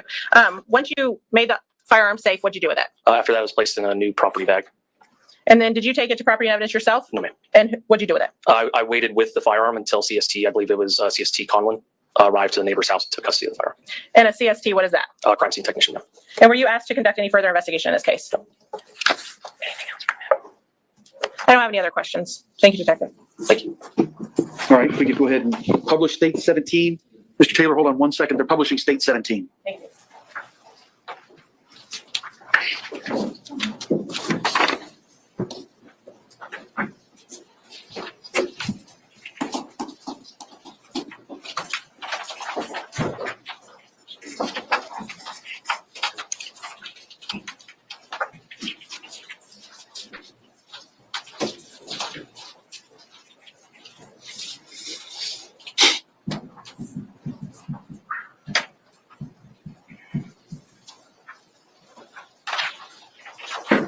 May I see a copy of the drawing? Of course. You can see the actual exhibit. All right, cross-exam.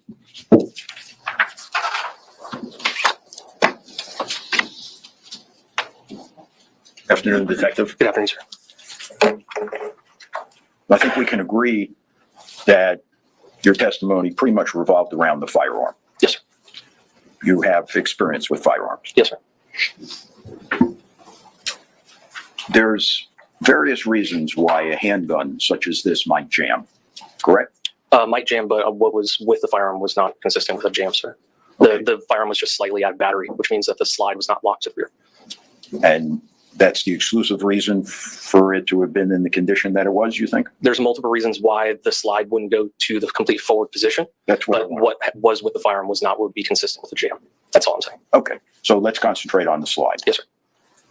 Are there various reasons why the slide would have been in that position? Yes.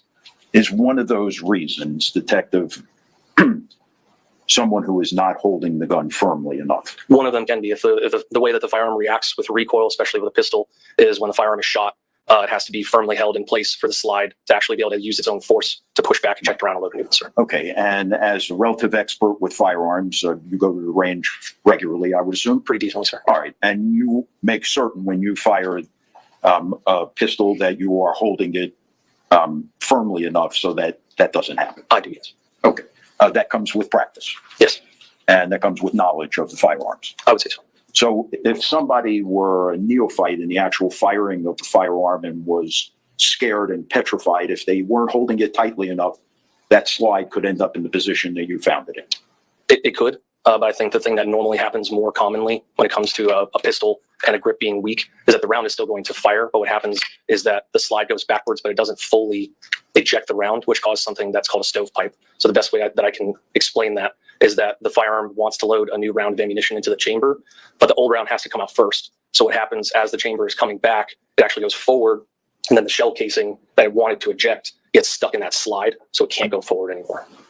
Okay. And one of the other ways would be, as we discussed, It could be, sir. Yeah. It could be ammunition, a spring, various things. failure to hold it tightly. Yes. Thank you. No further questions. Redirect, No, Judge, thank you. can this witness be released? Yes, Judge. Sir? Mr. Taylor? Can the witness be released from his subpoena? Yes. All right, sir, you're released from your subpoena. You're free to go. Thank you. Maybe no, maybe I don't need to. Go ahead. All right. Yes, you're fine. No, it has nothing to do with you. All right, members of the jury, it's about 3:00, so I think it's a good time to take about 10 or 15 minutes. Let you stretch your legs. I'm going to let you go back to the jury room. Please remember, just leave your notes here. Please remember, don't begin discussing the case or anything about it amongst yourselves. You are free to use your phones if you need to send and receive text messages or calls or email. It's just fine. But don't communicate with anyone outside the jury about the case. And please don't do any research on the people, places, things, or legal topics we've heard any. Stop. She wasn't holding the gun like a gangster. Oh my God. Come on, guys. No. No. Oh my God, you guys are being ridiculous. It's the video speed. Yeah, I'm sorry. No, I'm trying to read and get some things done tonight. I've been a little busy, chat. Anyways, we're going to keep going here. Think about, and we'll call you back out in just a few minutes after we get a break. All right, so they're going on a break. We got the super chats to get through here.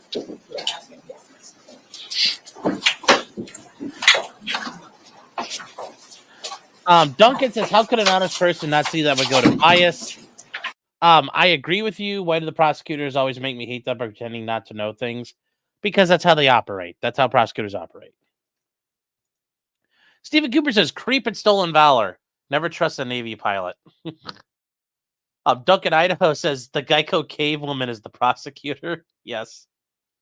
Ray Pass is seeing, it feels like this defense is as competent as Hannah's. This is better than Hannah's defense. Remember, though, there's only so much you can do with shit facts, and it sounds like there's a lot of shitty facts here. Jennifer Thomas, been a member for 4 months. Thank you, Jennifer. Thank you very much. Is saying 4 months, love being here. You are all amazing. Well, yes, everybody here in chat is great. Thanks for being here. Jasper the Cat says, can Clyde coin legally be used for self-defense? And Clyde coin can be used wherever people are willing to pay. Moving a mouse on evidence. No, they're not moving the mouse on evidence, but they don't want the mouse to move because they're going to screenshot that screen and make that an exhibit. And then EDW Raptor and the Amateur Iconoclast both gifting 5 memberships. Thank you very much, guys. Doing your part to keep this a green a gray-free chat. All right. You should always hate the prosecutor by default. Yeah, I mean, like, ultimately, yes, it should always be there. This defense is better, but he's also showing some bravado, which is unnecessary. Yeah, I mean, he's trying to do his thing. Did I get today's YSL motions? No, dude, I've been busy all day, so no, I have not got them. So, James Olin says, where are my screws?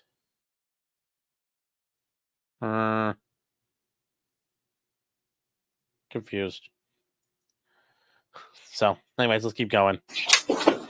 You all can have a seat. And just note that this is what was handed out to the jury. All right. We'll be off the record till then. All right, so they're going to be back. Oh, let's see what happens here.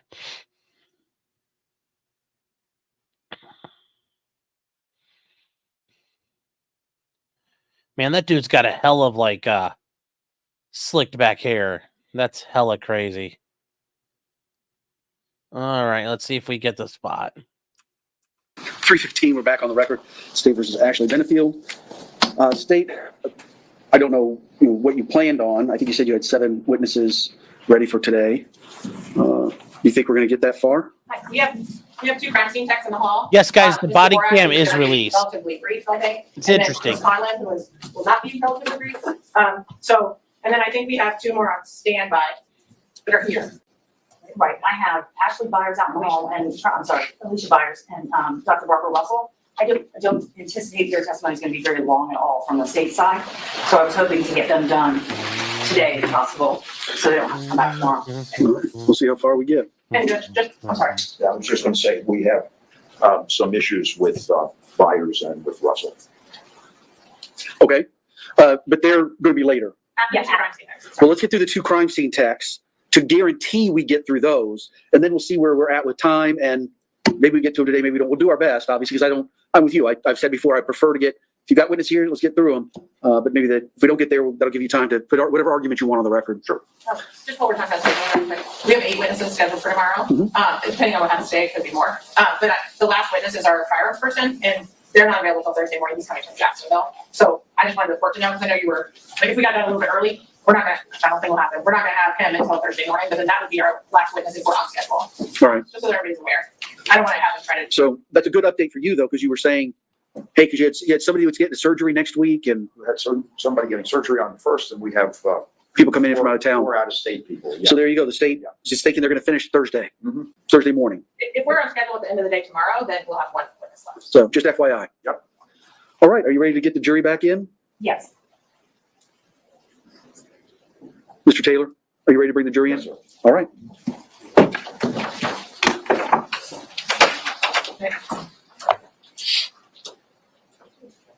All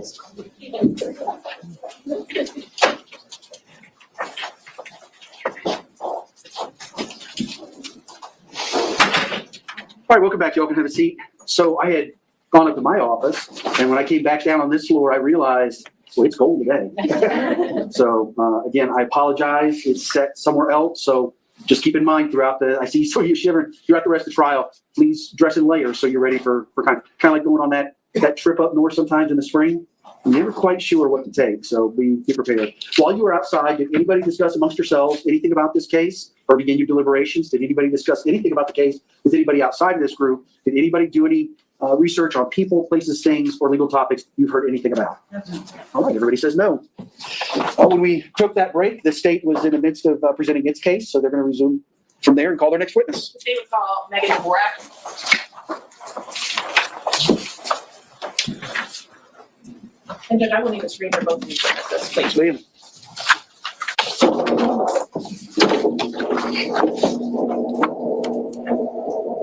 It's like a James Bond. It sounds like something from a James Bond movie, as like the moon laser gets lowered down, or the evil, whatever it is, Spectre's working on, comes up out from underneath. The evil villain's battle map. Yes, I plan on taking up my little diorama of what I plan. Yes, yeah. No, Mr. Bond. I plan to take Fort Knox by myself. You know, that's what it sounds like when you hear that in the background.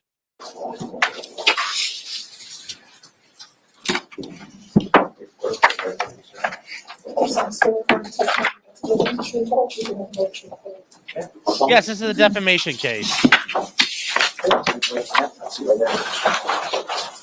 Hello, ma'am. Good morning. Oh. Oh, good afternoon, guys. Otto, I don't know So, if I can. welcome. My name is Judge White. Real quick, Otto, I don't know if I can show the body cam on here because it does show blood all over the place, which I think YouTube might spank me for. And it shows guys carrying guns, so probably not. We'll probably have to wait till Thursday night over on Locals. I'll be presiding over the case. Make yourself comfortable in that chair. Get about 12 to 15 inches from the microphone. There you go. Adjust however you need to. Speak in a nice, clear voice right into that microphone. We'll hear everything. Thanks, sir. Good afternoon. Good afternoon. Please state your full name and spell your last name for the record. Megan Dvorak, last name spelled D as in David, V as in Victor, Orack. And by whom are you employed? Manatee County Sheriff's Office. And how long have you been so employed? 12 years. And what are your current duties with the Sheriff's Office? I am a crime scene tech. How long have you been a crime scene technician? 6 years. And what did you do prior to becoming a crime scene technician? I was a 911 dispatcher. And as a crime scene tech, when you changed over from dispatch to crime scene, did you have to go through some training? Yes, I did. And can you tell the jury about that? We do an in-house training. It's usually 3 to 6 months. We have certain criteria that we need to get checked off on by our own training officers as well as the unit manager, and he deems it appropriate when we're able to respond to calls and process evidence on our own. And were you working as a crime scene tech in September of 2020? Yes, ma'am. And were you asked, I'm going to draw your attention specifically to September 27th, 2020. Were you asked to assist in a homicide call that day? Yes, ma'am. And what time were you called? About 20 minutes to 9. And what were you asked to do? I was asked to respond to our CID interview area, which is at our main operations center, to meet with detectives and obtain photographs. And what is CID? Criminal Investigative Division. And do you know what time did you do that? Yes, I did. And do you know what time you arrived? I arrived at approximately 9:21 that evening. And were you already said, I think you were asked to take photographs. Yes, ma'am. And who was that of? Ashley Benefield. And did you do that? Yes, ma'am, I did. And what's the process for taking pictures of someone? In this circumstance, we take overall photographs of the person as they are when we first see them, taking identification photos from the front of their face, the sides, and then we take photographs in various forms of them being stood fast in front of us. So we just go in clips from the top all the way down. So we do a face shot to her chest, middle area, and then legs, and then down to the feet. And so that's what we did first. And then once you do that, what's the next thing you do? The next thing we do, because I was also requested to, collect her clothing as items of evidence. And so we will start by removing an item of clothing. We're also checking for further injuries at that time or any marks that need to be identified and photographed. So we started doing that. May I approach her? Yes, ma'am. I'm going to show you states 21 through 30. Will you take a look at them and tell me if you recognize them?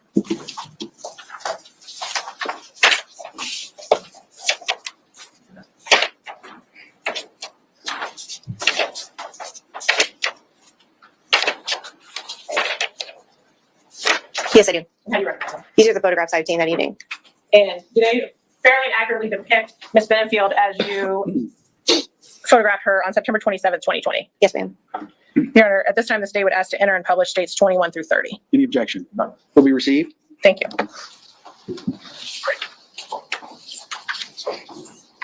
And Mr. Work, you have a laser pointer there. You may have to check if it's on.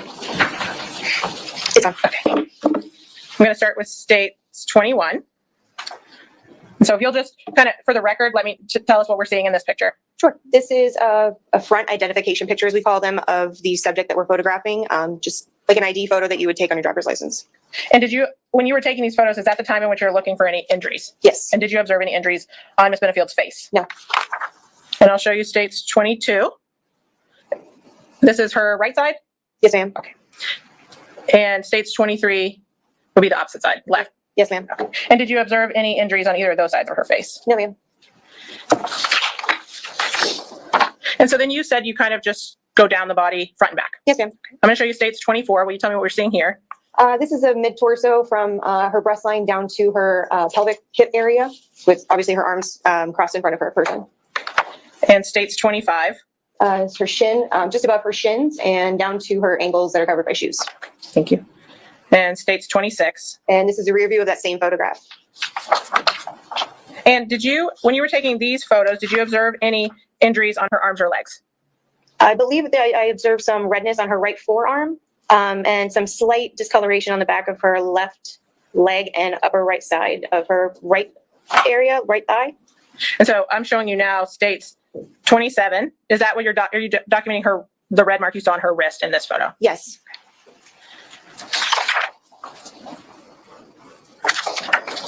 And you said at some point, or that you did not observe any injuries to her face or head. Objection leading.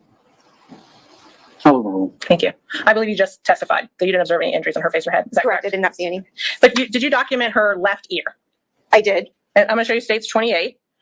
Is this her left ear? Yes, ma'am. And why did you document her left ear? Her attorney that was present at that evening with her in the room advised me that she had. You're safe. I think Is it offer for the truth? No, it's effect on the listener. All right, overruled. Go ahead. Her attorney that was in the room advised me that she had seen some redness on the defendant's ear. And so I did take it for posterity reasons, photographs of that ear. Thank you. And then once you took these overall photos that we just saw and documented those, the rest. Real quick, guys, this wasn't her attorney now that was there. But yes, if you're there, you're going to tell them, take every goddamn picture you can. Looks like there aren't any bruises, though. Ooh, this is not a good look, man. Although, if we could show them the day or two later, great. But for right now, this is not a good look. The scratch on her wrist. Did you have her remove her t-shirt? I did. And did you observe any injuries once she removed her t-shirt? Yes, ma'am. And what was that? I noticed a scratch, a little vertical scratch under her right breast area, and then more scratches above her right hip. I'm going to show you states 29. It's been cropped just for modesty purposes, but can you kind of orient us to where this is on Miss Benefield's body? Looking straight forward at Miss Benefield, this would be just under the right breast area, just under the bra line. And go ahead. And right then, here is the scratch I was referring to. thank you. And states 30, are these the scratches you mentioned on her hip? Yes, so this would be the side of her right hip. And I'm going to show you the picture. Up there, they kind of look brown, but were they in fact brown? No, ma'am, they were red. Thank you. And you said that's her right hip? Yes, ma'am. Thank you. Did you observe any other injuries once Miss Benefield removed her clothing? No, ma'am. And did you collect her clothing? I did. Did you conduct any further investigation after you documented Miss Benefield? No. Do you have anything else for her? I don't have any further questions, Mr. Warwick. Defense may. Thank you.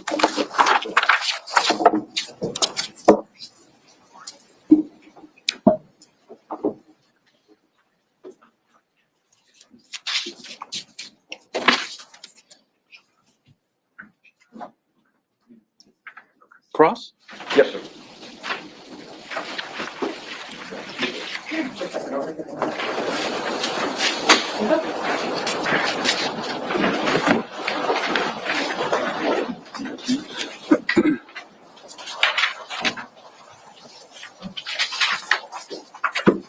Your Honor, I think that the monitor did not accurately portray two of the photographs. Does the court have any objections to before I begin my cross-publishing these two? Absolutely not. Go ahead. Thank you.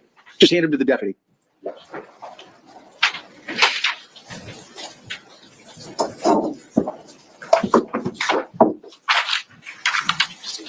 Can you state for the record which numbers they were? It would have been 29 and 30. But 29 and 30. Thank you.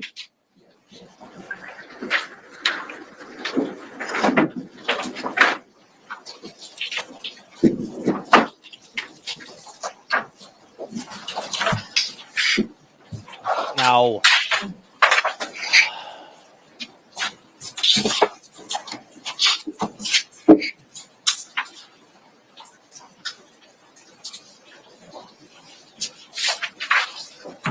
sounds like injuries consistent from a man in a small shirt.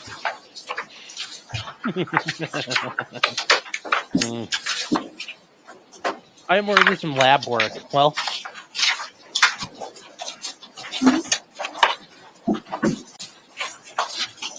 that's the other All thing. right, Mr. too. Taylor. Thank you. Is it deputy or Ms.? Crime scene, Dvorak or Mrs.? Okay. Crime scene. Are you Dvorak, I think that's right. a licensed deputy or No, I'm not a certified. I'm classified as civilian. civilian? Okay, that works for the sheriff's department Yes, sir. as a crime scene technician. Yes, sir. Okay, so you, of course, filled out a report of the things that you did on that particular day, did you not? Yes. And among other things, as you've explained to us here this afternoon, Ms. Dorvick, you also collected, did you not, DNA swabs? I did. Okay, will you tell us what DNA swabs are? DNA swabs, dependent upon what I'm being requested to swab, are utilized when I'm trying to get a possible DNA sample from an area. In this circumstance, I believe I took, if I can just refer to my report, Please, Judge? absolutely. Take your time. You can refer to your notes. I don't need to speak for the court, but I'm pretty confident on that one. I did take a buccal swab. We call it a buccal swab standard from the defendant. And then for this particular case, I took touch DNA swabs, which meaning I was swabbing specific areas that the defendant's counsel had advised me that I needed to swab in accordance to find maybe possibly some of Mr. Benefield's DNA. I believe I swabbed several areas in reference to that. Okay, and would those areas that you swabbed include Ms. Benefield's hands? Let's see. I did swab her forearm and wrist areas, both from the left and the right. Mm-hmm. Now, I think you referred to that as touch DNA? Yes. In other words, trying to break this down in its simplest terms, it would indicate when the results came back whether or not a particular individual may have touched Ashley Benefield in those areas that you swabbed. If she can answer, overruled. You may answer. It is possible, yes. Okay. And in this instance, by what you just expressed to us, you were taking those touch DNA samples off Miss Benefield's wrists and forearms to check to see if Douglas Benefield had touched her on that particular day. I believe it was just to see if any touch DNA profile came back. Okay, would Douglas Benefield be included in that? I don't know for certain. I did not send off the swab, so I'm not sure who they were actually putting a profile against or running it against to. Okay, so you swab it, it's sent off to the lab? The detective is the one who determines what swabs get sent off and who the DNA comparison is related to. Okay, and the lab analyzes it and sends it back? Yes. And when they send it back, they distinguish what individuals may or may not have left their DNA in the areas that you swabbed? I can't answer that. I don't know what their results look like or what their job entails. Well, do you know what the end result of your swabbing is for? I do not. Okay, you don't know whether it's to establish if somebody touched them in those areas? I do swab to see if there is multiple or just one DNA profile in that area. But like I said, I don't know who, if they were sending him off to compare with Mr. Benefield's DNA or not. I understand. So you don't know who, but when you swab, you're swabbing to see whether or not scientifically there's going to be evidence that someone may have touched Miss Benefield in those areas. Yes. All right. Thank you. Redirect. 1 second.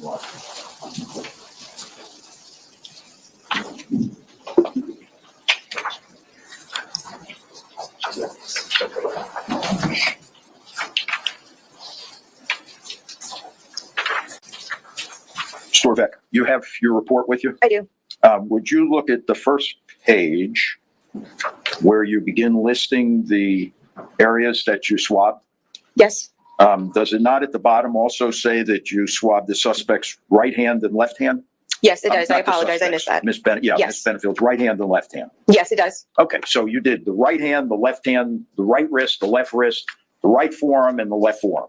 Yes, the forearms and wrists were one swab individually on both arms. And then, yes, I did swab both her right hand and her left hand individually. And what do you do with the swabs after you've completed your task? They are sealed with evidence tape and they are signed on the seal to ensure that the seal is not broken. And then I place them into our property and evidence division, to which the detective deems that they need to be sent off or not. Who's the lead detective on this case? Detective Justin Warren. All right, thank you very much. You're welcome. All right, can the witness be released? State. Yes.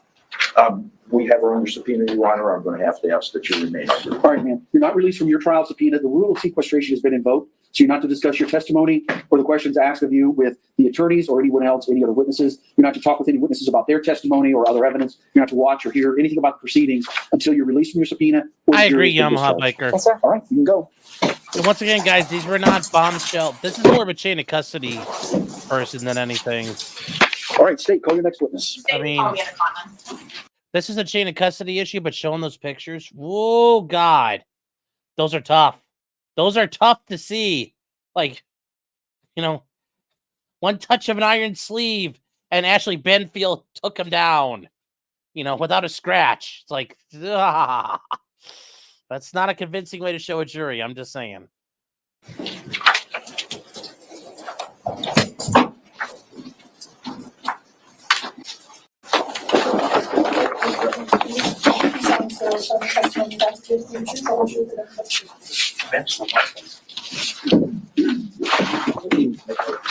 This is a good question, Katie. Do attorneys keep them under subpoena to be a pain in the ass? No, because if you try to keep everybody under subpoena, the court's very quickly going to say, "What do you need them for?" Like, it's not a good idea. You'll get called out very quickly if you're going to be abusing it, and the court's going to figure it out right away. You can't do that. You will get caught very, very, very quickly. And I would highly recommend not doing that. That's a very, very, very good question. Thank you. And then Yamaha Biker says, and somebody brought this up earlier when I mentioned freezer burn. I mean freezer burn, the idea that once you get a vasectomy or tie your tubes, if you undo it, the egg or sperm that comes out is at a high risk of being compromised genetically. That's what I mean by freezer burned. And then yeah, the reversal of vasectomy and she's pregnant that quick. Yeah, that's sussy. Sussy. But hey, it can happen. Like I said, I don't know, the whole thing's weird, but hey, can be. But yeah, it's the markings on her, the lack of, and the idea it's not a head-on shooting. It's like she's not helping herself now. Yeah, I'm gonna say there's a high odds that kids are born retarded, even more so than just a traditional geriatric pregnancy. So, yeah, some men you can put into proto-cryo and they have genetic samples, sure. But generally speaking, your quality goes down as the timeline goes.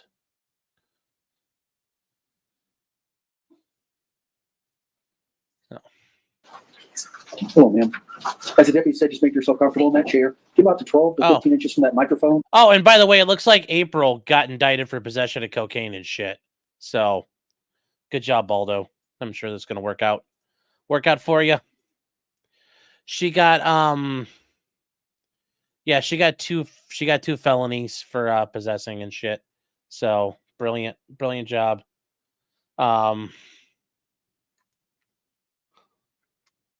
So yeah. We'll cover that this week.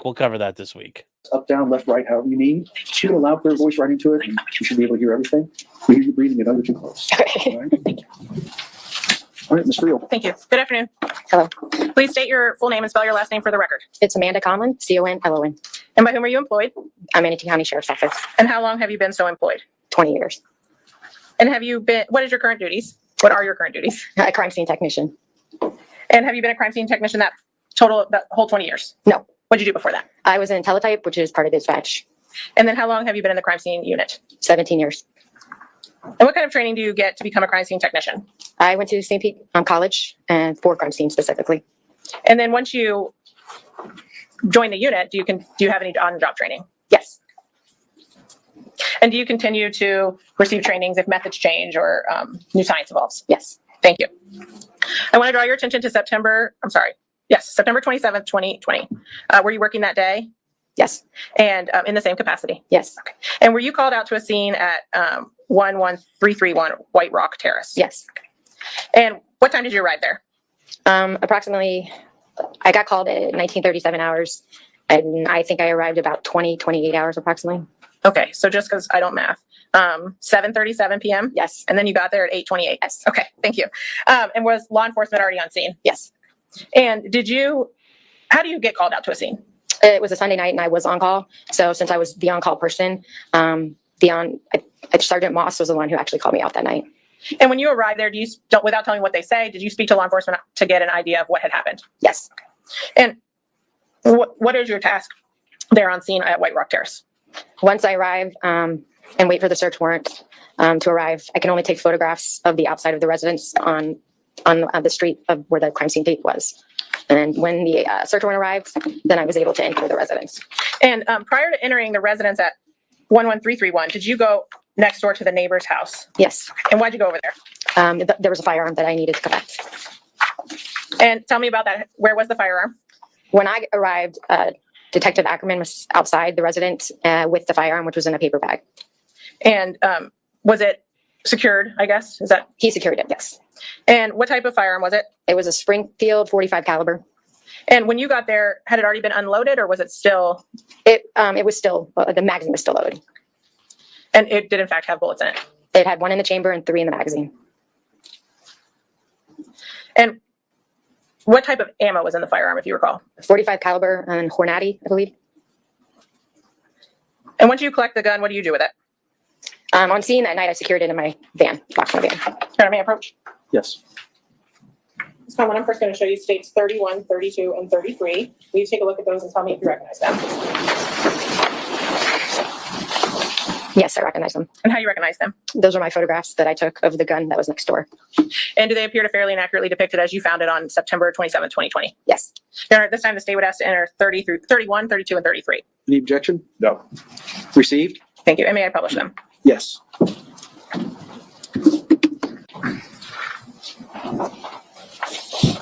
Ms. Conlon, there's a pointer there. I don't think you'll need it at this point, but if you do, I'm going to show you first states 31.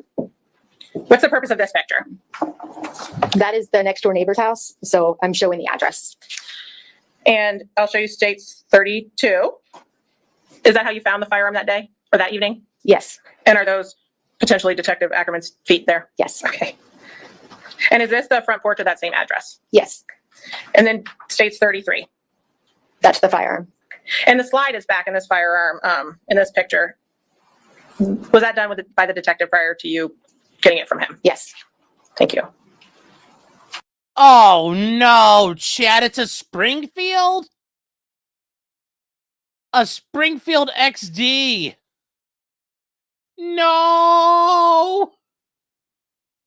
No, this guy got killed by like the funniest pistol possible. Oh my god, this is fucking embarrassing. Get wrecked, boomer. Oh my god. Oh, this is a step above a Taurus, but not much. I'd rather get killed at fucking High Point. I'd rather have a High Point. Oh no. Oh no. Yes, all the troopers are in trouble. In Karen Reed's case, Trooper Tully, Trooper Bukaki, they're all going down, it looks like, which basically makes Turtle Boy a free man at this point. So good for him. Let's just say Springfield. Well, no, because it could have been like a TRP operator or something cool. At least, like, if you're getting dusted with a higher end 1911, that'd be okay.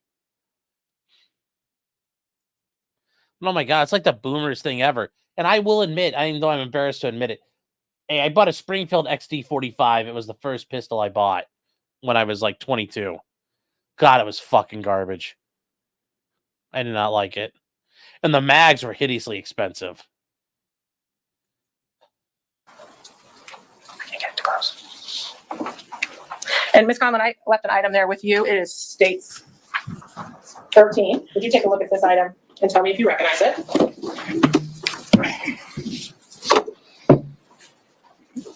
Yes, I do. And how do you recognize it? It's the box that I packaged the gun in, and it's got the information on this side of it. And your information from when you packaged it? Yes. Okay. And did you look inside? It's open. Yep. Yes. Does it appear to be in the same or substantially same condition as when you packed it back in September of 2020? Yes. Your Honor, this time the state would ask to enter and publish states 13. Received? Thank you. Would it be okay if the deputy just walked in front of I the? think, yes, I would prefer that. Thank you. Thank you.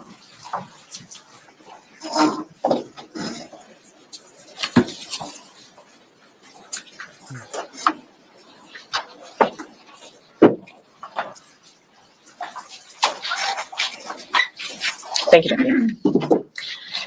After you collected the gun, I think I got ahead of myself earlier. At some point, do you enter 11331 White Rock Terrace? Yes. Okay. And what is your what do you do when you are processing the scene, you said you'd already taken outside photos? Yes. And so what's the next step? I start to take photos on the inside, and I entered through the garage door, which was open. I entered then into a hallway where there was a laundry room on the left side of me. And then as I continued down the hallway, there was 2 bedrooms on my left side. And then there was a bathroom at the very end of this hallway. And so do you document the entire inside of the house before there's any searches or evidence collected? Yes. And is that what you did in this case? Yes. Ms. Conlon, I'm going to show you states 34 through 82. It'll take you a minute, but if you'll go through each of those and let me know when you're done.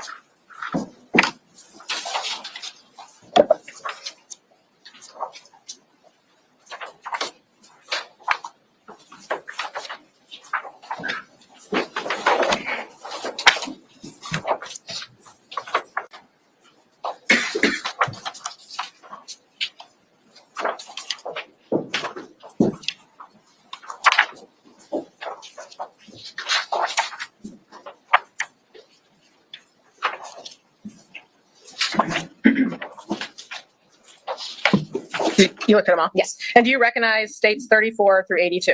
I do. And how do you recognize them? Those are the photographs I took that night. And do they appear to fairly and accurately depict the home as it was when you documented it and then collected evidence back in September of 2020? Yes. And I'm also going to show you state 16. It's laying there. You kind of were describing the layout. Mhm. Do you recognize that? Yes. And how do you recognize it? It's the residence. And does it depict the portion of the residence we are going to discuss this afternoon? Yes. Your Honor, this time the state would ask to enter states 16 and states 34 through 82. Any objection? They'll all be received. Thank you, Your Honor. And may I publish? Yes, ma'am. And Ms. Honlin, would that sketch, if I had blown it up, assist you in describing the house as we walk through it? Yes. And can you take a look at this blow up and tell me if it is an accurate depiction of state 16? Yes. Thank you.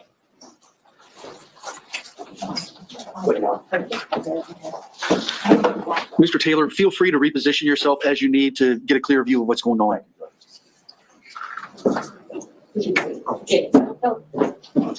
Perfect. Thank you, sir. Okay, Ms. Conlon, we're gonna, you have a pointer there. So we're gonna kind of walk through this house, through your pictures and this Good. sketch if you don't mind. Okay, so you said you entered through the garage. Will you just point out for the jury where that is in this Right picture? Or the sketch, sorry. Okay. Garage. And then you already said you went in through a laundry room. So if you just kind of point to where you walked through. And I walked through here. And I'm gonna steal those pictures.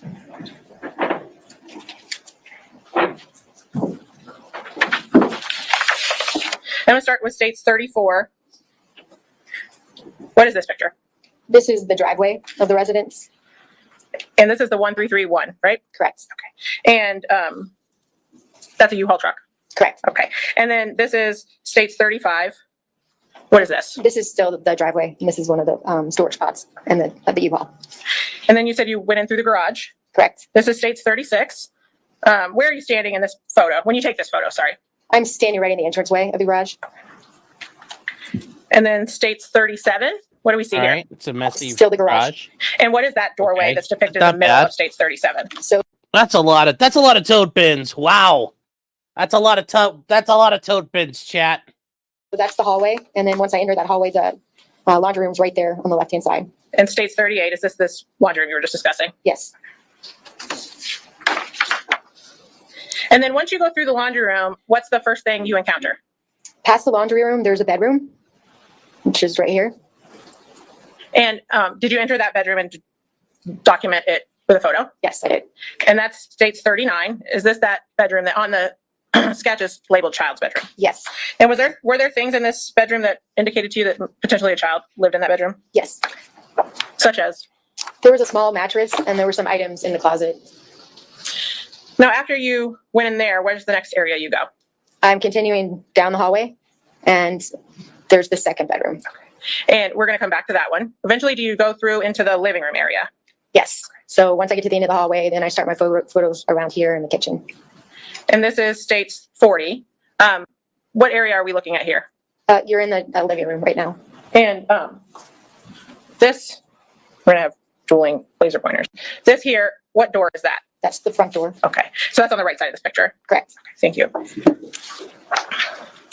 And then here, is that the same front door on the left side of this picture states 41? Yes. Okay, and what are you depicting here? The dining room. And then in states 42, where are you standing now when you take states 42? So I'm standing in the living room and I'm closest to the kitchen, like right in this area. Thank you. And did you document the kitchen? Yes. And where is this was this a pantry in states 43? Yes. And where is it? It's right there. And then this is this sketch is only the part of the house that we're going to talk about today. Is that right? Correct. Where is there something past the kitchen and those bathrooms there? Yes. There's a master bedroom and bathroom in this area. And did you go back and document that room? I did. Did you find anything of evidence in that room? No, I didn't. Thank you. Once you walked through the whole home and you said you had gone into that bedroom we called Miss Benefield's bedroom on the sketch, do you also document any evidence that you find? Yes. So I'm going to show you states 44. Can you tell us what we're seeing here and then show us where this would be on that sketch? So that's blood, and that's the entranceway of this bedroom right here. So it would be going this way. And just to be clear, the wood part would be the bedroom and the tile would be the hallway? Correct. And then is this the same entranceway from a different angle? Yes. And were you made aware of what that smear was from or that blood mark? Yes. And what was it? It was from the victim being dragged out to be worked on. And did it go all the way? Did it start in that bedroom? Yes. And where did it end? It ended at the front door. And I'll show you states 46. I think it's a little more clear, but this is the bedroom. Correct. Thank you. And then what bedroom is this? This is once again the same bedroom. And this is 47. And we'll call this Miss Benefield's bedroom if that's okay with you. Okay. And so what are we looking at here? I've started to take my photographs like in a 360 inside the bedroom. So I'm documenting right now the blood that's right there in the middle. And I'm just gonna, can you just kind of mark it on there? Circle it, I guess. There you So go. yeah. Thank you. And that's states 47. Oh.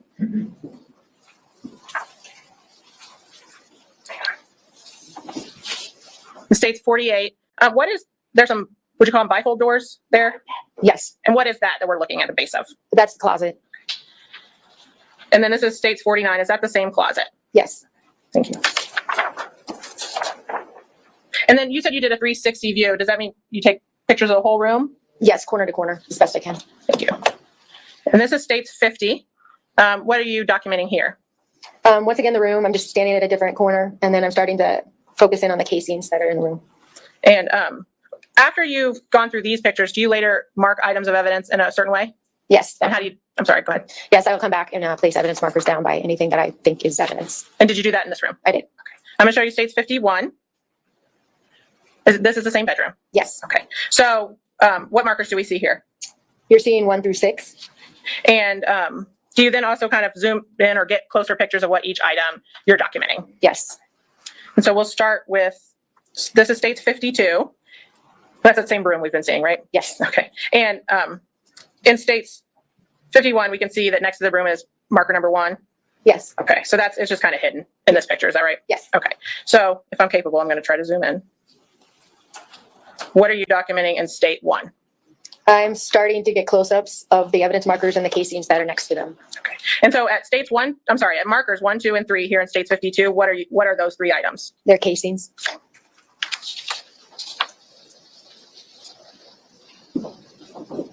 This computer's killing me. And then in states 53, where are you standing now? Now my back is towards the wall, so I'd be right in front of evidence markers 1, 2, and 3. And we see 4 and 6. What other markers do we see that we have not seen before in this picture? So 4 and 6 and 5. 5 is in the corner. And then is that white sticker on the wall a marker also? Yes, that's 7 is. And states 54 accomplishes what I tried to accomplish a moment ago.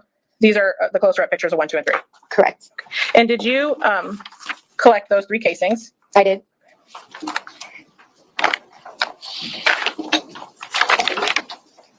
I'm going to show you what's been pre-marked as states 4, 5, and 6. You take a look at those 3 items and tell me if you recognize them.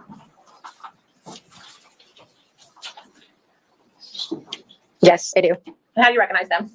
They've got it's my ID, my last name, my seal. And do they, other than having been repackaged for trial purposes, do states 4, 5, and 6 appear in the same or substantially the same condition as when you packaged them? Yes. Your Honor, the state would ask to enter 4, 5, and 6. Any objection to states 4, 5, and 6? Received. Thank you, Your Honor. Now we're at state's picture 55. What are you depicting here? Pardon. So there's a casing there, but also a close up of the blood. And did you collect that casing? I did. Same question on state 7. Do you recognize that? Yes, I do. And how do you recognize it? My last name, my ID, my seal. And other than being repackaged, does it appear to be in the same or substantially the same condition as when you packaged it? It does. Your Honor, at this time, the state would ask to enter state 7. Any objection to states 7? No, sir. Received. Thank you, Your Honor. And Judge, could we just publish by having these casings passed, these 4 casings passed? You see? Yes, sir. Come on. No, I just need to just hold them up. Yes, you may pass those. Thank you.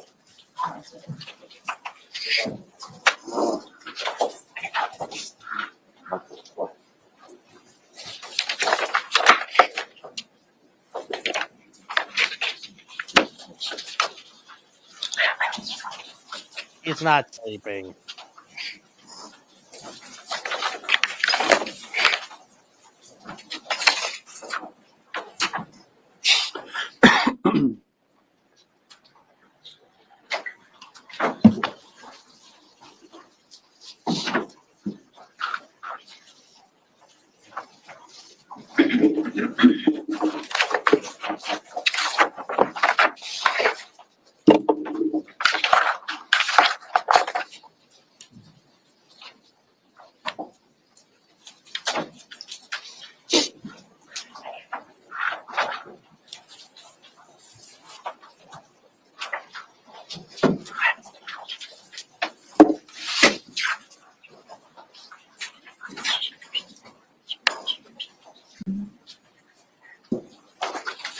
You got them all, Deputy? All right, ma'am. Thank you, Judge. I'll show you states 56. We see 1, 2, and 3, which we've already discussed, but also number 5. What were you documenting with tent number 5? There's a projectile at 5. And in states 57, is that a close-up of that projectile? Yes. And did you collect it? Yes.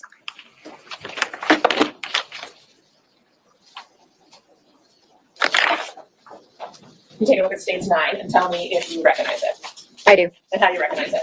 It's my last name, my ID, and my seal. And other than being repackaged for court purposes, does it appear to be in the same or substantially the same condition as when you collected it from marker number 5? Yes. Your Honor, at this time, the state would ask to enter states 9. No objection. Received. Thank you, Your Honor. Now we're looking back out of the same bedroom. Is that correct? Correct. This is states 58. And we see a marker we have not seen before in the middle there. Well, a couple. But that first one in the hallway. I'll sustain. She can explain. Thank you.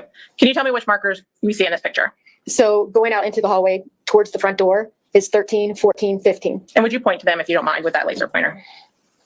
Right there, there, and there. And then on the wall, do we see a marker, or is there any other markers besides number 6 and the ones you just discussed? Number 7. Okay. And what were you documenting with number 7? A projectile hole. And this is states 59. Is that the same hole? Yes. Thank you. And at some point, did you attempt to determine what happened to the projectile after it went through number 7? Yes. And were you able to figure that out? Yes. And where did it go? It ended up in the bathroom's door frame. And do you have some type of equipment that you use to try to help you in that, to figure out the path of a bullet? A trajectory rod. Yes. And did you use that in this case? I did. Okay. I'm going to show you state 60. And if you could describe for the jury what they're seeing here, please. So the hole starts at 7 and enters. So that's an entryway. Then this is where it ended up. So the projectile's right there at 11 in the door frame. Thank you. And did you document the path that it took? I did. Okay. So that was state 60, if I didn't state it for the record. This is state 61. So that would be on the other side of 7. So 7's an entry, 8 is an exit. So that's going into the bathroom cabinet underneath the sink. And if you can, Like, I get she's reliving the crime scene, but Jesus, this just looks weird right now. This, like, she's starting to hyperventilate. Like, she needs to be on some, like, when it comes to cases like this, she needs to be on some like fucking Valium. She needs to be on some Xanny, something right now. This is not a helpful look. 7 would be on the opposite side of the wall. In the bedroom, correct. Thank you. And then after it left 8, did you determine where it went? Its path continued through the cabinet door. And this is state 62. What do we see here? So now it is entering the cabinet door. So that's what number 9 is labeling. Thank you. And what's this in state 63? So that's the same cabinet door, and this is it exiting that cabinet door. And this is state 64 for Annie. perspective. We show us just point to where states the That's marker right. is. I'd be scared too in her Right position. there. 10. I want to go to prison for life. And did you determine the final resting place of this projectile? I did. And where was it? It's at 11 in the door frame. So this is state 65. What's this? That is where the projectile ended up. And state 66, what do we see here? That is a close up, and you can actually see the projectile right there. That's because Karen Reed was likely on medication. If not, she is the coolest cat around. And did you dig it out of the wall? I did. And state 67? I mean, what do we see here? Here, we'll slow it down. We'll slow it down just for her. We'll slow it on down. Here we go. And state 67? What do we see here? That is, it's been dug out. So I mean, she's still taking super deep breaths there. Like she's like, ooh, like, I just don't know if that's the best look, but you know, remember they know that jury better than I do. They know that community better than I do, so we'll have to defer to them. that's just showing that it came out, and it's right there. And did you collect that projectile? I did. I'm going to show you state 8. Same questions. Do you recognize it? I do. And how do you recognize it? My last name, my ID, and my seal. And other than being repackaged for court purposes, does it appear to be in the same or substantially the same condition as when you removed it from the wall back in September of 2020? It does. Yeah. At this time, the state would ask to enter states 8. Received? I'm going to show you state 68. Can you tell me what you're documenting here? So that is the blood trail. So I'm now in the living room, dining room area. So that's 14, 15, and 16 are all blood. And we saw a 14, 15, and 16 in a previous picture. Are these the same ones? Yes. You only use each number once. Correct. Thank you. And this door, what is the door in the middle of this picture? That's the front door. And then state 69, what do we see here? So I continued outside because there was more blood outside. So that is right in the front entrance outside the front door. So it would be right in this area. So that's 17 and 18 with blood. Thank you. And when you said this area, you pointed, but I didn't see. Would you mind? Right in this area. Thank you. Did you locate any other projectiles in the home? I did. And where was it? Where was it? One or more? It was one more, just one more. And where was it? It's in the living room.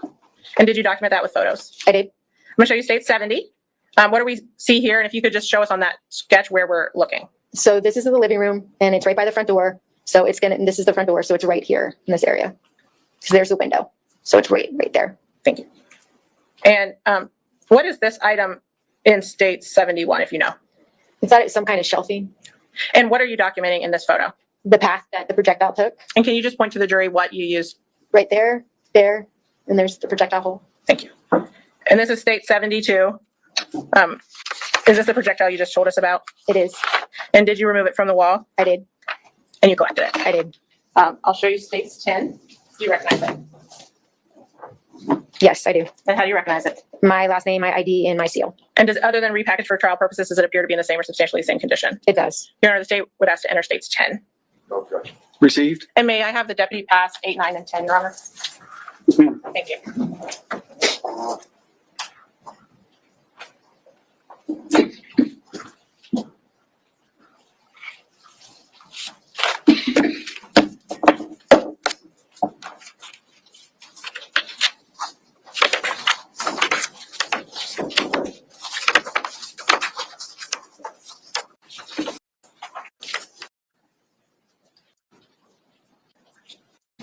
All right, State. Thank you, Your Honor. Ms. Conlon, did you find any firearms in this home? I did. And I want to show you states 49. We previously viewed it.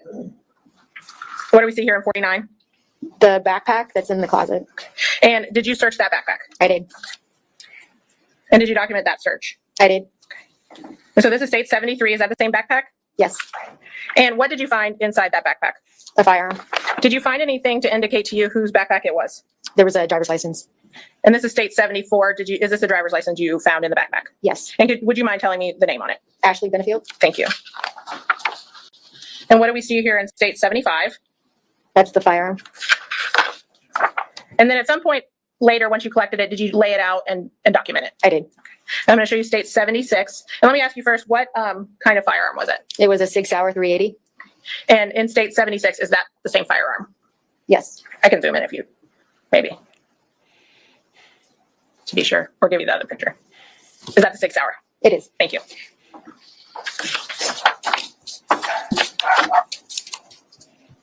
And I'm going to show you states 43. We saw this picture. This is in the kitchen? Yes. Okay. And did you find anything of evidentiary value in that pantry? Yes. And what was it? A firearm. And can we see it here in this picture? You can't see it, but it's where the Jiffy peanut butter is. There's a basket, and it's in that basket. And so now, sorry. State 77. Is that the same Jiffy or Jif? Yeah. Okay. And 78. The basket's been taken down to a lower shelf, and then the firearm's in there. And did you also later document this firearm on some brown paper? I did.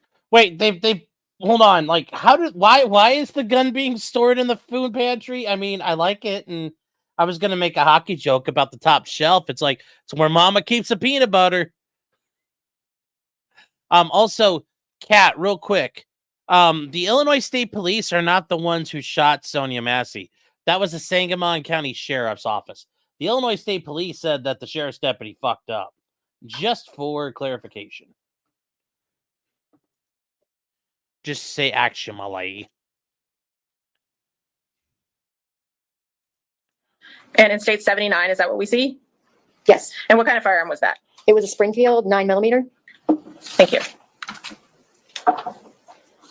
Did you collect, and I'm sorry, let's go back to the SIG that was in the closet. Was it loaded? Fucking XD chat. So sad. And you said that was a 380? Oh, yes. And the one that this one we're looking at here, was it loaded? Yes. That's And so in this embarrassing picture, getting can you tell us dusted what by else we one see of in this those. picture? It's been secured. So if the slide is back, this is the magazine. So there was 1 in the chamber and then 9 in the magazine. And they're still in the magazine at this point? Correct. Thank you.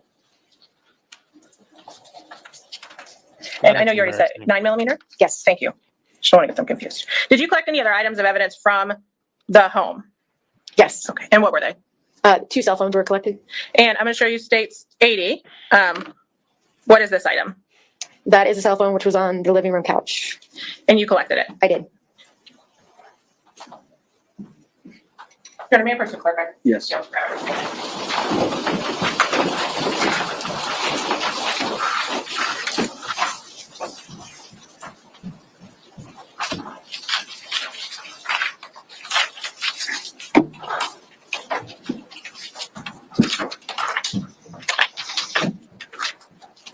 Ms. Conlon, I'm showing you states 11. Can you take a look at that and tell me if you recognize it? Yes, I do. And is that the phone we see I'm sorry, what is it? It is the cell phone that's on the couch. And how do you recognize it? It's the same color, everything. And is it documented with this case number and the time of this case? Yes. And other than possibly some paperwork being added, does it appear to be the same or substantially the same condition? Yes. The state would ask to enter states 11. Received? Thank you. And how many phones did you collect? 2. And where was the second phone? In the garage. And what do we see here in states 81? So it's a shelf. So it's right outside, going back to the garage. So it's a shelf that's right here at the entryway into the house. So there was a shelf area. And is that same phone depicted in states 82? Yes. I'm showing you states 12. Do you recognize it? All right, real quick. I'm going to get dusted by Jimmy John's 9. I'll have you know, sir. I'll have you know just real quickly. An Italian nightclub is a disgusting fucking sandwich. I do not like it. I do not like those at Jimmy John's. Just for the record. Just for the record. Ugh. Nasty. Yes. Compared And to how what do you they recognize it? make another The option. case number, what kind of phone it was. And the date that this occurred. Thank you. I didn't mean to interrupt you. And does it appear to be in the same or substantially the same condition as when you collected it back in September of 2020? It does. Your Honor, the state would ask to enter states 12. No objection. Received. Once you collected these phones, what did you do with them? Everything was secured back in the lab once I cleared the scene, but these 2 phones were assigned over to a detective so they can be searched. And what detective was that? Ski, Blazinski. Thank you. His last name? Blazinski. Thank you. You just call him Ski. Other than after what we've just gone through from September 27th, were you later asked to do something else in this case? Yes. And when was that? That was on October 1st. And what were you asked to do? To photograph Ashley Benefield. And did you do that? I did. And where did that take place? In our CID. And I'm going to show you states 83, 84, 85. You haven't seen these today. Do you recognize them? Yes. And how do you recognize them? They're the photos I took with Ashley. And do they appear, or do they fairly and accurately depict how she appeared to you back in October 1st, 2020? Yes. Your Honor, at this time, state would ask to enter and publish 83, 84, and 85. Objection. Received. And what was the purpose of taking pictures of her? So this was after the night that everything occurred. And I know Megan took pictures of her that night, but sometimes bruising does not show up for a couple days. So that was why I went back to take pictures of her. And did you observe any injuries on her body? There were scratches. Yes. I'm going to show you states 83. What's the purpose of this photo? It's just to show who I'm taking a picture of. And did you observe any injuries to Miss Benefield's face or neck? I did not. And then states It's 84. not a good look, chat. So That's that's bad. the scratches. And just for orientation purposes, that's the right side of her body. Yes. Thank you. Le body. And states 85. The scratch in her back. And for orientation purposes, what side of her body would that be? Actually, I'm sorry, it's not her back. It's well, I gotta see this real quick. I believe it's right under her bra line. It's been cropped quite down. Yeah. So it's the right side of her body. Thank you. And were you asked to conduct any further investigation in this case? No. Your Honor, may I have just a moment with the counsel? Thank you.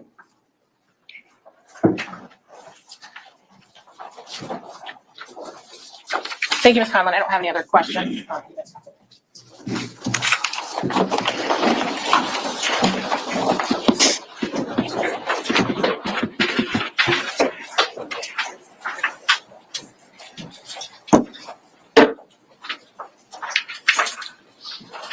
right, Mr. Taylor, do you need any of the displays?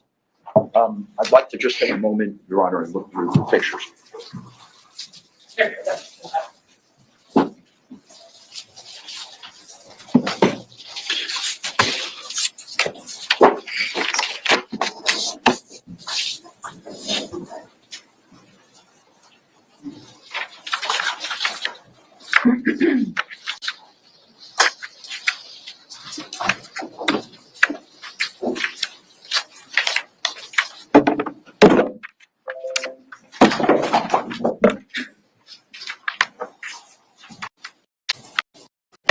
Would you like me to leave that on? Or would you?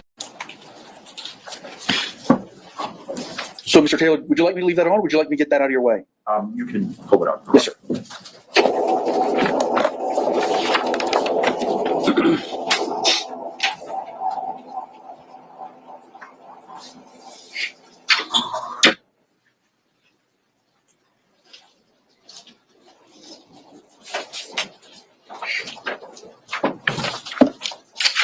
Good afternoon. Hello.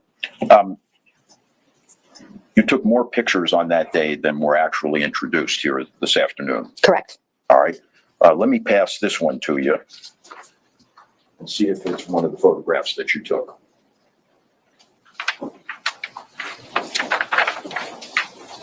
Yeah, you're on. Yes, of course. Yes, I did take this photograph. Okay. State chose not to offer that to you, so I'd like you to identify it for us. It is Ashley. I'm assuming it's her maiden name, Byers. It is her, and it's her concealed weapons firearm license. Okay. And is it an accurate reproduction, just like all the other photographs that you took on that day? Yes. We move respectfully, Your Honor, and introduce it as defense exhibit number 2. Any objection? No, I recognize the state. We don't. Thank you. Received.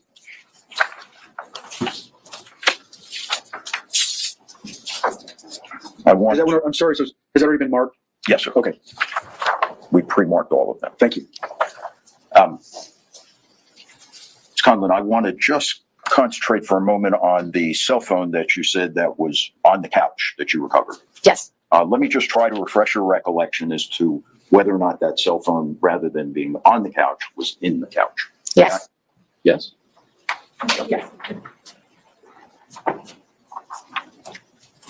Yes, it was originally in the couch and then it was removed and put on top to take the photograph.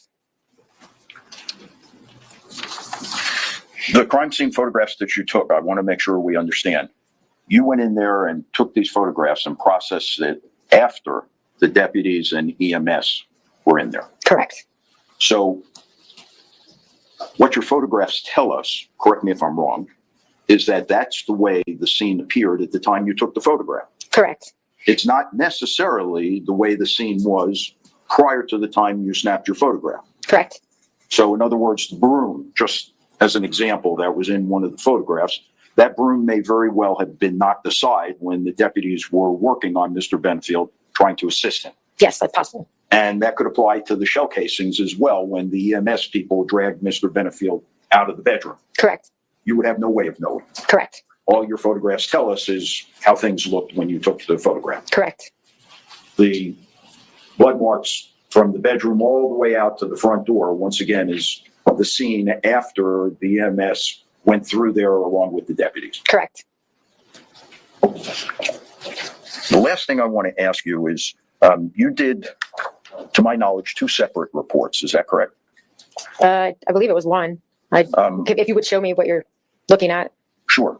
May I, Your Honor? Yes.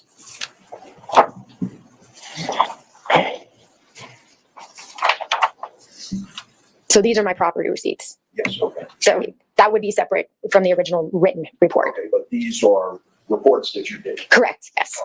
And one of them, correct me if I'm wrong, I'm sorry, is it Deputy Conlon or No, I'm a civilian. crime scene? Yes, crime scene. Or Ms. Conlon? Yes. Yes. Correct me if I'm wrong, but one of the dates of the report is on the day of the incident, 9/27/20. Correct.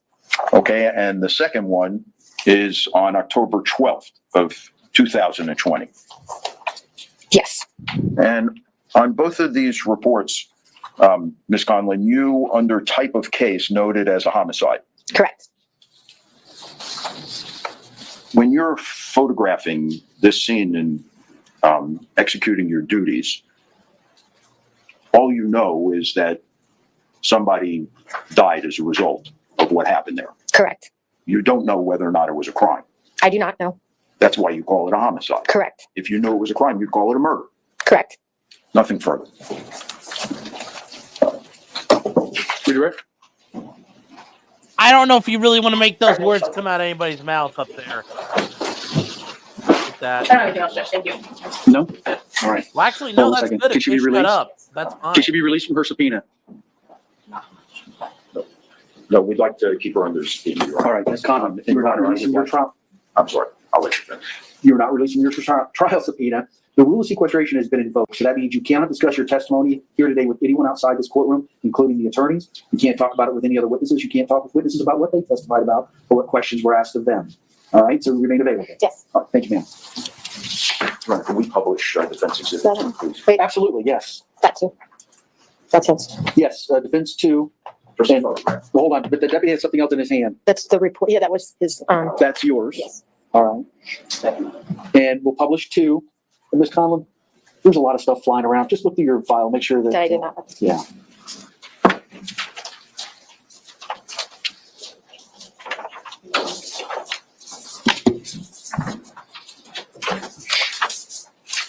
Everything's yours? Yes. All right, ma'am. You're free to go for now. Be available if they need you again. Thank you. Judge, can we approach? Yes, while they're looking at defense 2, go ahead and approach. All right. That was interesting. The closed captioning, Jesus, you guys. Yes, everybody subpoena. Oh, I didn't realize that was off.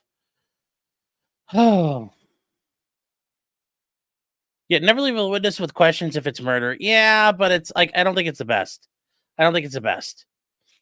But I do get the idea they're trying to bring up, like, you took all these pictures because you weren't sure what to think at the time, which is fine. There's nothing wrong with that. I'm always a little nervous to like scream out you're the one now introducing the word murder. into the jury's mind. It's like, I don't know if that's the best idea ever. Address with the attorneys. We're right on time. We're doing great.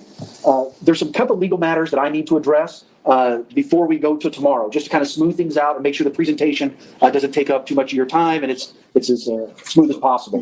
And I think what I prefer to do is go ahead and let you all go for the evening now, and then we're going to stay and work. I don't want you to think we're going to run home right now. We're going to stay and work, talk about tomorrow, and get it all worked out so we can hit the ground running tomorrow.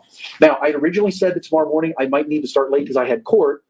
That resolved itself, but I think we're still moving along pretty good. So I think we're going to look for a 9 o'clock start time tomorrow. So if you could be downstairs in the jury assembly room at, I almost said 7:45, 8:45, that should be plenty of time. The deputies will come get you.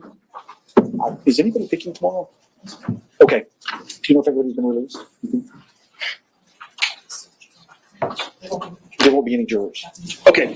I was just checking because a lot of times we'll pick juries on Mondays and Wednesdays. So I was just checking to see if there's going to be a whole bunch of people down there. The clerk says probably not. So you probably have the room to yourself. If there are people there for civil juries or something like that, you all can kind of stay generally in the same area. You have to sit right next to each other. But that way we kind of know where everybody's at. So you're free to go for the evening, maybe beat the traffic. But remember, please, last night you got home and family and friends at work was probably asking, how's it going? You got to say, hey, I don't know anything yet. We haven't done opening statements. All we do is pick the jury. But now you've heard some testimony.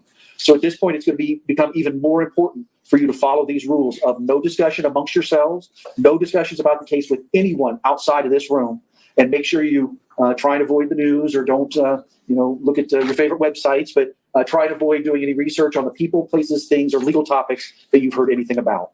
Remember, too, I don't know about you, but my fingers and my toes are pretty cold, so dress warm or dress appropriate so you can come and adjust as you need. I don't know if anybody brought snacks, but as you see, we have breaks throughout the day. So if you do want to bring something, they can bring cooler drinks.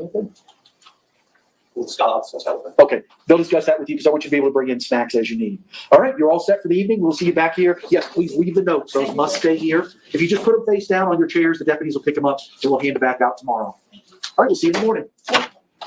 All right. You too. So that looks like they're done, Chad. Let's see what they're going to have.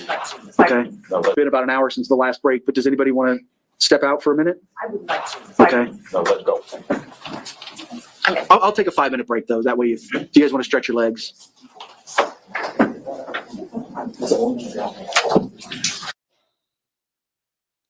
All right, let's see what there's. All right, there we go. A whole bunch of these transcripts from the 911 call. Do you want those back? Did you get one? Yes. I probably just leave them here in case they want to re-listen to it. Is that guy scanning shit off No, they wouldn't the? get Is that guy scanning on the screen? Is he using like a wand scanner? They will not. Okay. I can always get confused. You know what? In the verb. I'll just leave them. They don't usually. Yeah. I just, for your edification, for everybody here's Oh, no, he's edification, I wiping it meant to tell down. the jury this, and it's on my list, and I forgot. The boiled water notice was extended to Wednesday. So continue to bring your bottled water or your sodas or your coffees or whatever it is. And I meant to tell the jury, it's okay, because what's today, Tuesday? Yes. Oh, it is Tuesday. Hopefully, 10 a.m. tomorrow. it's 10 a.m. tomorrow? Okay, well, that's not so bad. That's not so bad. Okay. So it's the pond out back. I get thirsty. And then, thank you very much, sir. I did get your amended witness list. It helps me keep track as we go. My notes are that, this is for everybody's knowledge, Deputy Burley, CST Dvorak, CST Conlon, and Eva Benefield have not been released from their trial subpoenas. So I know you all know what that means, but you need to make sure your witnesses, because some of these folks, either they're also employed at the sheriff's office or they may know each other, and they are strictly prohibited from having conversations with each other. Yep. I'll see that. Thank you. All right, let's talk about, you had some motions, and I said objections earlier, but they could also be motions in limine regarding Barbara Russell and Alicia Byers. Yes, sir. So I thought we had pretty much established that we weren't going to vet the child abuse investigation. Nonetheless, in an opening statement, the state clearly went down that road to the extent of being designating that there were 5 of them, which now puts us in a position to have to respond to that unless it turns out to be a representation in an opening statement that never materializes. As the court knows, and the court emphatically instructed them what the lawyers say in opening statement is not evidence. So the concerns we have with Alicia Byers and with Dr. Russell is that we believe both witnesses' testimony is sought to go to the issue of child abuse. For multiple reasons, 403 of the Florida Evidence Code being merely one, and I don't need to re-argue this, the court's aware of it, we're all aware of it, the balancing act, even the potential prejudice. We don't think that that should be admissible, and we don't think we should go down that rabbit hole. I don't think so either. I apologize for interrupting. I did not intend to ask either one of them about child abuse. And if it helps, the reason I said 5 complaints was, it's my belief that that comports with your ruling on what Detective Moreland would testify about. So that's why I represented that. It wasn't to get information out of either of these two witnesses. Well, that certainly helps my argument, Judge. My understanding, for purposes of Detective Moreland, is that the court is willing to allow him to testify as to the criminal aspect of his involvement. The court should be aware that deputies do not conduct an investigation. They merely accompany the CPT or DCF representatives to protect them for their personal safety. There is no criminal investigation. So I point this out to you, Your Honor, in anticipation of when Deputy Moreland does come to take the stand. If the state doesn't plan to go into anything having a relationship to the allegations of child abuse, then I don't know that we need to go any further to discuss that whether it's collateral or it doesn't relate to any material element of the event.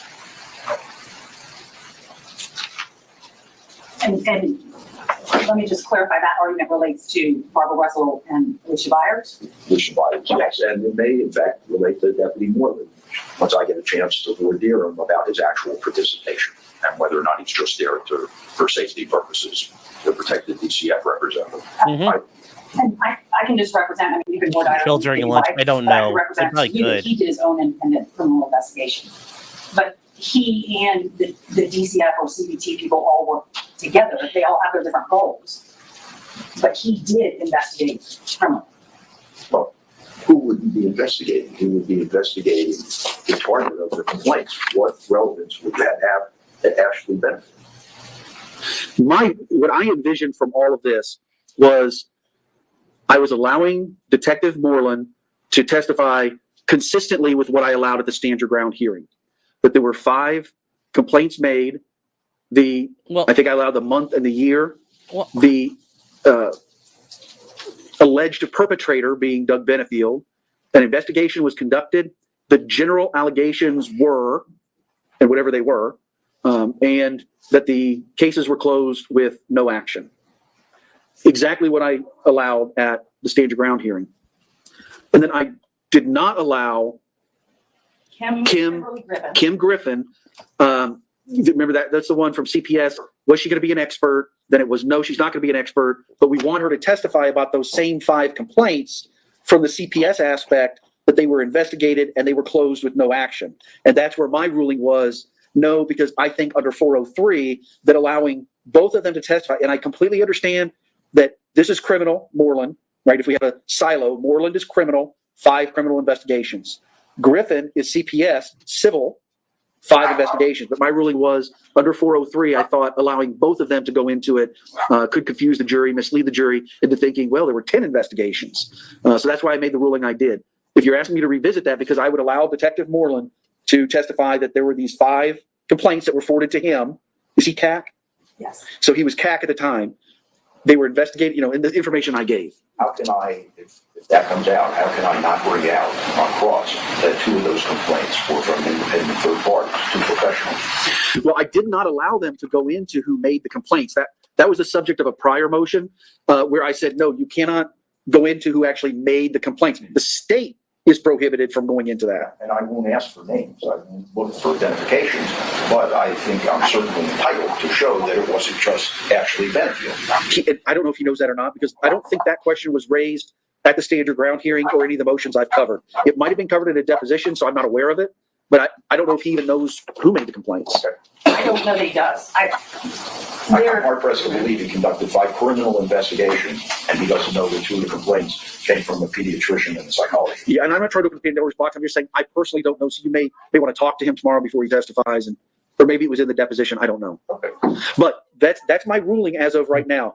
Moreland can testify. Griffin can't. He can testify about those 5 criminal investigations that came to him as part of the CAC unit and the information that I allowed.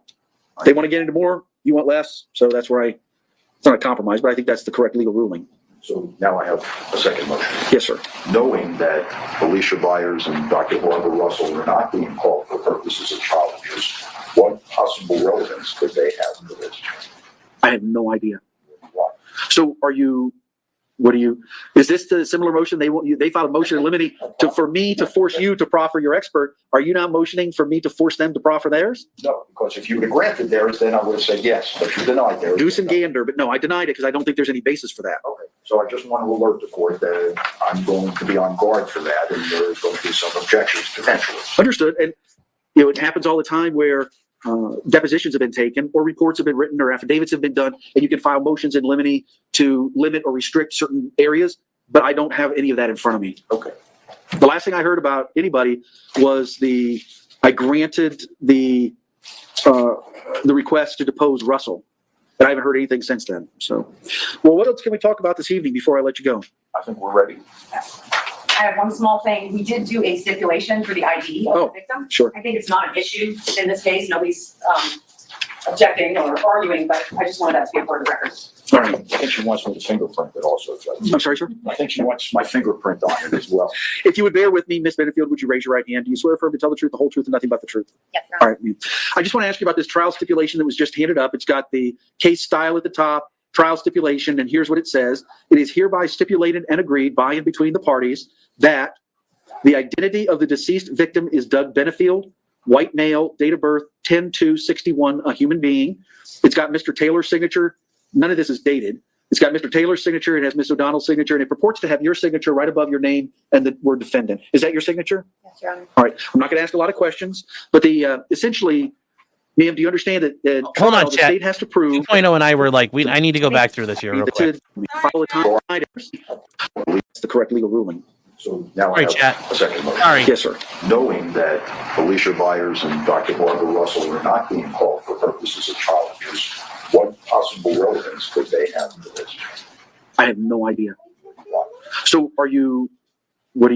is this the similar motion? They filed a motion in limine for me to force you to proffer your expert. Are you now motioning for me to force them We'll to cover proffer this. theirs? Hold on. No, Hold because tight. if you would have granted theirs, then I would have said yes, but you denied theirs. Goose and gander, but no, I denied it because I don't think there's any basis for that. Okay, so I just want to alert the court that I'm going to be on guard for that, and there's going to be some objections potentially. Understood. And it happens all the time where depositions have been taken or reports have been written or affidavits have been done, and you can file motions in limine to limit or restrict certain areas, but I don't have any of that in front of me. Okay.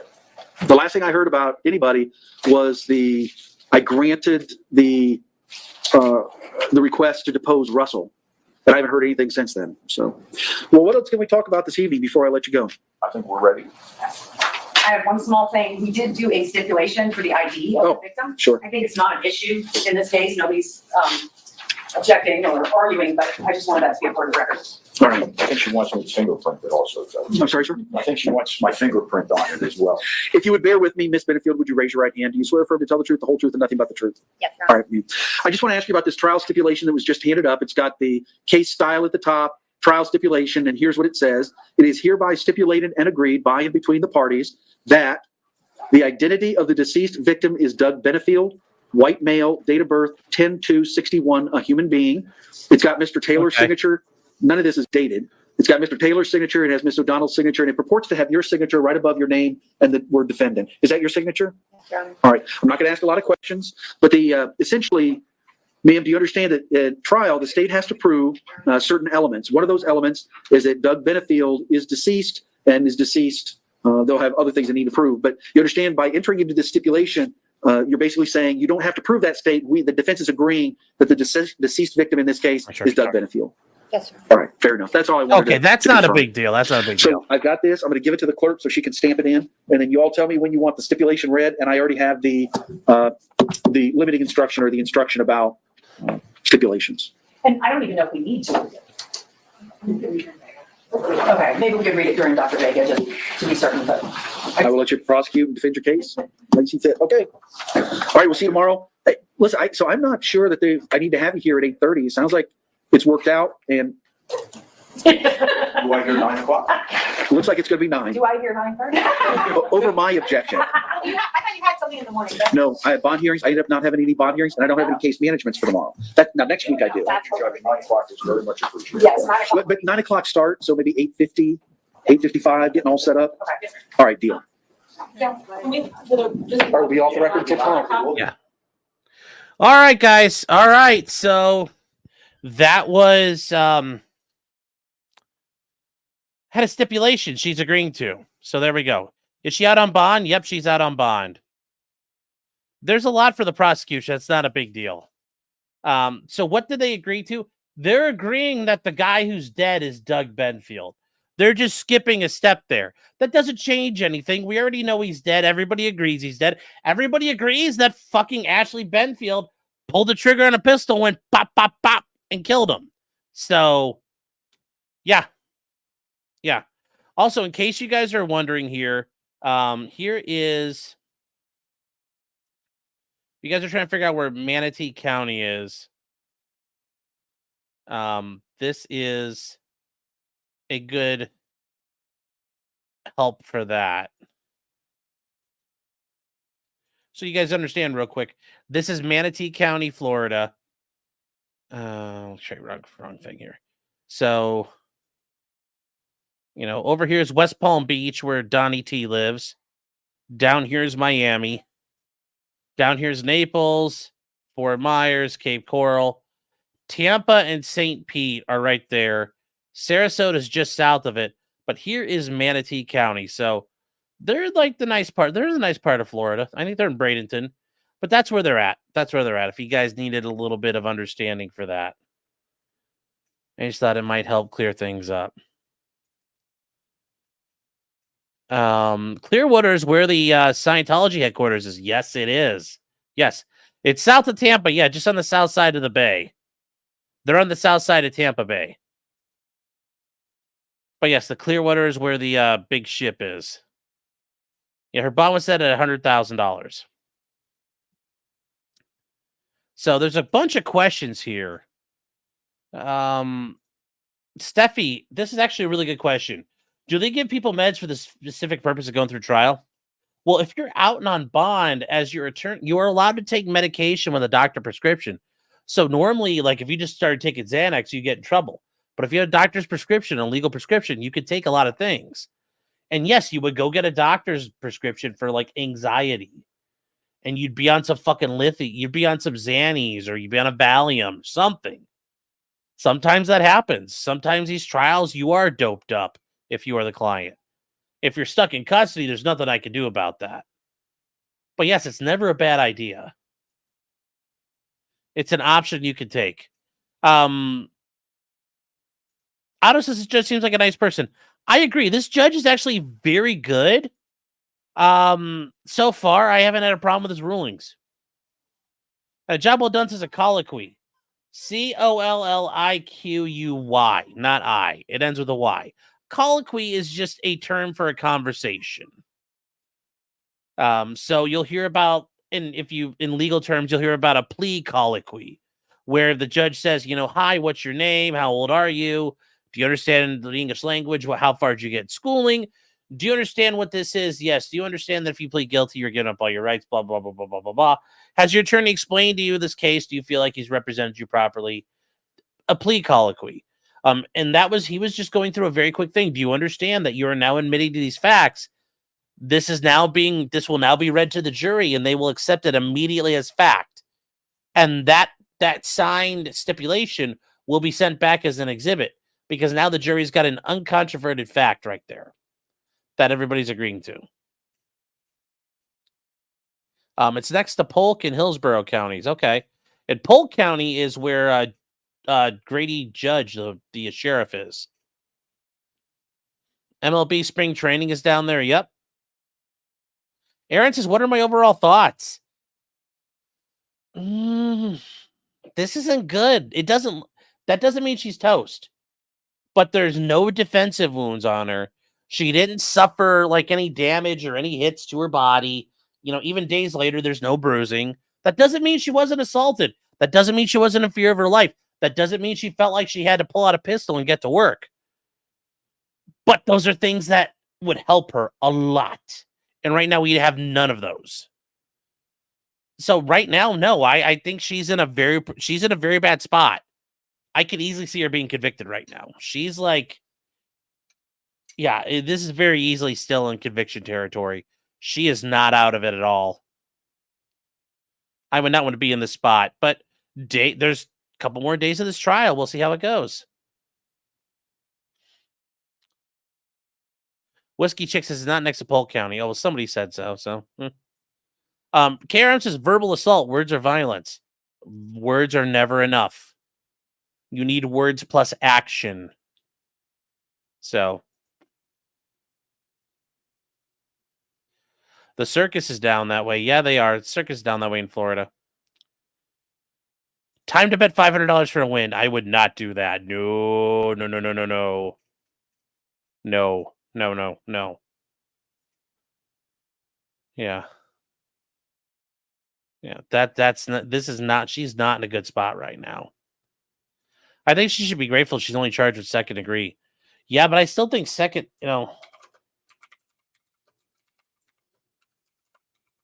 Florida second degree murder is still she's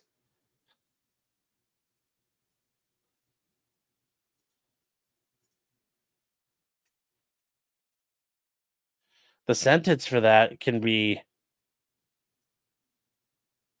really fucking long. Like, it's not good.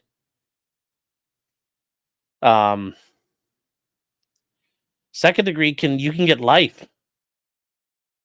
That's not good. So she's not doing well. Yeah, 25 to life, but with the weapon, there's an enhancement. Yeah, I mean, she's looking at 20 to life or like 30 to 40 to life. It's not good for her. So this is bad. Yeah, Sarah Boone's written ad. Yeah, we'll cover that again on Thursday, just in case people hadn't seen it, because I do think it's funny and it's very proper.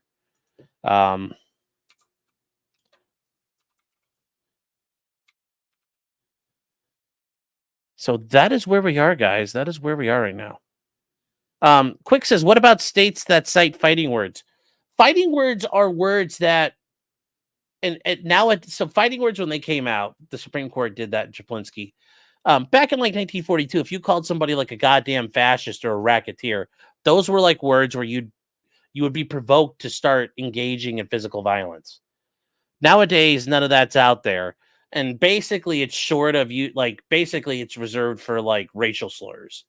You drop an N-bomb, anything like that. Racial epithets, racial slurs. They are words that would cause an ordinary person to engage in physical contact with you for uttering them. That's the standard now. And I mean, that's always been the standard, but they incite the violence. But generally speaking, it's only like if you looked at a black guy and you called him an N-word, he might fight you. Jewish guy, you call him you call him a Hebrew, a kike, he might attack, like that would cause a normal person to want to start swinging. So it's not, like, I'm going to kill you. That's a menacing, that's a threat. You're not allowed to make threats.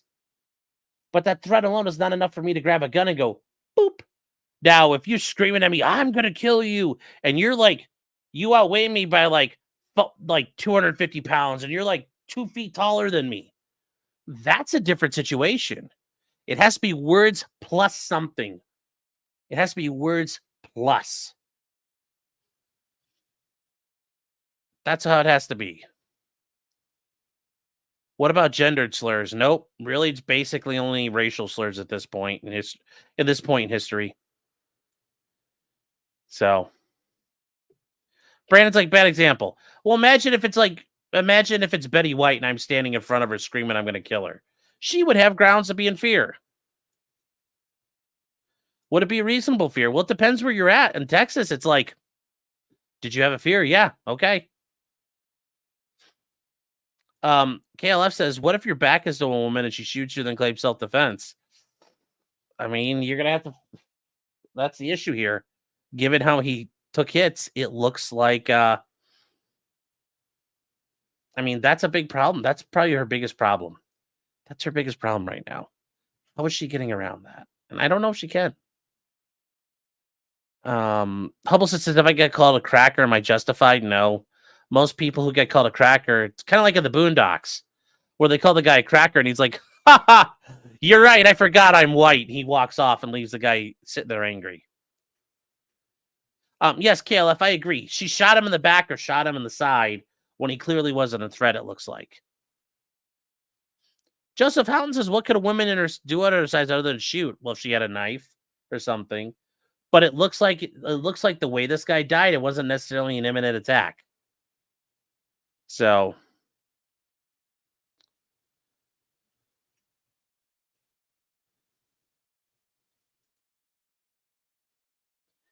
you know, I'm sure we're gonna hear from her at this point. I think she's gonna have to testify. I don't know how else this works otherwise. Guys, yes, if you go on Twitter right now, you can find from Senator Grassley, they released the footage of the police talking to the Secret Service agents after Crooks got his head blown off. I can't show it, guys. There's blood on there. YouTube will probably strike me. So we'll that's where you can go to see it. We'll watch it on Thursday night though. So Aaron says she probably shouldn't testify. Well, for right now, I would agree, but depending on how this trial goes, she might have to. She might have to. Bella, it really sounds like you're saying she should have took the beating. As of right now, it's not clear how she suffered or how this guy suffered the bullet wounds, but a bullet wound in not facing her is a little tough. If there's a bullet wound in his side or in his back, that doesn't mean right now, it doesn't mean she's convicted. But those are not good facts. Those aren't good facts. And no, she doesn't have to take a beating. But given the situation, it looks like the prosecutors had a reasonable belief she murdered this guy. That's the point. Like, she must have done enough. She must have done enough things where the prosecutor's like, this looks like murder to me. You guys chill out. Bella is saying, you guys are missing the point. Bella is pointing out that she shouldn't have sustained damage to use force. That's correct. But if she had sustained damage, that would be a really good fucking excuse to show, look, he punched me right in the face, so I shot him. That doesn't mean she should sit there and willingly take battle damage. But when you're showing it was shit went down, and it sounds like that may have been part of her argument at some point, or part of the theory is things went down, there was a tussle or something happened, and she's got no marks on her, then it looks like things didn't happen that way. Now, once again, if she had shot him and all the entrance wounds were on the front side of his body, there'd be a lot more to it. But it looks like somewhere there, although, you know what, maybe she shot him and he kept turning his back like, ow, and she shot. I don't know. We need to see the rest of it. Right now, it's just not a good look. I mean, when you're on the jury, that's all the jury's seen so far. And remember, with the prosecutors proving their case, you should look at it and say, oh, wow, this is really bad for her. So,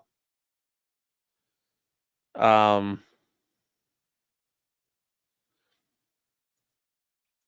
says he was a piece of shit in a lot of ways. There's no proof he physically abused her, sure, but like I said, we'll need to see. And Bella, I think you're right now. Right now, yeah, there's, she shouldn't have to, but this is not, and maybe there's more to it. Remember, there's probably going to be 2 or 3 more days of this. We'll see what happens, but for right now, this is not the prosecution's winning because the defense is not scoring runs, really, at this point. I mean, their opening was very fiery and very informative, but we'll see. We'll see.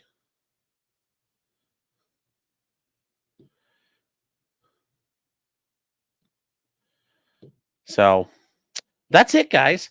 Tomorrow afternoon, we'll pick back up. I've got shit I got to do tomorrow, so I apologize. I will not be able to watch this live, but we will pick up probably a little bit earlier, maybe around 4 or 5 would be the goal, and we'll get back at it. So I just want to thank everybody, and guys, remember, until next time, just because you did it doesn't mean you're guilty, and that includes Ashley Benefield, but I don't know for how long. Good night, chat.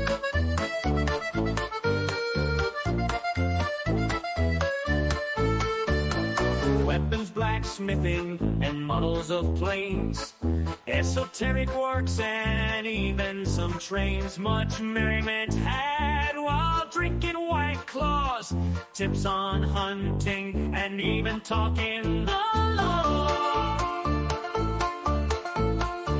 Whatever you do, just don't talk to cops, even when they nab you on illegal stops. Just 'cause you did it doesn't mean you're guilty, but please talk to a local attorney. Was that the fact?